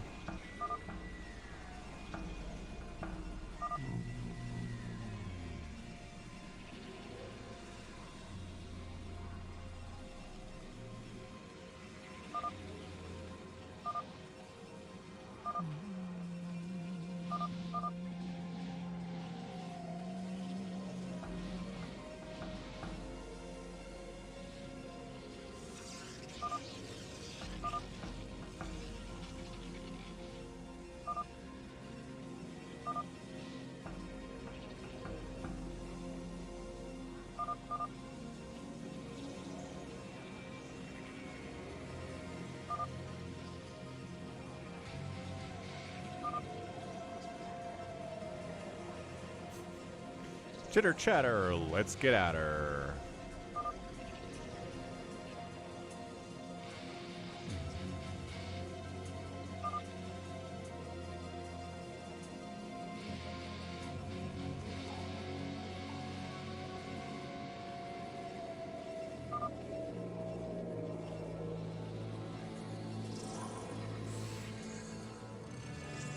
SaviorSword's still in the game. He wants to share a vision. RJB's mutas are slowly recovering their health after getting plagued.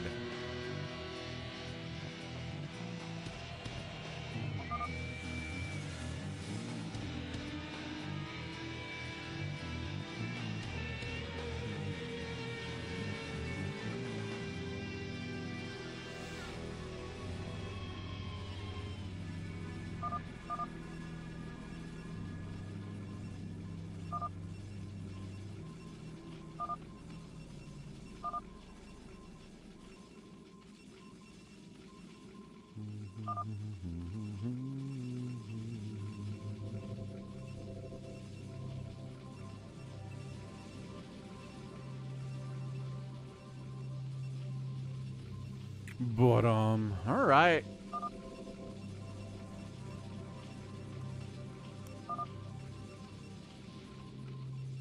Critter decided he's gonna trust CanIplayplz whatever happens here. Everybody's talking about their banks, what's available.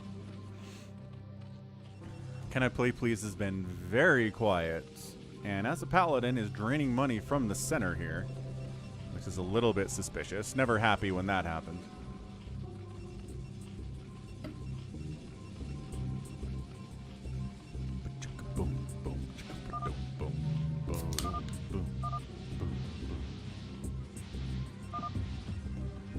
RJB's full arc of mutas. Yeah, look at that. All down the right side here. He's got them all split out so they can't get plagued again. Can I please says, all right, RJB. Baby T-Rex says cool. Critter says cool. Kind of have to choose to kill RJB. Yeah, or can I please says Critter. So here we go. Nice, Andreas. I'm a Slayer, says RJB. 100% Slayer. Can't keep sacrificing Slayers. Well, we gotta kill someone, Critter. 'Tis the nature of the beast, and RJB will get wiped out.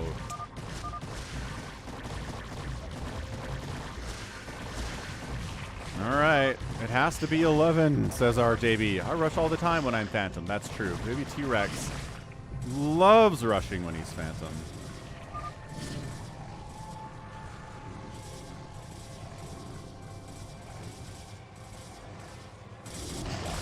Oh, just recalled a ton of Archons up here, so yeah, RJB. I don't think he's even fighting back. He's really not even fighting back all that much. At least he has an unallied Baby T-Rex. There we go. There's the unally on Baby T-Rex.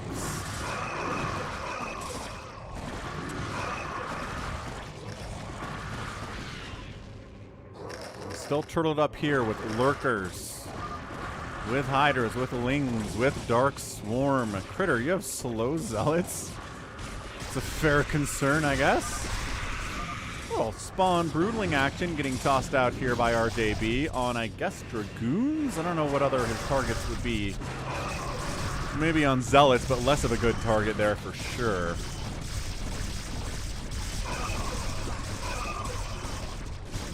RJB is upset at the murderizing.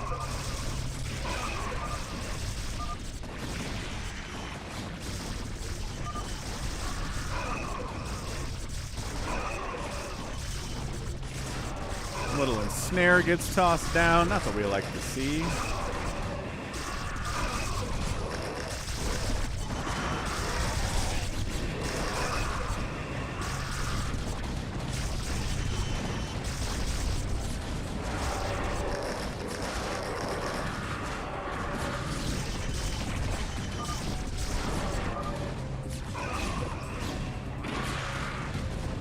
Just focus on the buildings, Critter. We got this.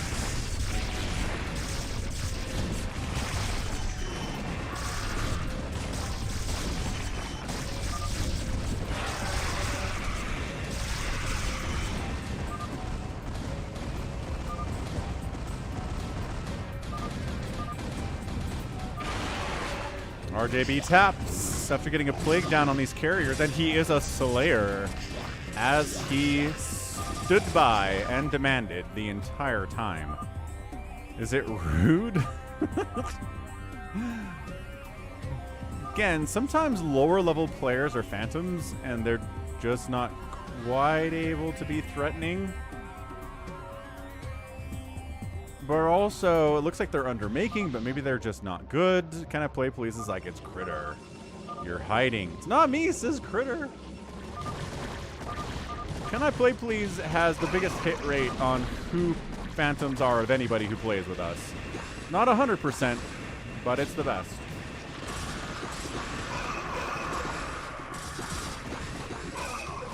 When's the Long Noon Sunday stream, says a bad SC player. Let's find out. Should we do that? We should find out.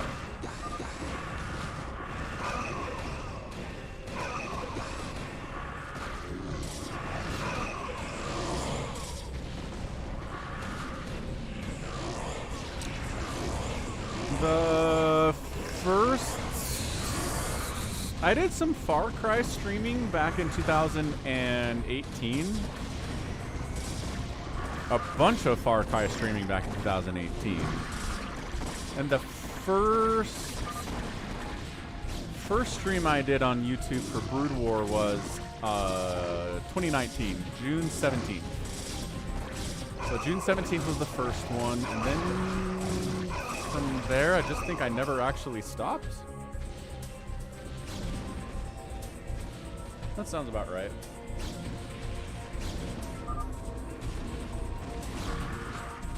Anyway, Rude on allies baby T-Rex, and Rude's like, well, you attacked me.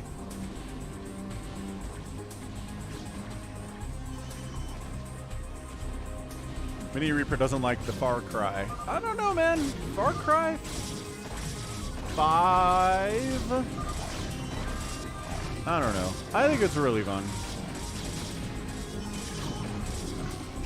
Critter gets eviscerated by our dude.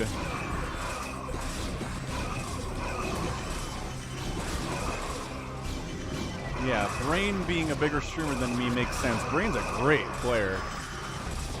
Like Brain a lot. Passed a bunch of his games.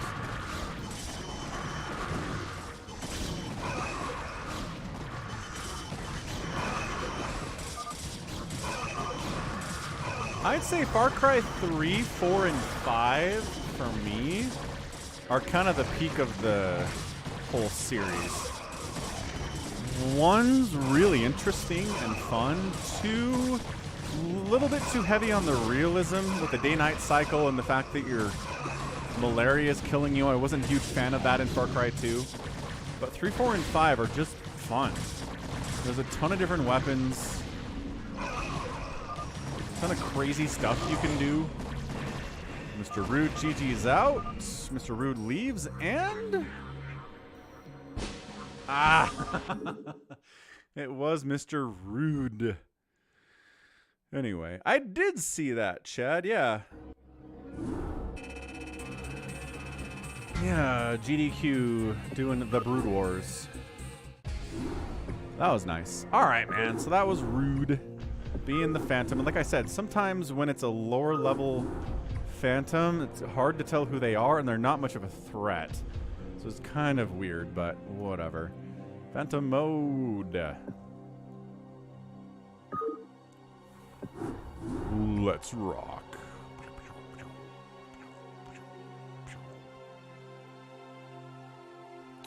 People are in on the FME. Don't be a baby. RJB, Rusalov, can I play please? ToyCop, Realultra, PJ.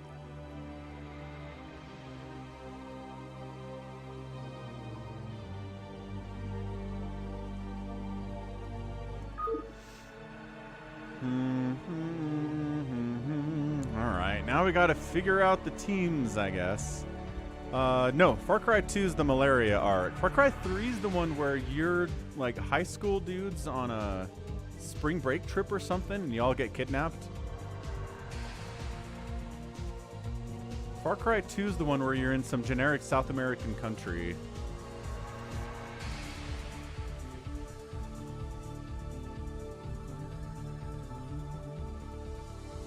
Yeah, Far Cry 3 has Voss. Exactamundo. Alright, so Lucky Owl, Jericho, RJB, Rusalov. Can I play please? ToyCop, Realultra, PJ. Realultra, are you going to actually play?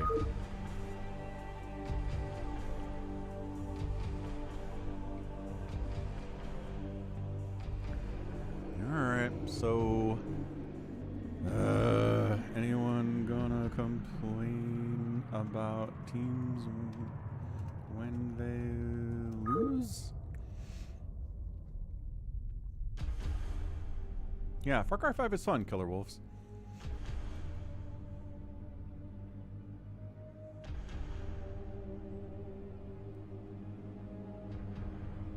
PJ's solid. Realultra's a bit of a weaker link here. God, Rusalov, Lucky Owl, and I think I might need to move I'm gonna switch PJ with Rusalov. Bonk. Bonk. Ah, crud.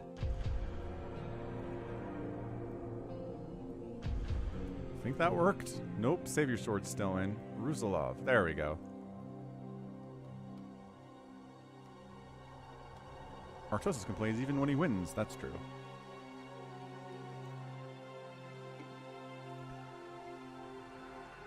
Oh, how are we doing on likes? 128 likes, looking good. 150 is always the stream goal. I think we're doing fine. So Lucky Owl, Jericho, RJB, PJ. Can I play please? ToyCop, Realultra, Rusalov. I like it. I think we're good. Let's rock.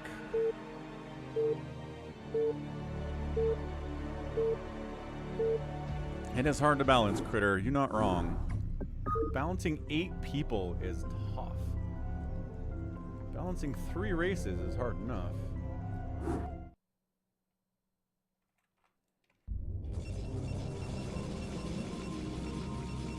All right, 4v4 action, top left.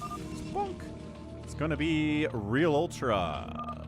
His teammate next door is ToyCop. Then we've got CanIplayplz, both playing Protoss.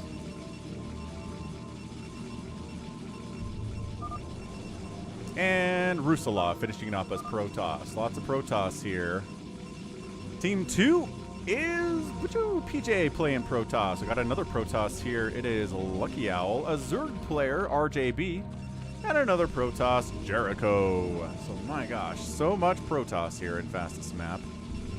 Yeah, Voss is a lot of fun. I like Voss. Pagan Min, though, I really love the fact about Pagan Min that when you show up and he's like, have a seat, I'll be back later, we'll figure this stuff out.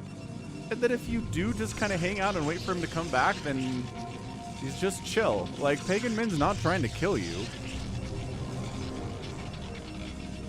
Like, he's really only fighting against you because you decide to fight against him because of gaming meta conventions. It's a really interesting touch. Anyway, Pagan Min is fun. Thanks for hitting the like button on YouTube about SC Player. Appreciate it. Gonna step away for just a minute, but this is gonna get started fast.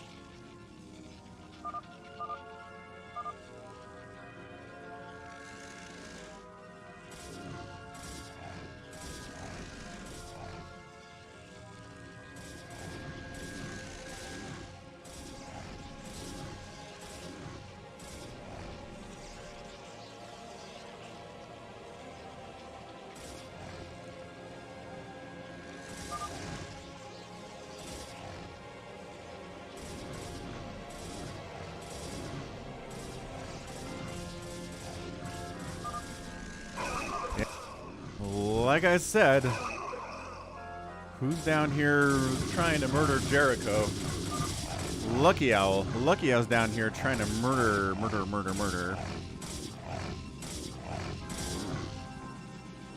God, it's so hard to tell Zealot on Zealot action. Who is who color, man? But it looks like he's stabilized.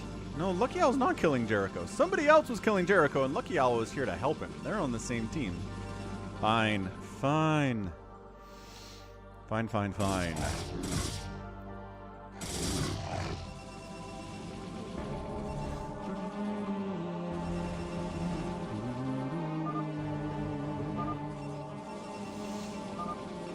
Your supply blocks, Jericho. He is. How do you know? That's crazy. How can you tell that?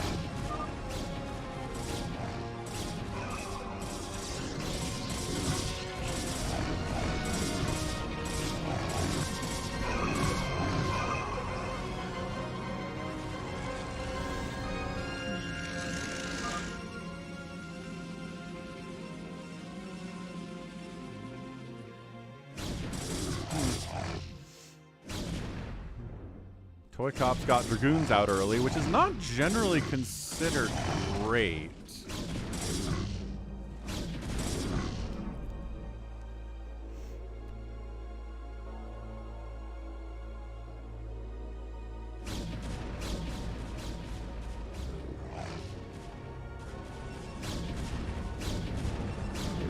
Man, CanIplayplz down here too, messing with Jericho. No, this is not a Hearthstone's hamster. No, this is Hamster Coaster. Different person, I'm 90% sure. It'd be funny if it was Hearthstone's hamster, though.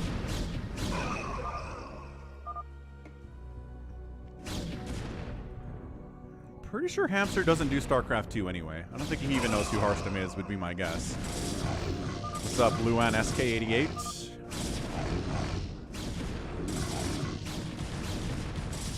Yeah, Zealot speed is great against enemy Dragoons. ToyCop is Dragooning here, stutter stepping as much as he can. Well, no one's dead in the first 5 minutes, which I appreciate. It's always nice when nobody's dead in the first 5 minutes, because then I don't feel bad. If you die in the first 5 minutes, I feel bad for you. If you die outside of the first 5 minutes, I'm like, eh. You survived 5 minutes. Good job. You can't feel too bad about that. Yeah, is it Ember or do I suck?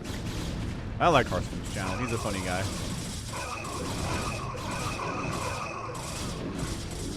I posted a Hearthstone game today on the StarCraft 2 channel. He played against Clem and did extremely well. Hearthstone is more of a monster now than he was when he didn't have a YouTube channel, which I think is interesting. Maybe the YouTube channel helped him improve. I don't know.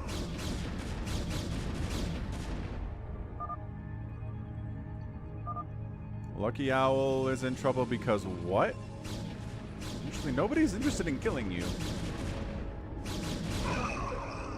Oh boy, everyone's converging down here on Jericho.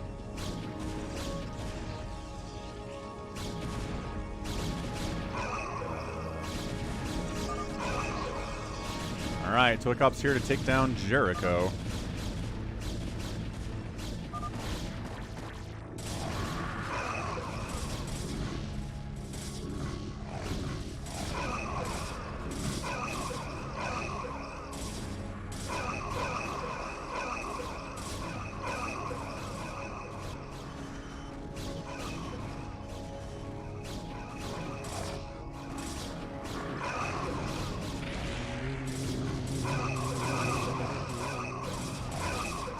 Okay, he's alive. I don't know if he has Zealot speed yet, or if he's working on it. I can't tell. These are slow Zealots for now, though. We're going to make it to 10 minutes with nobody dead. This is great. This is fantastic.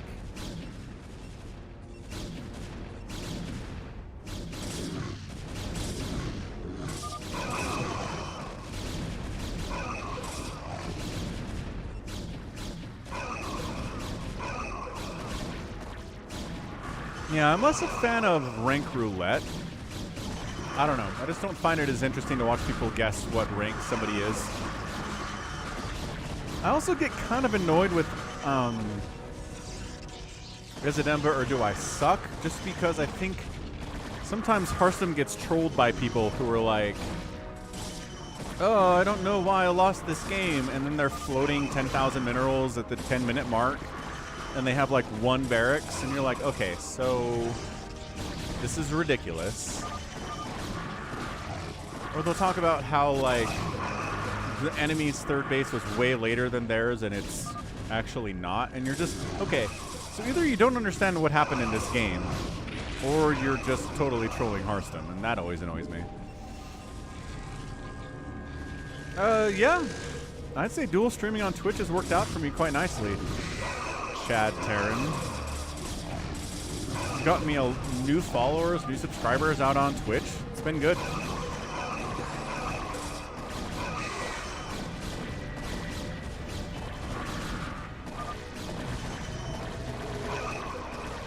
Realultra performing quite well out here. 1-1 upgrades. Hydra's making a big push on Lucky Owl, Jericho rather. Jericho doesn't have anything? What happened to Jericho? Jericho needs help. RJB's lurkers can do it. RJB, bring these lurkers down. Save Jericho does not have a lot of stuff. See, there you go. A settler gifted 5 subs to the community. A settler got one to Davelicious. We have one to Wow, Kosiar, a bad SC player, Baron Starker, and Yoshirio. Nice, a settler. Thank you. I appreciate the support, man. No, but really, these lurkers need to come save Jericho. Jericho struggling mightily. Oh, he's gonna lose his Nexus. And he doesn't have enough money to build a new Nexus. No! No, he does. He barely does. He just needs to get cleared out here.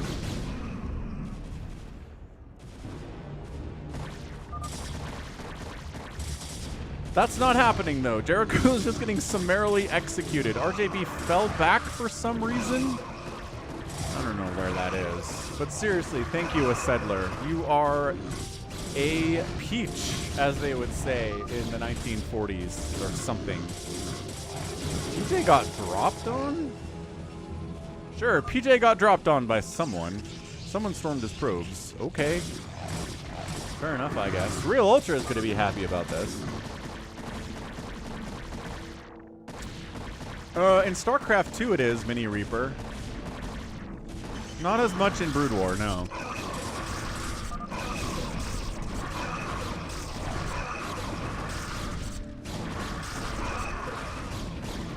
Man, ToyCop just has a hajillion Dragoons with absolutely no upgrades to them.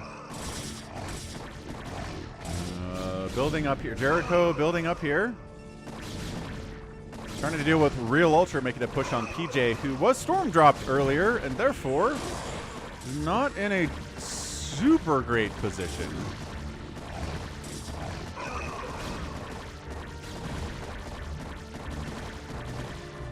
I mean, income in general is much easier to come by in StarCraft 2 just because you start with 12 workers. So, yeah, much easier to get the monies. Also, there are income-enhancing features in StarCraft 2, like injecting more larvae and mules and chrono boost. And if you have those things, then yeah, getting up to 10,000 minerals is much faster than in BroodWar. And I'm not sure if you're calling StarCraft 2 a turtle game, because it's definitely not that. Not at the professional level, anyway. And every base in StarCraft 2 has 2 gases, yes.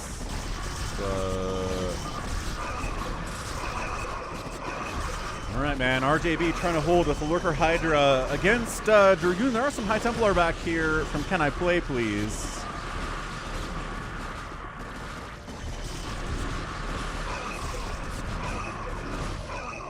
Hey, you're welcome, a settler.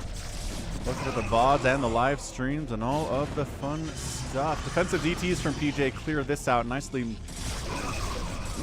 done by him. What happened to Lucky Owl? Why is he dead? Lucky Owl, why are you dead? Man, look at Realultra playing fast this map. Holy smokes. He's messing around in Phantom mode, but he is no slouch here in FME.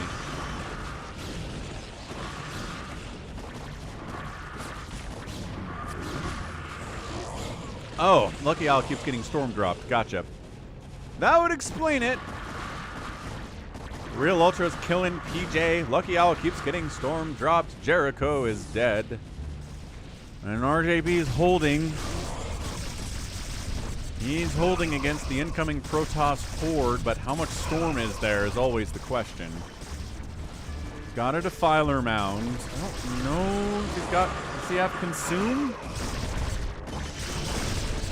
Oh, he's got enough energy. He almost might just need... No, Dark Storm is still good, but a Plague would be fantastic, too. Yep, and StarCraft 2, there are golden mineral patches and rich Vespian gas geysers. You can also get truth. Yeah, so income's just easier to come by in StarCraft 2 by about 1,000,000,000% by design. It's a different game in a lot of ways, and it's a very similar game in other ways.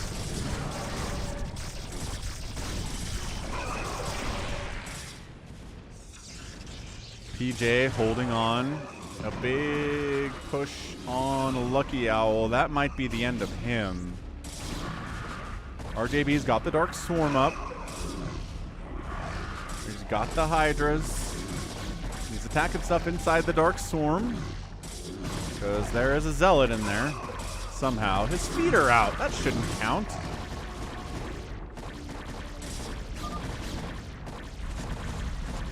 Lucky Owl says, Realultra has murdered me. Maybe he kinda has. Rusalov taking a turn, trying to take down PJ.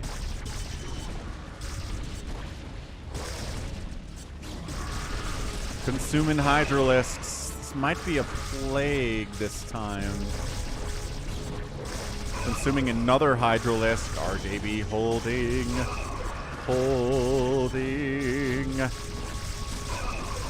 Yeah, Muradozer. That's different versions of fastest map that have kind of fallen out of fashion, I would say. Most of the fastest map that I've been seeing has these geysers along the far edge of your base. PJ getting crushed. RJB holding. PJ, GG's out. And yeah, man. Turns out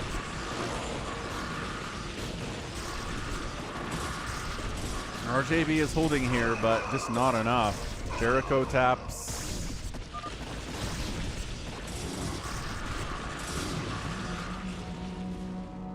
Team Can I Play Please gets the win. RJB is refusing to die here, which I can appreciate on some level, but also at some level it's just kind of over.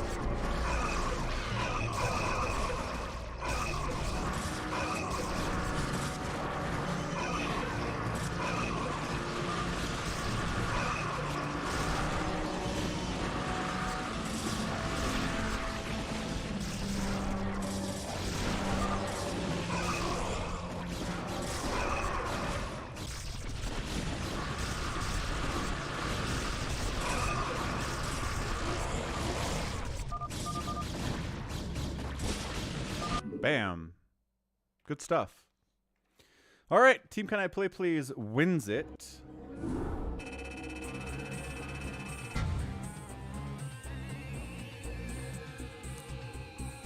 Hang on a second, gotta check something.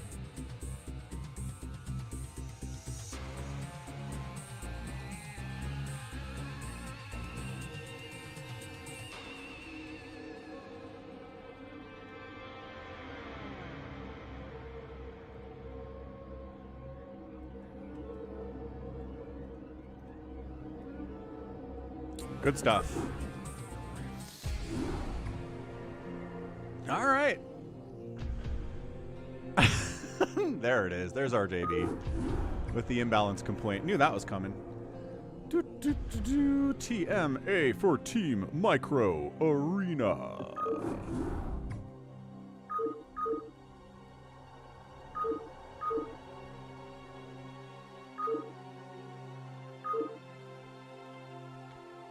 Team Micro Arena 7.3. Edited by SaviorSword. Use map settings. Password is sock. How we doing on our likes? 138 likes. Hang on, is that right? Falconpaladin. Oh, right, I'm in here. Yimmy's in here. Wow, what's up, Yimmy?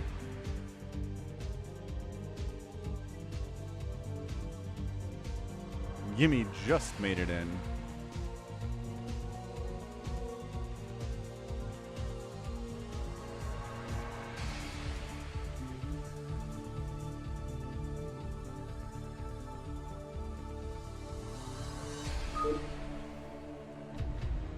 There it is.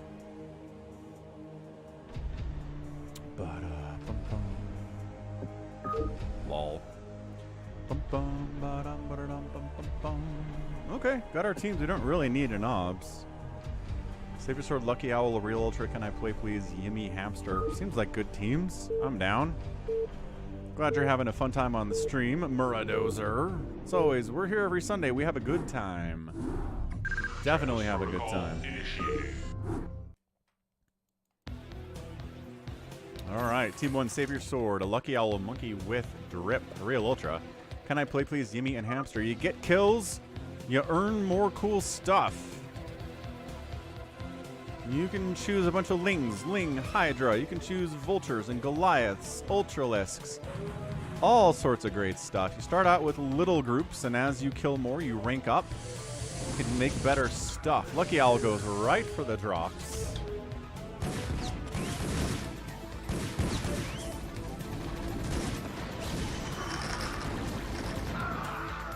Ooh, Reaver opening from Hamster. Pretty good. 7 kills. Oof. 7 kills already. Yumi's like, kill my stuff. And when all your stuff dies, then you can pick a replacement. So if you're just kind of dead weight, like you have a dropship running around, then you're not going to do anyone any good. So you ask them to kill your dropship, and then you can respawn new actual attacking units. Can I play, please? Spider mining up! Ooh, big connection there. Ow, that hurts for Realultra. The Spider Mine play by Can I Play, Please was sick there. Yo. Yeah, hiding behind the trees is a good move here, too. Shots early on the enemy Nexus is like, okay, I guess. It's fine.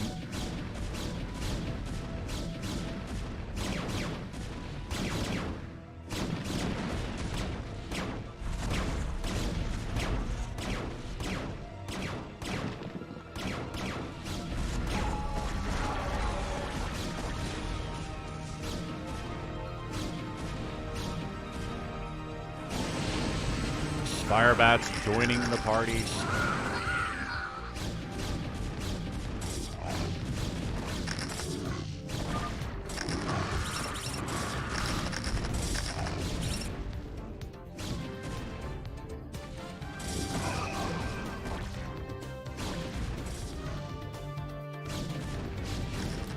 I like how when people fight over on the right side and the left side, it's like, what are you doing over here? There's nothing really to accomplish.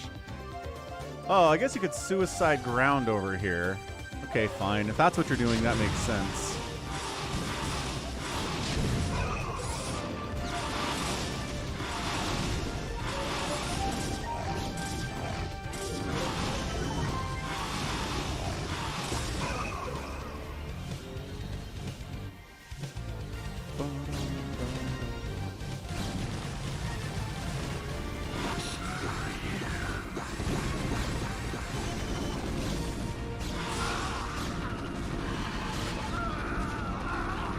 Take that, Mutalist. It's fun when we start getting heroes out like Phoenix or a Torask or some Jim Raynor stuff or the NORAD too.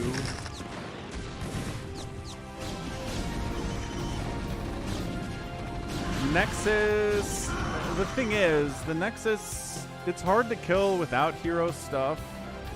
The Southern Nexus is down to 3,700 shields and the Northern Nexus is down to 5,000 shields.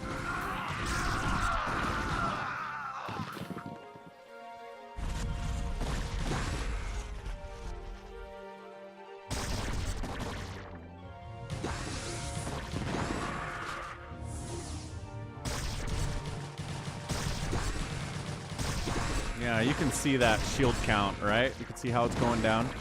Shields take full damage from everything, right? So, shields going down fast. The rest of it, not as much. You also have the ability to regen the shields with... You can buy a regen? I forget what it is exactly.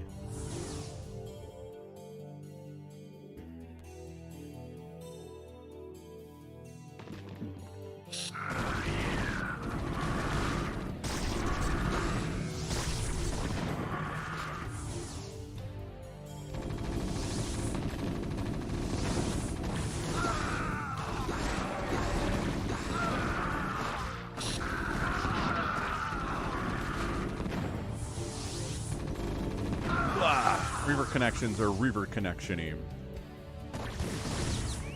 Reaver gets sniped. Good target fire. Hydras and Lings dying for it, though. Reaver shots on an enemy headquarters, always pretty good. Not going to say no to it. Yo. Oh, Marines. There's too many Reavers out for that to really be good. But Hamster's up here. Reaver shutting the enemy Nexus like crazy. Realultra goes Reaver again. Oh, Wraiths. Ooh, good unload. Keeping that Reaver alive. But now it's not as mobile as you'd like it to be. I mean, this is yuck. Cloaked Wraiths in the mix. Connections on some of those Vultures running around here, too. Overall, SaviorSword has the most kills.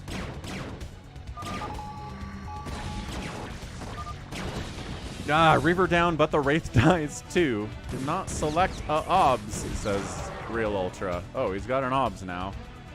He is an Observer, which is not bad considering there's Lurkers and Cloaked Wraiths running around. ToyCop forgets the Reaver exists for a minute.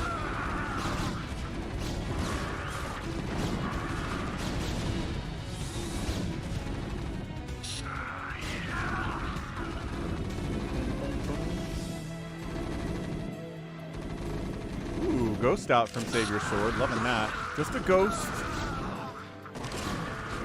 Not anything crazy special.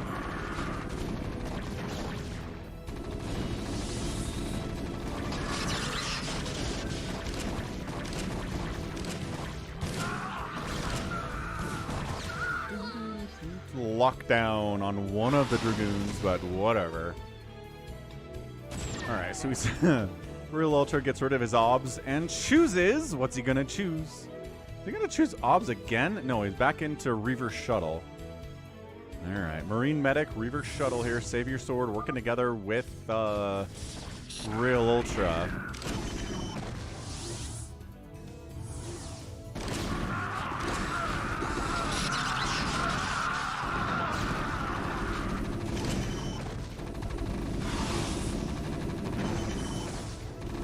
Ooh, Ling Hydra against this Reaver stuff, but never mind. Reaver gets absolutely sniped there.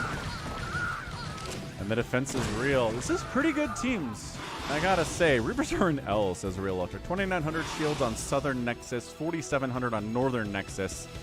It's not everything, though. It's not all about shield count here.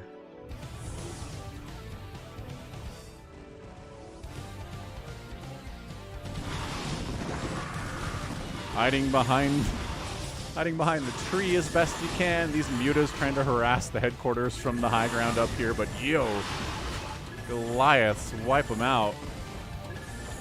Oh, Phoenix! Phoenix is here, and he dies almost immediately, but he could have got some good damage if that didn't happen. Ooh, that Phoenix died really fast.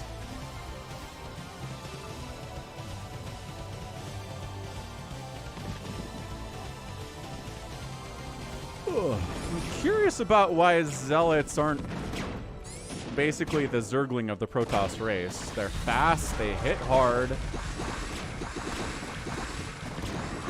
I don't know what the difference is, I guess. Because they're not as fast as Zerglings are, or what?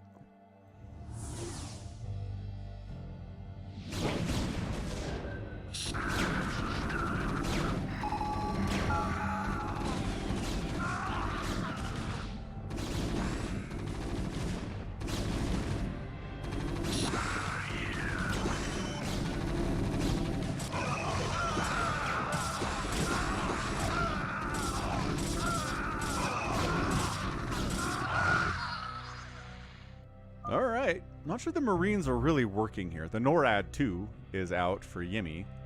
Realultra's decided to quit, I guess. Oh, back in Reaver again. Bam! Reaver dies immediately. Stop feeding the other team, says SaviorSword.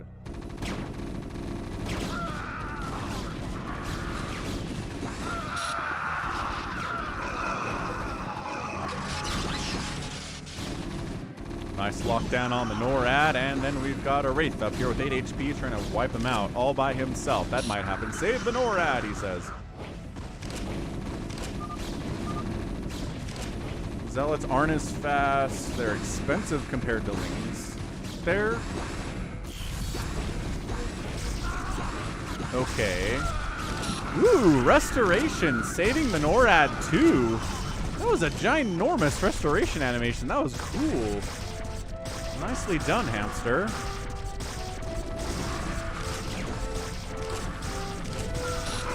Zealots aren't free like Lings. Lings aren't free, ToyCop, but okay. I guess if we're just complaining without any regard for reality, that's fine. Oh, making lings here. Lurkers tearing stuff apart. These are SaviorSword lurkers. Some of them were SaviorSword lurkers anyway.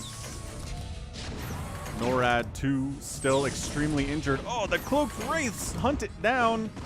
Save it. There's the scan. Okay. Woo! 129 HP on the NORAD. Not great. Enough energy for a Yamato. You might as well Yamato before you go down, NORAD 2.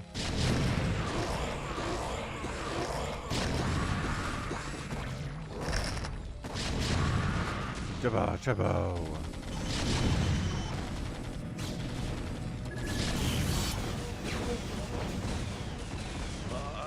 Repairing the NORAD. Repairing the NORAD.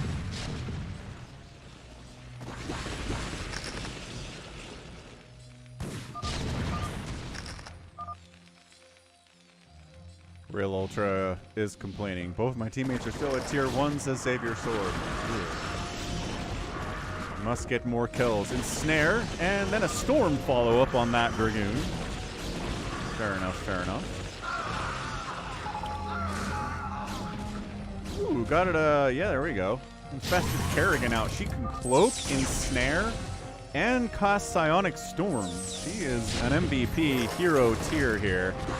A lot of utility there on Infested Kerrigan. Lucky Owl's like, I'm not doing so hot, guys. The CanIplayplz Gimme Hamster team is kind of holding here.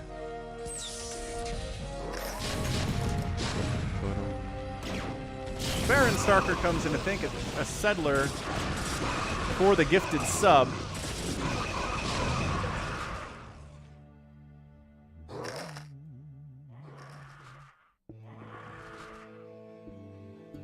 Ooh, Guardian choice here. They immediately get ensnared and then stormed and then Goliath wiped them out. Okay. This is a very slow push from Team South. Siege tanks. Oh, Yamato. Ah! Reaver dies. Ultralifts come in, get ensnared. That does slow them down a lot. And Infested Kerrigan in there doing 60 damage per hit. It looks like Team South with a slow push on Team North. Man, are there hero siege tanks in this? Yeah, the Wraiths of SaviorSword, not really the answer. Oh, I think that was that Lieutenant Duran? Might have been. Where is our hero tier? Here's our hero stuff. But yeah, you can get an Edmund Duke.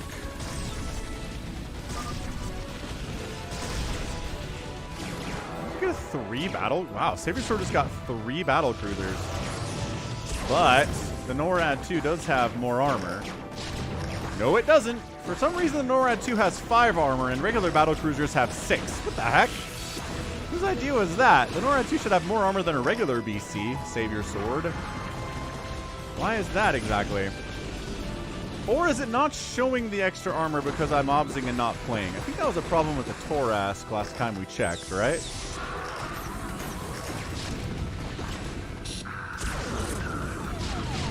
Man, the NORAD has 34 kills today. 35 kills on the NORAD 2. We have 2 NORAD 2s now. Yimmy's managed to get a second one. I didn't know that was even possible, but it is, I guess. And these siege tanks have been putting in work as well. Oh, that's a 1-kill siege tank. I lied. He's not been putting in very much work. Oh, no. I don't know if that was a Hero High Templar. It might have been a Hero High Templar. Actually, did we get Edmund Dukes? Nope, these are regular tanks. I don't know that I've ever seen this before. It's just a regular. It's like it's a slow push against an enemy instead of going engagement, winning engagement after engagement here. SaviorSword says, well, yeah, it helps if your teams don't have their heroes yet. Fair point. Run, NORADs! Oh, ensnare friendly fire there, but the NORAD survives. 41 kill NORAD, everybody. Infested Kerrigan putting in some work as an assist. Spider Mine Storm combo. God, Wraith spun into a Storm situation. That is not good. Cloaked Wraith take down one of the NORADs. They get one of the NORADs. With the one that had all the kills, but the second one survives. It's 15, 22, and 2 total supply versus 144. Yeah, supply number is not really helping all that much.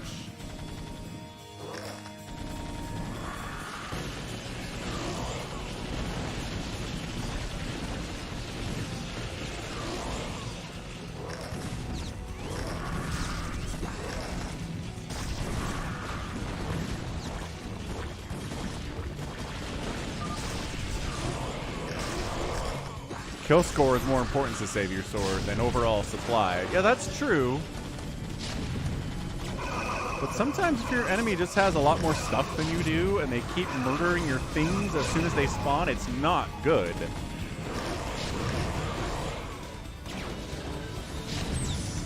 Yeah, in StarCraft 2 for about a year and 2 months, you could tank a vac. You could lift a siege tank in siege mode and move it somewhere and drop it in siege mode. That was crazy good. It lasted for about 2 patches, maybe 3, but it's been gone for a long time.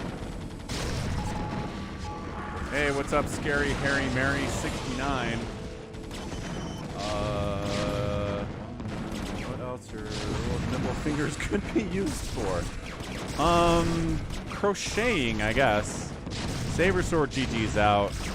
It's too much. It's too much. The headquarters is under direct fire by multiple Reavers. And overall, yeah, just really tough for Lucky Owl and Realultra to get off the ground by teching up. And that's it. That's a win. So, bam. 17-minute Team Micro Arena. The winners are CanIplayplz, Yimmy, and Hamster. SaviorSword up there. Ended up doing pretty well, but yeah, just Lucky Owl struggling, Realultra struggling, team balance not as good. I usually don't have to worry about team balance as much on that one, but anyway. GG, that was definitely a slaughter. Alright, it's time for Falcon Unrest free-for-all. And these are always fun. These are always a really good time. Enough people watching, we should be able to fill this up, I think. JohnDoe's been asking for it, so if he doesn't show up, I don't know what's going on. Warhounds in StarCraft 2, I think, never made it into the actual game. So I don't think we have to worry about them at all. 143 likes. We're getting there, friends. We are getting there, friends. Cast from the EU server. It's okay. It doesn't matter, Jack. RJB's from the EU server. CanIplayplz is from the EU server. I mean, you can play on the US West from Europe just fine. Hey, Slicky Fats, what's up? Slicky Fat says, please someone do me a favor and hold on to the very last minute and make everyone mad that you won't leave. Absolutely. Somebody will do that for you. Critter's in. Yeah, ToyCop's in Finland. I always forget about ToyCop in Finland. Critter wants to play. Who am I going to dump for this? Sorry, Mr. Rude. Critter's going to get in. You're welcome, Slicky Fats. Okay, so BabyTrex, CanIplayplz, SaviorSword, ToyCop. I think that's JohnDoe. Critter 32A and RJB is a pretty solid group. Yumi had a good time in Micro Arena after he figured it out. Yeah, reasonable. Reasonable take. All right, let's go. We got Obs and Yimi and Santoro here. Definitely hard to make 3 different races balanced. I'm just beyond impressed they managed to pull it off at all, Blizzard. We got CanIplayplz Protossing 32A playing Terran. We also have a Terran player on the right side named 12new who is BabyTrex. Critter's down here Protossing it up. That's what he does. RJB zerging it up here in this fastest, or free-for-all rather. JohnDoe, Terran. Yep, could have guessed that. He always plays Terran in free-for-alls. ToyCop Protossing his beloved Protoss, and SaviorSword also Protoss his beloved Protoss. So RJB, the only Zerg in the house? That's interesting. Early aggression is going to be difficult to pull off here by most people. This is usually the base that dies first. JohnDoe, I think, is aware of that, though, and might be able to turtle up and stay alive. This base is usually okay for staying alive, as is this one. This base is pretty vulnerable to attack. I think that's it. So vulnerable, vulnerable. This one's sometimes vulnerable, too. We're going to take a look. YouTube's recommending zero space stuff to me. I haven't watched any of the videos yet, so I don't know. When it comes to games, I will be interested in stuff, but I really won't pick anything up unless, after it's released, the buzz about it is super positive. People that have paid for the game and are playing it are having a great time. I'm not going to pre-order anything. I'm not going to buy anything launch day. With a very, very few exceptions to that rule. But Zero Space and Stormgate are not on that list. So I'm going to step away for a minute. We'll see. I don't know. Is RJB going to be aggressive? He's got a pool coming in, so we'll watch that. Thank you very much for the follow. Stats44. I'll be right back. Give me a minute.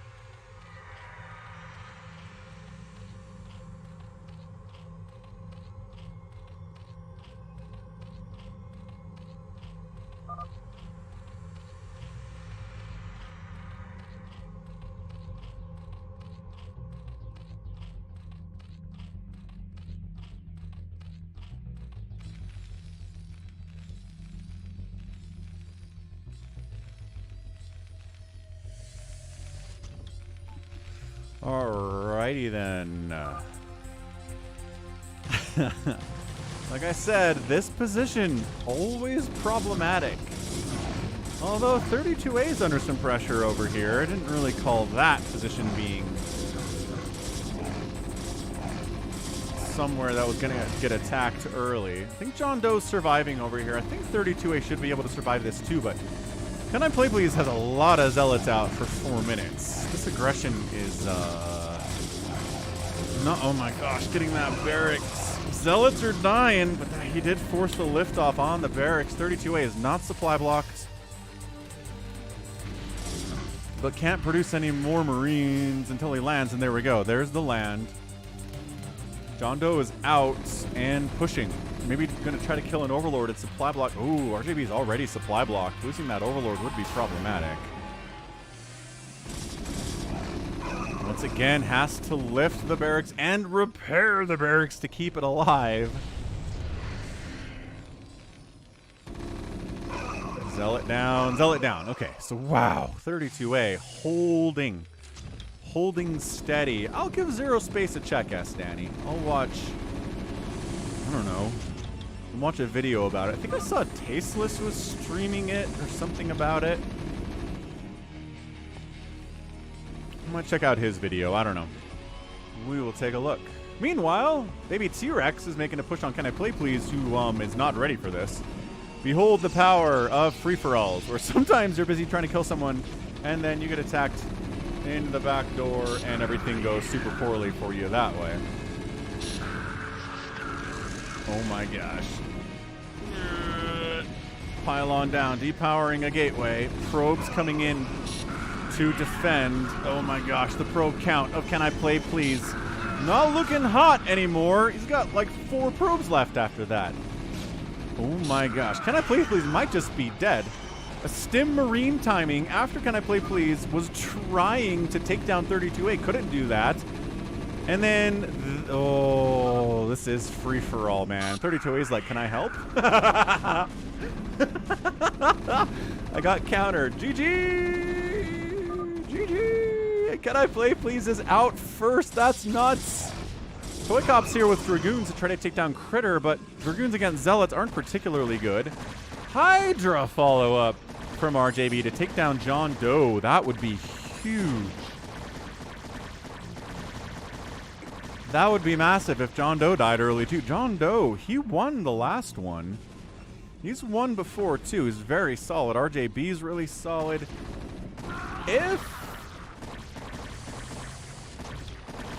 Man, if JohnDoe and CanIplayplz are out, oh, no target fire on that siege tank is a big deal.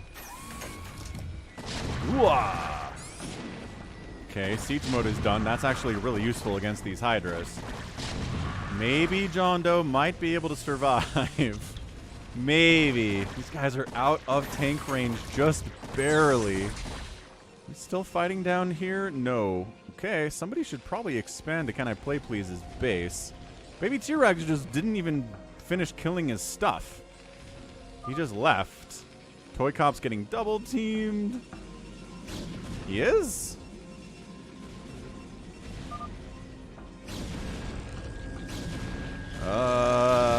Is he though? I don't know who was attacking ToyCop. SaviorSword. I'm confused about that. Gotta be honest. 147 likes. We're looking good. ToyCop is grumpy today. No! JohnDoe's tank died. Whoa. And then ToyCop still moving on Critter with a ton of Dragoons against Zealots. Is he getting Zealot legs? No. Critter is not. Baby T-Rex says his mouse is dying. Oh no, he's got to hurry this fast. He might actually kill ToyCop. ToyCop's going to be really mad about this. You ready for ToyCop to be super mad about this?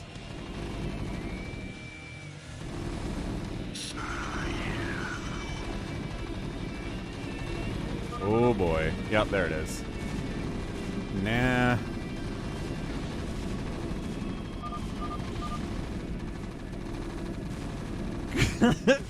Now Critter's salty at ToyCop. ToyCop's like, no. Ah! Critter's mad. There is no... What the wrong enemy? It's a free-for-all.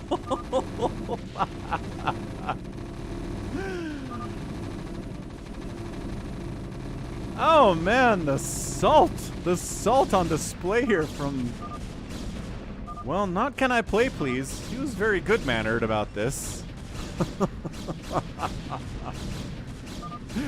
ToyCop and Critter going at it. This might actually save Critter. Oop. Hang on. No, Baby T-Rex is not killing this building. I don't know if he knows about this one either. What's going on over here? Is he just... JohnDoe kind of dead. Trying to resurrect. Trying to rebuild other places. Critter getting attacked by RJB, which is not ideal. In all fairness. Ooh. Okay, now SaviorSword's in.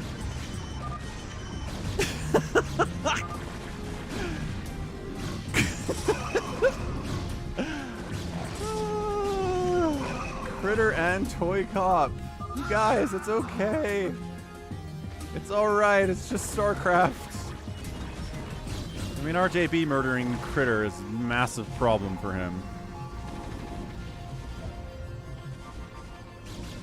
I don't know. Could this be the shortest free-for-all of all time? Like, baby T-Rex's mouse dies, right? And then it's just basically, wow, 32A versus RJB, which is actually pretty good. I was thinking maybe RJB just kind of crushes everyone in 20 minutes, but it's not happening. I don't think so. Not with 32A doing what he's doing. Weathering that initial storm.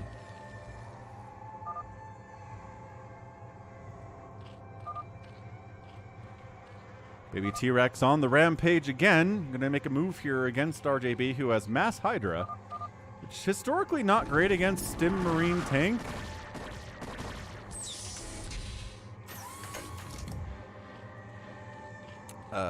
Yeah, hamster. I don't know, man. There's confusion about who your nearest neighbor is on this map. It's not very easy to figure out.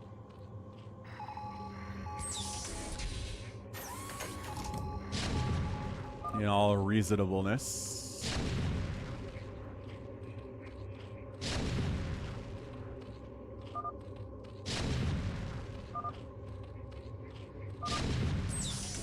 Da, da, da, da. RJB biding his time, going for it. Ooh, a lot of tanks. Critter taps out. SaviorSword was the final straw there. Dude, RJB's down to 34 supply versus 63 supply for baby T-Rex. RJB might actually just be dead. I was considering the odds that baby T-Rex's mouse would die and he'd have to quit, but that appears to not be happening. So okay, I guess.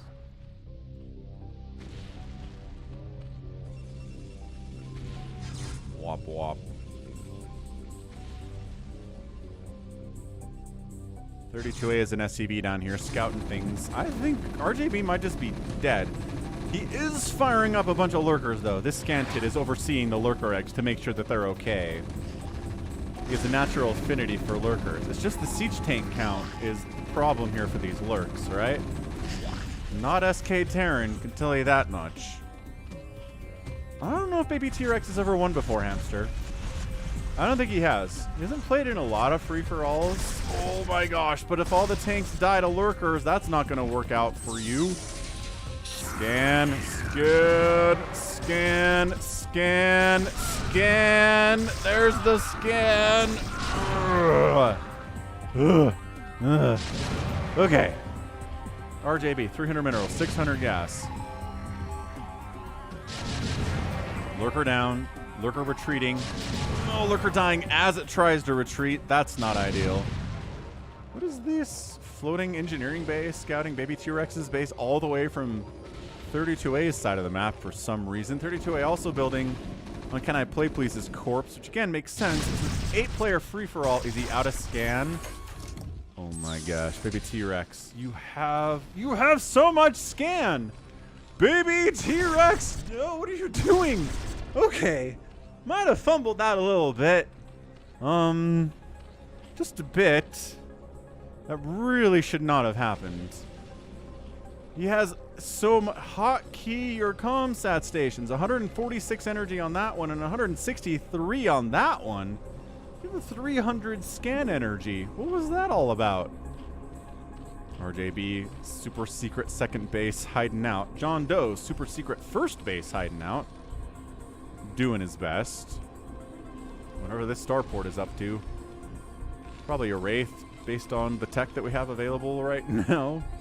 Sure, a Wraith. ToyCop's not dead. ToyCop is alive.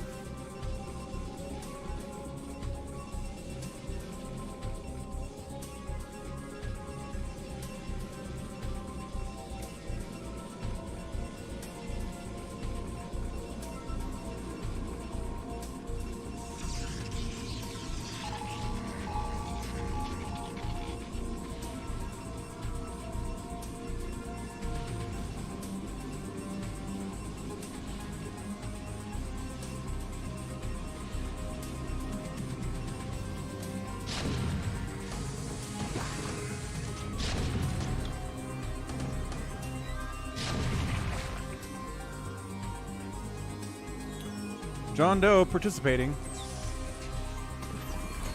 I think Baby T-Rex thinks that he's containing a little bit here, but he is not really doing that.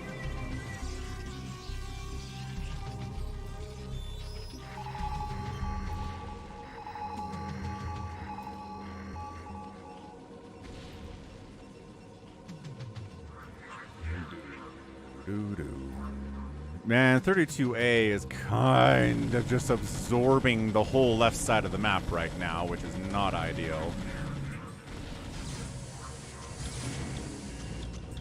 What up, Dave C?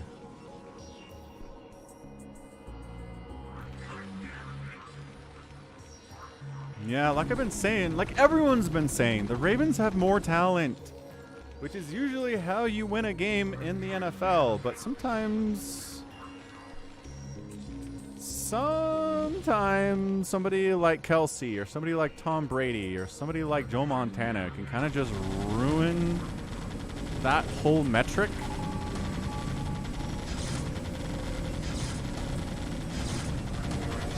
Get him, damn the Dark Templar. 12 kills. And dead. Yeah, SaviorSword at 117 supply, struggling a bit.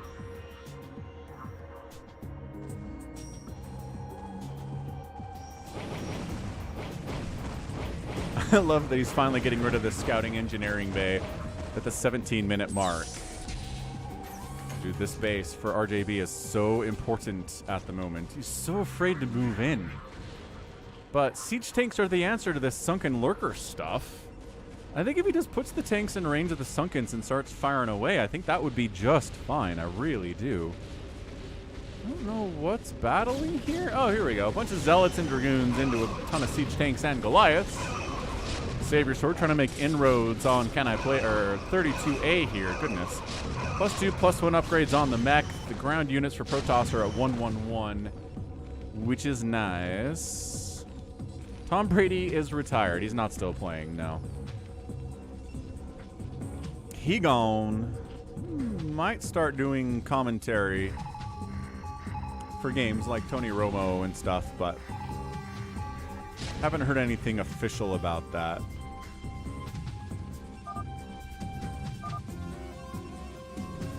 All right, Kansas City 7, Baltimore 7. RJB, there's the stream cheating accusations as per usual. As you do.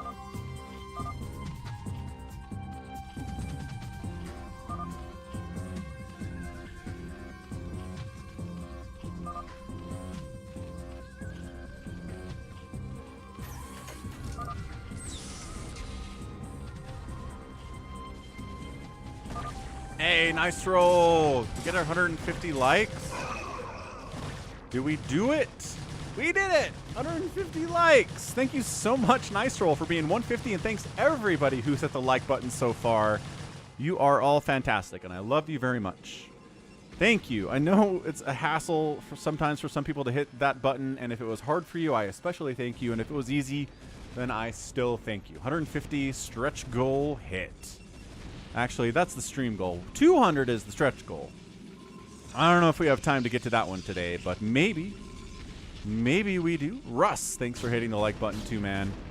All right, ToyCop's back up to 68 supply, making a push on SaviorSword, who's been sort of riggedy rolled by 32A. So I don't know if SaviorSword has enough to withstand this. But yeah, man, 32A just creeping so hard everywhere. ToyCop will do 150 like stance for us when he gets back, perhaps when he dies in this free-for-all, or if he wins the free-for-all. Ooh, a mind control on that Reaper. I like that from SaviorSword. I like that a lot. I think the only free-for-all that ToyCop won was one where somehow, and I've never seen this before, that day, the observation of a live game broke in a free-for-all. I've never seen it. It's insane. I don't know how it happened, but it did, and ToyCop won the game, but nobody saw it because my observing of it was broken. Absolutely crazy stuff. Another mind control. Free Dragoon! SaviorSword, trying to hold on here. Oh gosh. RJB getting attacked from the left side by 32A. RJB.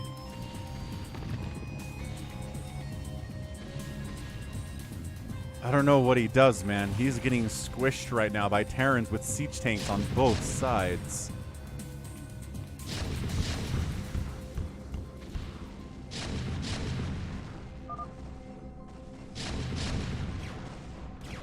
Oh, battlecruiser army from BabyTrex. Yeah, going against JohnDoe. JohnDoe not doing great.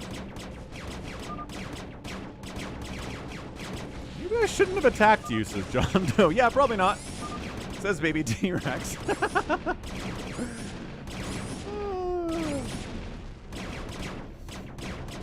So JohnDoe's in trouble, but this is a good map for cockroaching, right? It's a good map to have a base that nobody knows about. Ooh, it's the stairs mining. Yay! Stairs mining happening here by ToyCop. It's dumb, but it's fun. So RJB, one mining base, and it's minerals only. No gas income for RJB spells doom. So what he's going to try to do is lurker drop JohnDoe, but also there's like 10 battle cruisers there. So he goes, nope! Turns around and he's out of there. Yeah, JohnDoe smooshed. ToyCop says impossible. Impossible. For what? What's impossible? What are we doing here? My money's on 32A right now. Savior got too big because his enemy was focusing on me. ToyCop says I can't win this. I have nowhere to expand. And ToyCop taps. GG, ToyCop. Alright, we got 5 players remaining. JohnDoe, BabyTrex, 32A, and SaviorSword. Oh, and RJB. RJB looking for somebody to lurker destroy.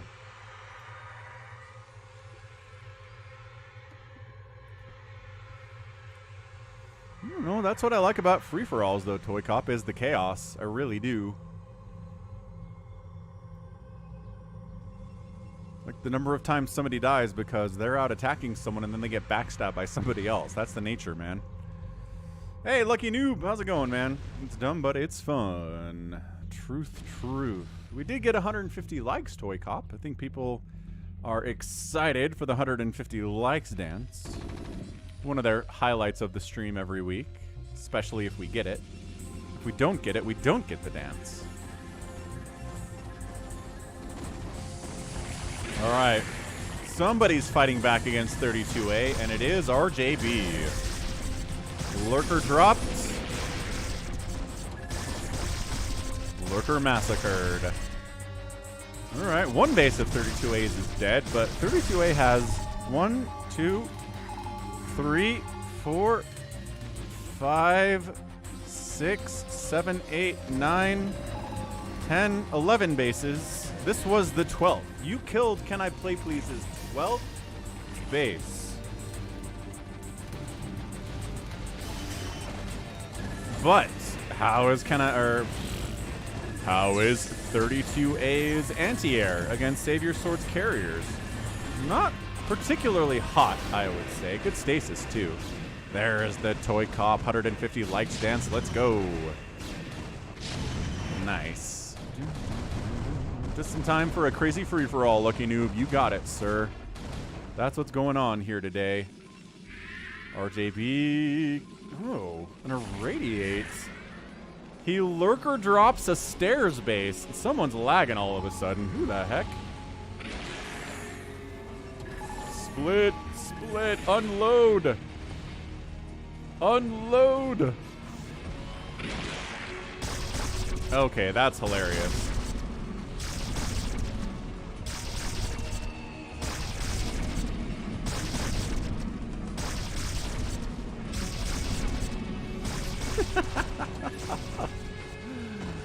Oh, that's funny.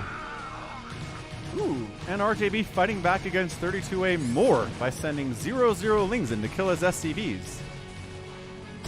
Look, man, RJB taking the fight to 32A quite nicely.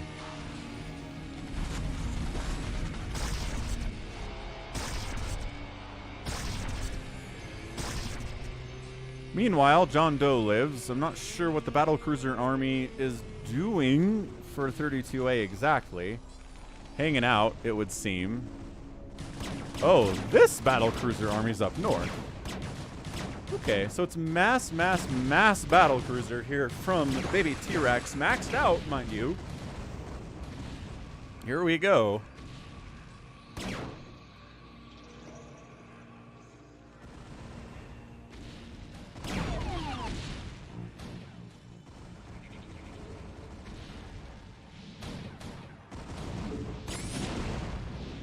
Oh my gosh. We might accidentally meet here. SaviorSword, his carriers, and the battlecruisers of BabyTrex might fight. But no, SaviorSword's pulling back. He's like, hey, if you want to kill 32A, be my guest. What's up, Psycho Nuts? It is yelling time. What is up, Cyrillic characters? I don't know how to pronounce your name, but thank you for stopping by. Thanks for saying hi. 12 new is BabyTrex, Psycho Nuts. No! God, I hate stasis. We were going to have a super fun battlecruiser carrier army there. And now we get to stare at stasis battlecruisers for the next 30 seconds. And then they're going to get stasised again.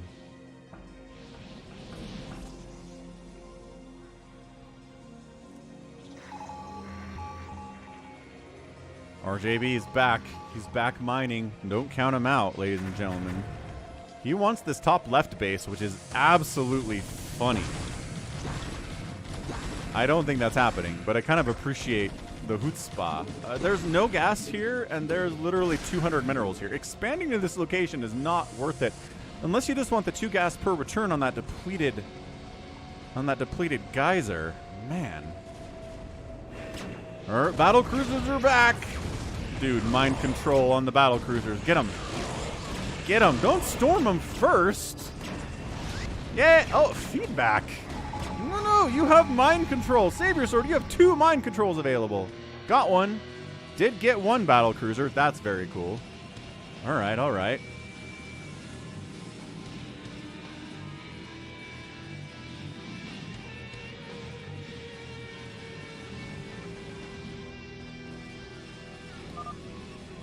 Ooh, what a catch by Kelsey. Holy smokes. This is Star Wars 10, says JohnDoe.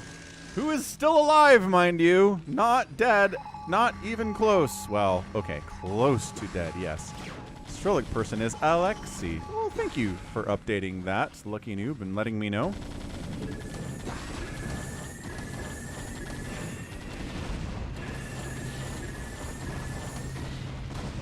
Here we go. Goliath count from 32A does seem ample to deal with the carriers of SaviorSword. 332 upgrades for the carriers and a solid 3-3 for the Goliaths. Another mech here from 32A. You might have been... Yes, Kelsey's not retired. Kelsey has slowed down. Kelsey has been kind of noticeably flagging, especially in the 4th quarter of these games. But he's... I mean, especially in the first half, he's still got it, man. He's not dead yet, but he's on the downward trend for sure. 32A is supply blocked.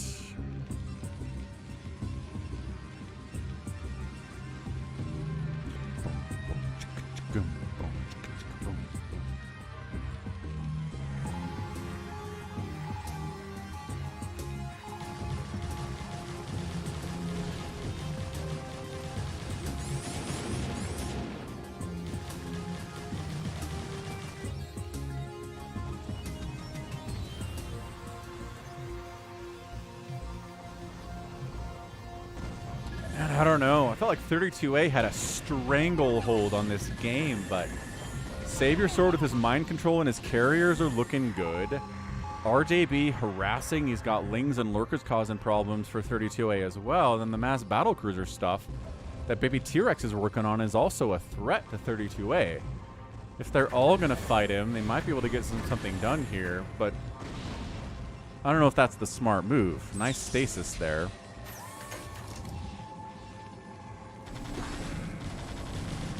(32A) fighting inside Dark Swarm against Lings. Not exactly what you want to do.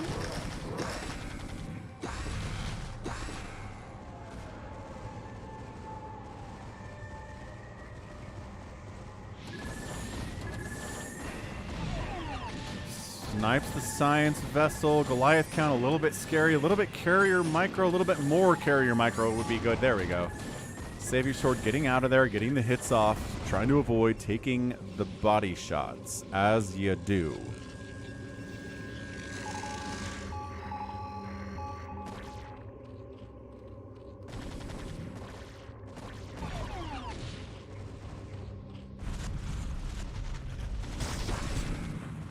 Second and goal at the 2, Kansas City. 32A is like, alright, where's this annoying Zerg player that's been ruining me? Dude, scan. Scan, scan, scan, scan. He's worried about this too much. He wants to kill. Good stasis again. JohnDoe's in the mix. Why is he unburrowing his drones? What the heck, RJB?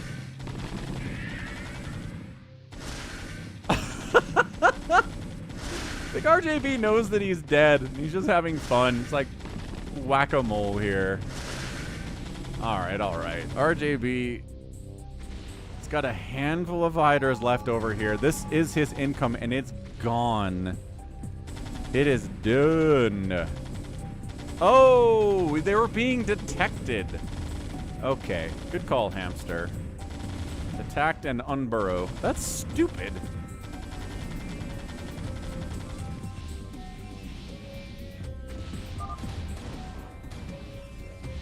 Yeah. Didn't see...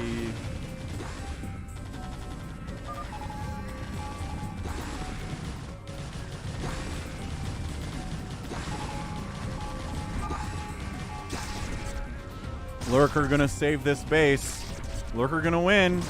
Lurker win unless it gets irradiated, which, by the way, very real possibility. This engagement's still happening.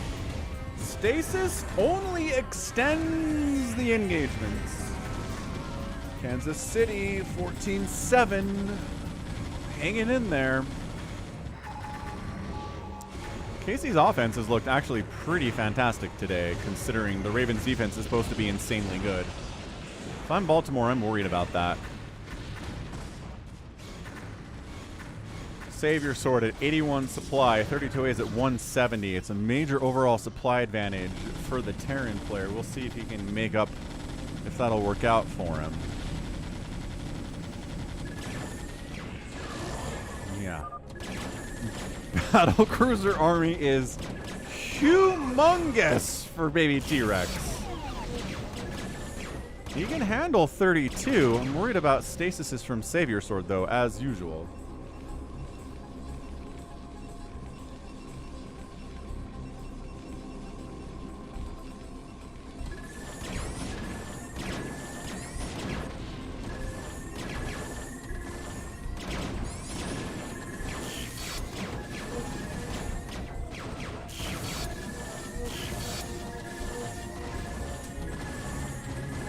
My gosh. Valkyrie's not great here. RJB accusing JohnDoe of stream cheating again. D-Matrix on these BCs makes them stronger. Yeah, man. 181 supply to 131. 32A is trying to Goliath this way here. Some Yamatos would be nice against these Goliaths and totally worth using some of the maxed out energy on multiple of these battle cruisers before they die. That would be cool. Hey, what's up, Kybrit? That's right. Mass battle cruiser. Looking good. Every Terran fan enjoying this. The only way to play the campaign once they give you BCs, man, is mass BC. Except for that one level where there are a ton of ghosts and they lock your battle cruisers down and then kill them immediately, and it's very demoralizing. But other than that level, BCs are fine. Oh, did they get EMP'd? Oh, they did just get EMP'd. Except for this one. There are maybe 2 of them that have enough energy for a Yamato. Maybe just 1. Hard to tell. My gosh. RJB and JohnDoe are still scrapping it down here. Look at these cloaked wraiths. Killing hydras. Killing drones that are long distance mining. Completely just obliterating them. Dude, JohnDoe is just scrapping here.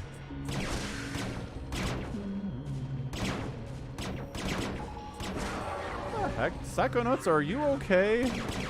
You doing fine?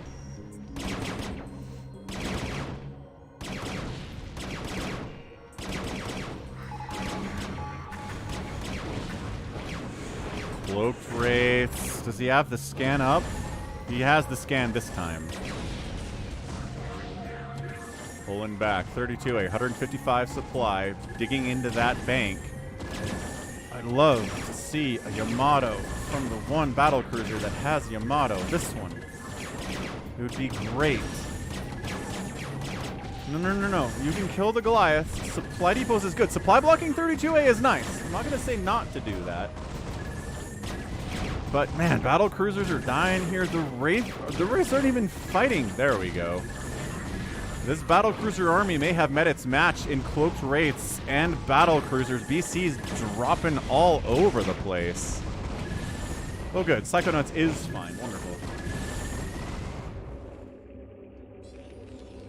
There you have it. Battle cruiser army of BabyTrex is gone. He's at 157 supply. He's building more BCs all the time, but 32A is taking some serious hits.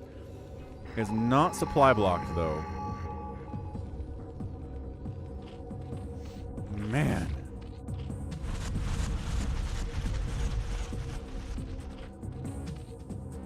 SaviorSword just sort of hanging out. He's mining from the stairs now. Could be mining from here as well. There's 3,000 gas left at this geyser. It'd be really nice to be getting that if you're SaviorSword at the moment. The Psychonauts.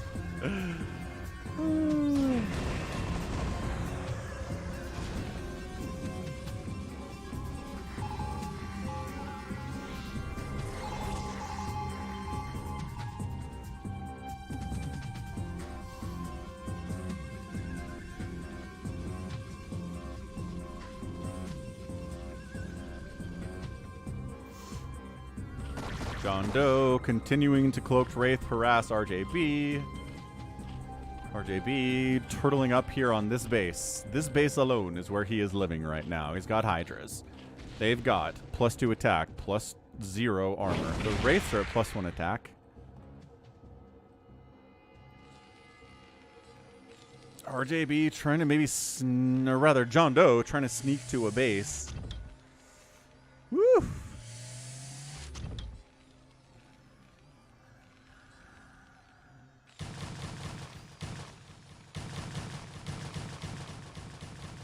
RJB doing what RJB does.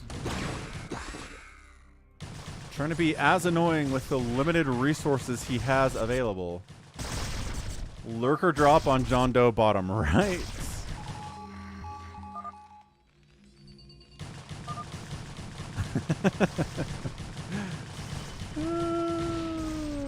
Oh, Lamar, 2,000 gas left on this Vespine geyser. Lamar gets hit from the backside. Ball comes out. Chief's ball? Sure looks like Chief's ball. That's humongous. That is humongous. Dude. If the Chiefs score here, the Ravens are in an immense amount of trouble. Alright, we'll see. Man alive. Ravens, Lamar, what do you guys have to do to get to a Super Bowl? Get past the Chiefs, I guess. 32A back on the rampage. BabyTrex wants this base, but no. Not allowed.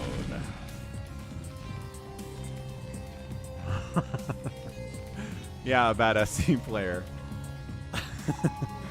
Very distracting for sure.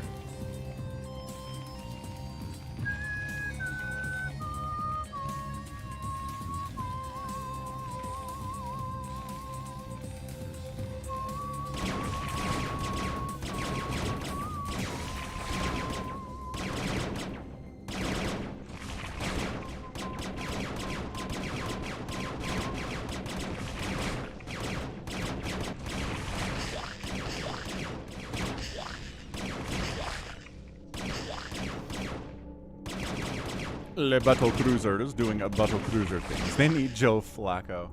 I'll do a poll once 4 players are left. Nice roll. I can only do 4 options on the polling system, which is dumb. So, but I think, I don't know, JohnDoe, he's alive enough that I can't just count him out. So it's 32A, BabyTrex, SaviorSword, and then RJB and JohnDoe are both at about 50 supply, still alive, but struggling immensely. The battle cruisers of BabyTrex have found RJB's home here, and the burrow is keeping him alive. JohnDoe says, "It doesn't matter. I won't die." Well, all right, if you say so, sir.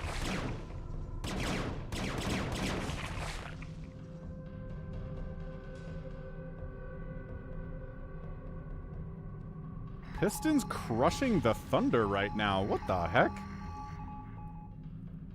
Pistons fans rejoice. You're up 104 to 88 against the Thunder? That is not a score I thought I would see today. What is going on? Is Shay not playing? Chet not in? RJB's not his final stand, but one of his final stands over here. Yeah, there you go. Psychonauts knows. What's in the name of Fergus McDootson? Exactly. That is not a score I thought I would see this season. Is a blowout by the Pistons over Oklahoma City, who's been killing it this year.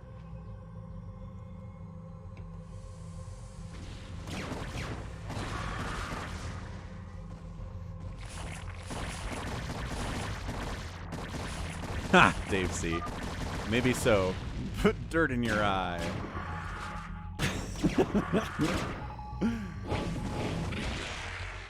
These cloaked wraiths are being super annoying from JohnDoe, and I kind of love it. Shoo, shoo.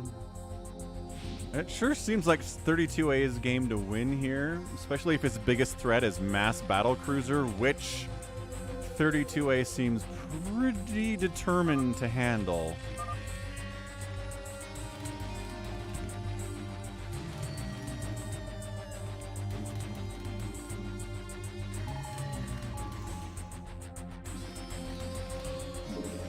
$3,700 gas in this geyser. 3,700 gas! That's a ton of gas. What the heck, man? I killed 3 BCs. Only 3, says RJB. Lol. What does JohnDoe have? A command center and a dream right now. Command center, a drop ship, a factory, and a dream. SaviorSword says, I killed like 8 of them. SaviorSword's hanging out.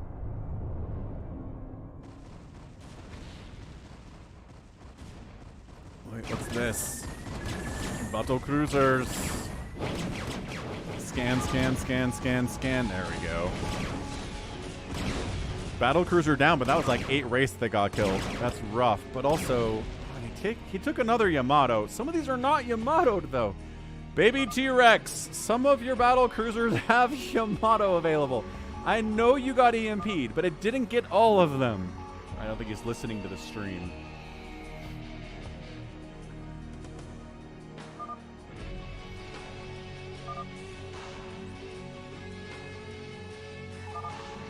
JohnDoe versus RJB is a fun rivalry. Agreed. Yeah, man. I don't know what RJB has left. A couple lurkers, few hydras, some drones.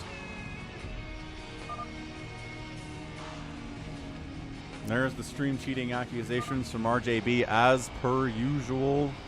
Can't even tell if he's being serious half the time. And behold, technically JohnDoe lives, but also nope. Got spotted there. So that's not gonna work. Oh, here though. Sure, why not?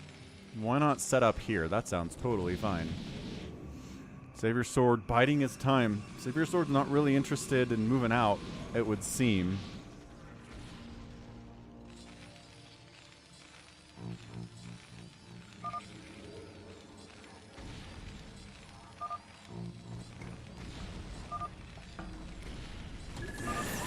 Trying to drop here on SaviorSword. Get stasis. I haven't seen the Iron Claw, Mad Doctor, no, but I've heard kind of good things about it, other than it being incredibly depressing. But other than that, heard good things. I just don't care about professional wrestling. Like, I get that it's more about a story about a family than a professional wrestling story, but nothing about it has really ever appealed to me, so I haven't been super interested in watching it. But I don't know. Like, I've heard professional wrestling fans really enjoy it. Anyone who has a peripheral interest in professional wrestling really enjoyed the Iron Claw. Maybe some other people who don't care about wrestling have cared about it too, just not something I've been interested in is all.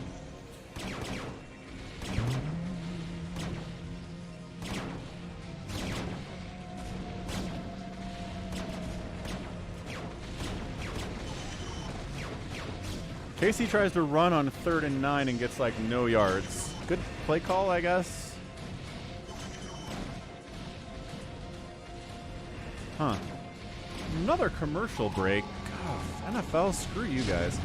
Oh, he did more drops on SaviorSword. SaviorSword falling back. Oh, is he fighting? Oh, he's fighting BabyTrex and 32A at the same time. SaviorSword. Not doing great here.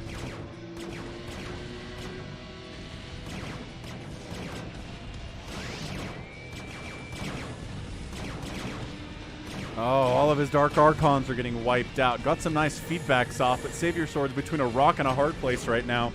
SaviorSword Yamatos. He knows how to... Dude, there are so many Yamatos available here. BabyTrex does not believe in the power of Yamato. He doesn't.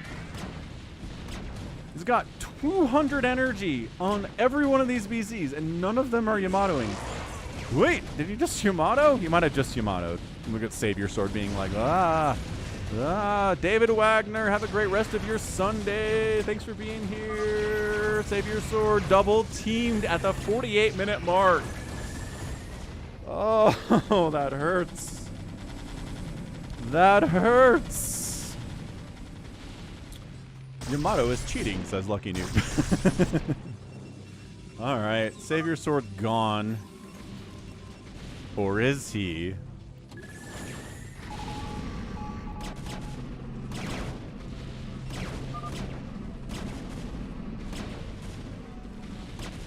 No mercy. No mercy.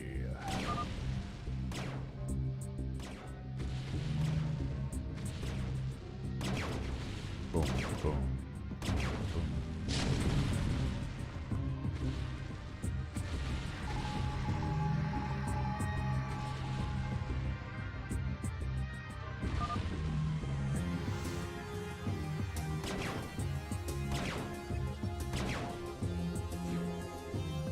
SaviorSword has a probe and 800 minerals. He can technically come back. He's got 2 probes. Okay, that probe's down. That probe's down. He might be out of probes. Nope, he's got 3 supply. He's got another. He's got probes hiding places. 32A doesn't listen. He's not going to listen. 32A did listen, actually.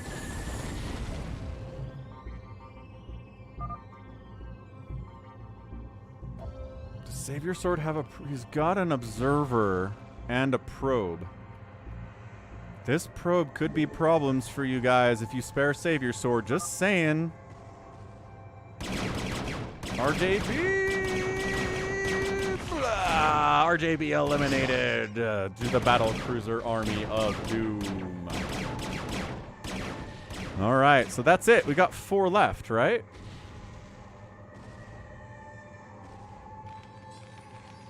So we can do a pull now, at least.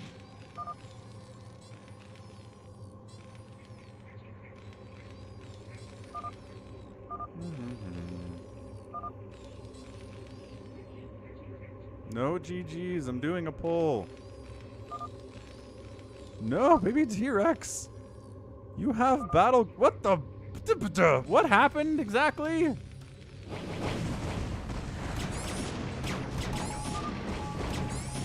What? Well, now we don't need a pole. Ah. What the heck was that?